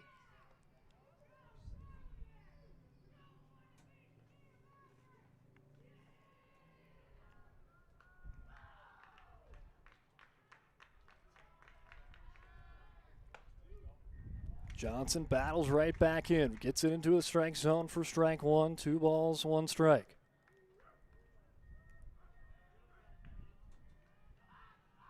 Owen Johnson takes a look back over his shoulder, now back at Kuderna. Chopper by Kuderna, picked up by Herman, and he will just tag his own bag for out number 1.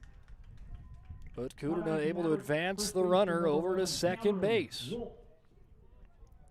So tying run is at second with Cameron Wolf in the batter's box with 1 out. Well, here it is. Here's crunch time now between Wolf and then Spillman on deck. Johnson delivers in the dirt. Balliet gonna take off, and he is in safely.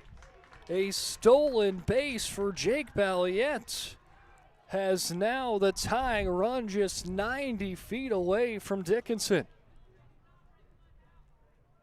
With Cameron Wolf now already in with an RBI opportunity, now it's just 90 feet closer. Trying to even the game up here in the bottom of the 7th inning. Owen Johnson got out of a jam last inning with runners on 3rd and 2nd. Got the last out by the way of a punch out to keep up by this 1 run. Now he's looking to do the same. But he falls behind early 3-0 to Wolf.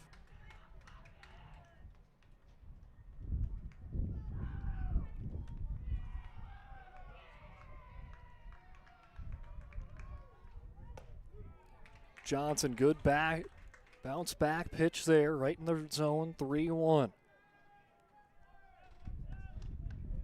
Both dugouts are right on that barrier, looking over.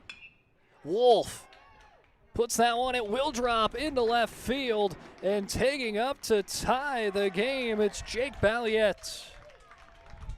An RBI single for Cameron Wolf. For the Mavericks, number 12, Josh. We'll tie this game up at 3 apiece here in the bottom of the 7th inning. And now the winning run is at first base to try to walk it off for Dickinson. Josh Spillman, the catcher. Parent tries to help frame that one into the zone, just misses.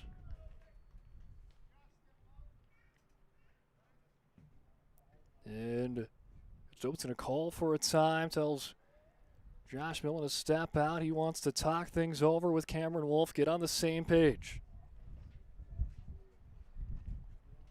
As they try to end this game in the bottom of the 7th inning. They have tied it up 3-3 after the RBI single for Cameron Wolf. And then you even look even forward to that as well as how big that stolen base was by Jake Balliet. Because if that ball, if he does not steal that base, he probably stays at second, if not just goes to third. And we're looking at runners potentially to say on the corners with one out instead of a tie game with one out. So both coaching staffs going to have some discussions of where to go with this. And it's been a really competitive doubleheader today. Game 1, 4-1 Dickinson. Now here game number 2. It's tied 3-3 in the 7th. And there's a chance, an opportunity, these two teams meet again in the WDA tournament in round number 1.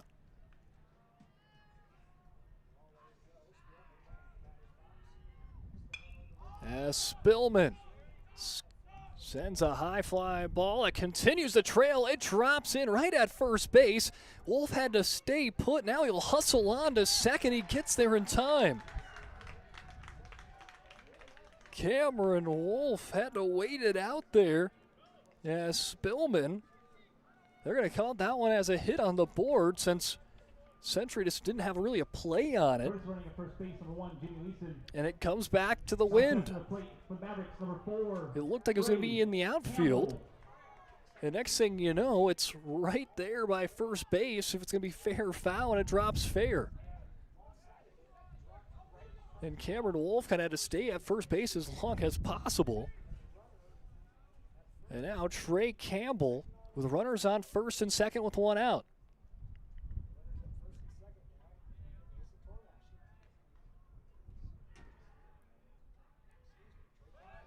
Campbell puts down the bunt. Parent catches it in the glove, but both Maverick base runners are able to slide back safely to their respective bases. Oh, man. That could have been the end of the 7th inning. Awareness there by Dickinson to try to quickly hustle back in, and now Emerson Simiano. It was stellar on the hill. Now has an opportunity to try to put himself in the win column. 1 ball, no strikes, 2 outs. The winning run at second base.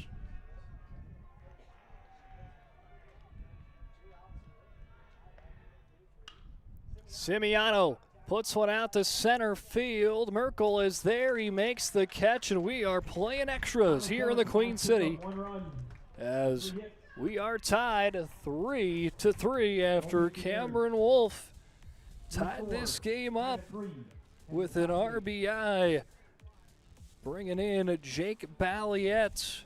And we are tied 3-3 heading into the 8th inning when we return. Evolution Genetics, established by a group of dedicated farmers and seedsmen. With years of experience in farming, certified seed production, and crop consulting, we understand the needs of producers across central and western North Dakota and eastern Montana, because we're farmers too. We provide the best genetics for your farm by customizing seed and input choices to meet each grower's needs. Evolution Genetics. Seed for your future.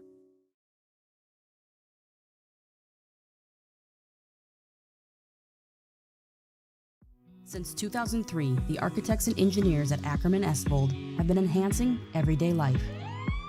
From response times to commute times, we've helped create critical infrastructure, enhancing highway safety, flood protection, and public education. And we're no stranger to enhancing fun, family outings, and even game time. Ackerman Estvold, working to enhance your everyday life.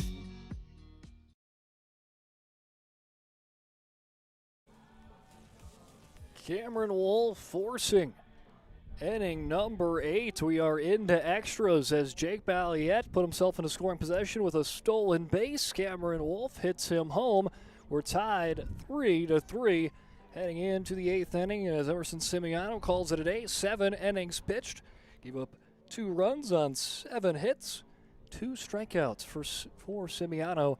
And that will bring out a fellow Trinity Titan in relief of Jordan Ham. Well, Jordan Ham, it is his 5th appearance on the hill, 3 2/3 innings of work. He's given up 7 earned runs on 3 walks, a hit by pitch, and 1 strikeout. Again, one of the few pitchers that did not pitch in yesterday's doubleheader against Williston.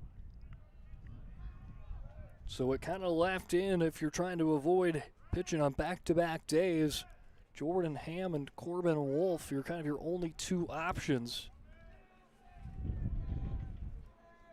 They're out of the bullpen. Then you also got to plan ahead if you're Coach Dobitz of who you kind of want to be your starting pitchers for Friday's doubleheader against St. Mary's.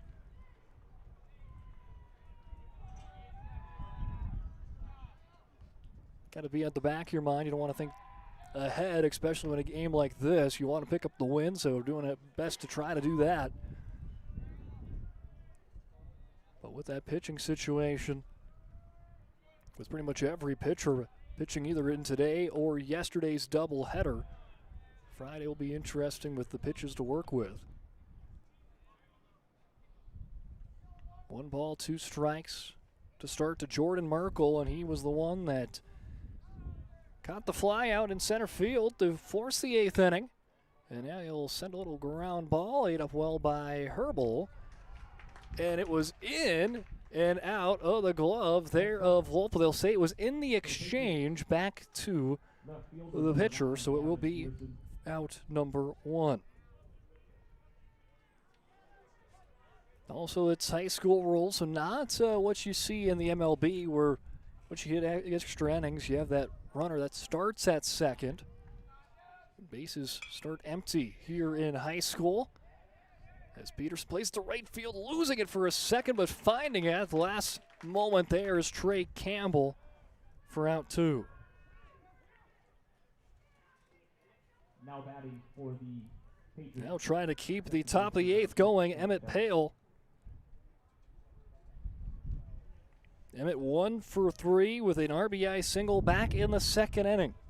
That was what gave Century their first lead of this game. They led 1-0 all the way to the bottom of the 4th inning before Dickinson would take the lead 2-1. Century would get it back, though, in the top of the 5th, 3-2, before Dickinson just tied it in the bottom of the 7th to force this 8th inning in extra frames, making it 3-3.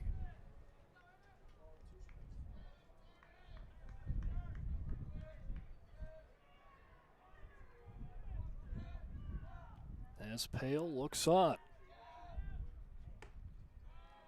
On the 0-2, nice pitch there for Ham, but just misses high, 1-2 count.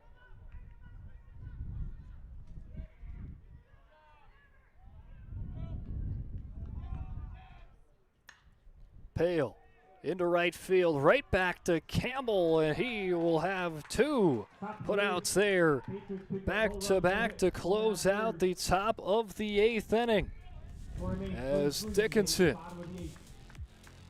looks to try to walk it off, has another opportunity to do so in the bottom of the 8th in a tie game, 3-3 against the Century Patriots. At Shots Crossroads, we make 8 gallons of homemade ranch dressing every day, so you can smother your dinner salad with it, dip those crispy golden French fries in it, and dunk your breaded chicken strips. You can even cover your...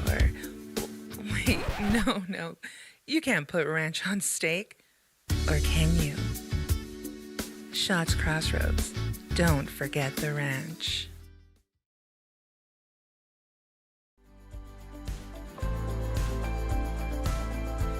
At Planning Team Financial Advisors, we help individuals create their personalized strategies. We specialize in financial planning, retirement planning, insurance, and 401k distribution options. Don't leave your future to chance. Call Planning Team Financial Advisors today for a free retirement review.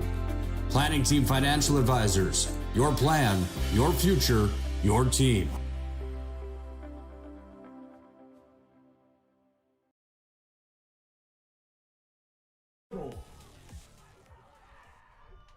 Jackson Herbal, a 1-for-3 game with an RBI double. We'll lead it off here in the bottom of the 8th inning.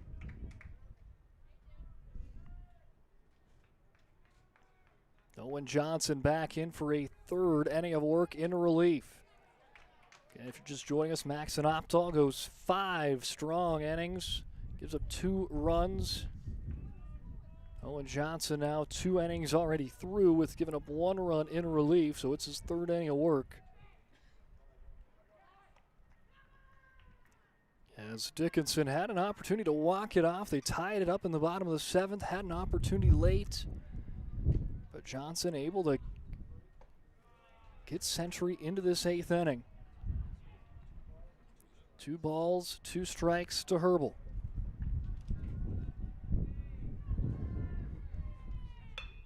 Herbal hits it off the glove of Kralik. Herbal hustling. It is close, but Kralik stayed with it and records the out.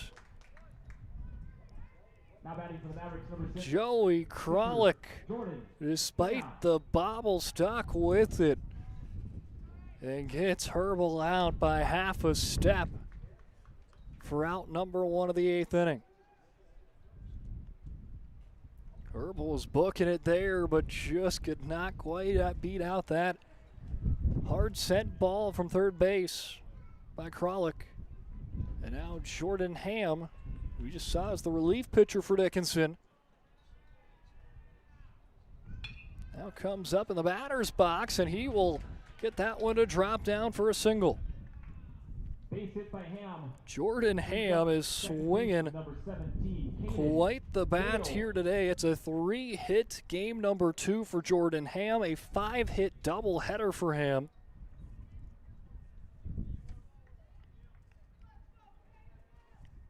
Five-hit doubleheader for him, and he picked up 2 hits yesterday, so 7 hits in the last 2 days for Jordan Ham. Exactly how he wants to be playing before the WDA tournament. And here's an interesting statistic as well, or little stat line. Jordan Ham had 6 hits coming into the week. He's got 7 in the last 2 days. As they will catch Ham now in a pickle as he works towards second base, and they will tag him out. And it's the Century defense coming up with another big out on the base pass, keeping it a tie game, 3-3.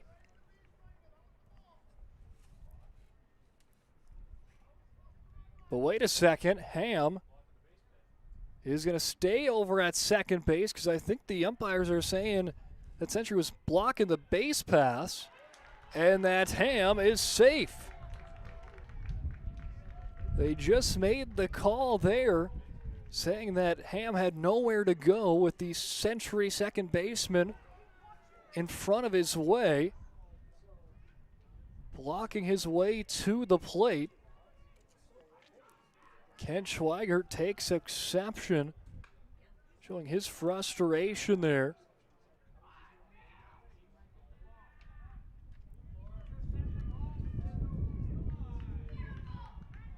And we will enter back into play, so they will take an out off the board, and Ham stays at second base. They say it was blocked onto the base pass.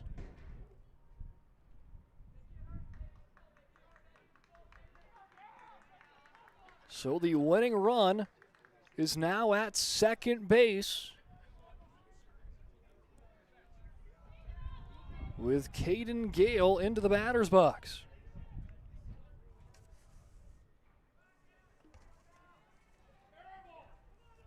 Gale 0 for 2.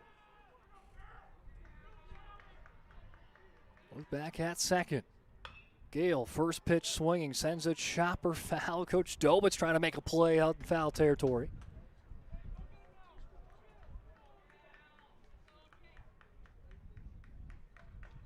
Johnson trying to respond back. Again, you thought you were down to your final out here in the 8th inning to force a 9th.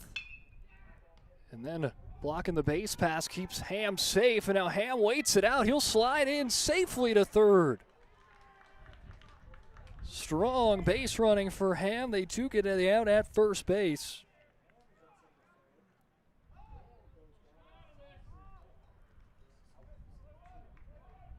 Now stepping to the plate for the Mavericks, number 8, Jake And now Balliet. that will bring up Jake Balliet.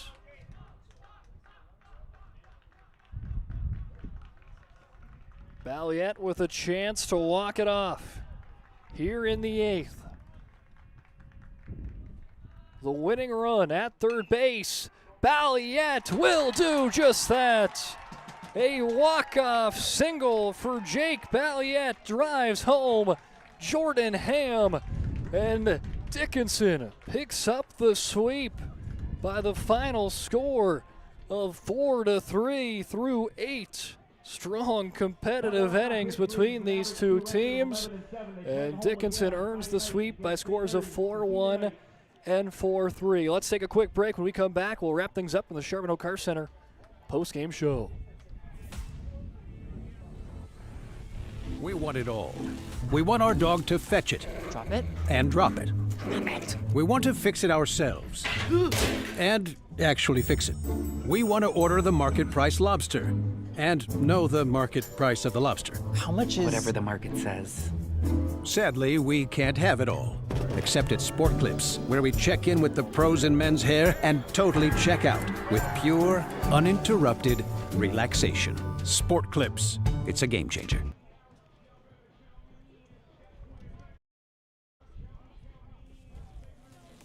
Welcome back in here to Dakota Community Bank and Trust Ballpark. Big thanks out to Sport Clips MVP. We'll see the Sport Clips MVP of the game is coming up here shortly, but as we enter the Sherman O'Carr Center post-game show, well, let's run through this one. It all started off in scoring in the second inning. As Century strikes first, Maxon Opdahl gets in on a single. He was later hit home by Emmett Pale to make it 1-0. That 1-0 would be good until the bottom of the 4th, until Dickinson gets 2 runs after Mason Tormash comes across home, as well as Emerson Simiano. They were hit home by Jackson Herbal and Jordan Ham, picking up the RBIs to make it 2-1 Dickinson at the end of 4. But at the top of the 5th, it was even right back up by Century, and they would take the lead. Joey Kralik and Jackson Herman come across, and that would make that one a 3-2 game. It would hold into the 7th inning, but in the bottom of the 7th, it was Jake Balliet that gets in on a single to tie, he'd come across to tie the game after Cam Wolf with an RBI. Aggressive base running pays off for them and tying the game heading into the 8th. Jordan Ham comes in and sends Century down in order 1-2-3. Jordan Ham swinging a hot bat, a 3-hit game for him. He picks up a single. Then he got caught in a pickle. He got tagged out at second base. for the second out, but they look at it and they say, no, it was blocking the base pass. They allow Ham to stay at second, and he was hit home by Jake Balliet with the RBI. Taking a look now at the statistics, Opdahl goes 5 innings pitched, gives up 2 runs. Johnson goes 2 2/3, gives up 2 runs. Taking a look at the batters' statistics, Joey Kralik, 2-hit day with a double, Jax in a run, Jackson Herman with a walk and a double, Maxon Opdahl with a single, Aiden Herner reached on an error, Jordan Merkel with a single and a walk, Gavin Peterson with a single, Emmett Pale with a single as well, and Emerson Astle drew a walk. Emerson Simiano, 7 innings pitched, gave up 2 runs. Jordan Ham goes an inning pitch in relief. Perfect there for Ham. Well, then on over for Dickinson's batters. Well, Kyler Kuderno with a double, Cam Wolf with 3 singles and an RBI. Josh Spillman with 2 singles. Mason Tormashy with a pair of singles. Simiano picked up a single and a walk. A RBI double for Jackson Herbal. Jordan Ham with a 3-hit day for him, as well as the game-winning run to come across. Aiden Emmerd reached on an error, and that brings us up to the Sport Clips MVP of the contest, and that is going to Jake Balliet as 2 singles. He was the game-tying run in the 7th, and he hit home the winning run in the 8th with an RBI single. So that will close it out. Dickinson takes game 1, 4-1. Jordan Ham, the MVP, and a 4-3 victory in game number 2 with Jake Balliet, the Sports Clips MVP. Next up on the PSP Network, well, Dickinson will be taking on St. Mary's to close out the regular season on Friday, and they keep their hopes alive to be the number 4 seed, as right now they are move up to 11-7. Century drops to 11-9, and it'll come down to see the situation when it comes down. Dickinson just needs 1 win to secure the 4 seed against St. Mary's on Friday. But that's going to do it for myself, Brock White. A big thanks out to all of our sponsors. Thank you for joining us here on a beautiful day from the Queen City.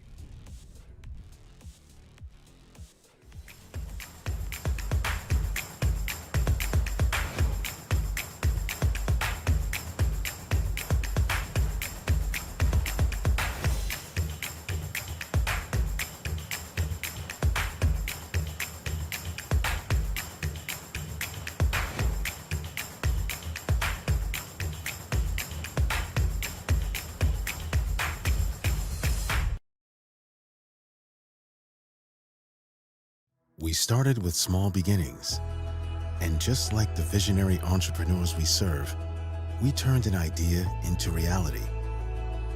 PNC National Bank, where possibilities begin right here at home. This presentation on the PSP Network is proudly brought to you by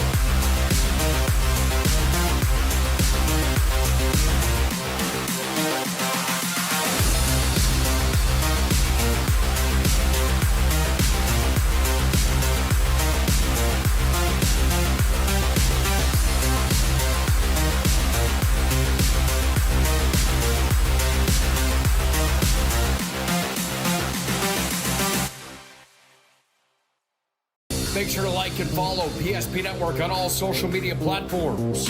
PSP Network, it's game day.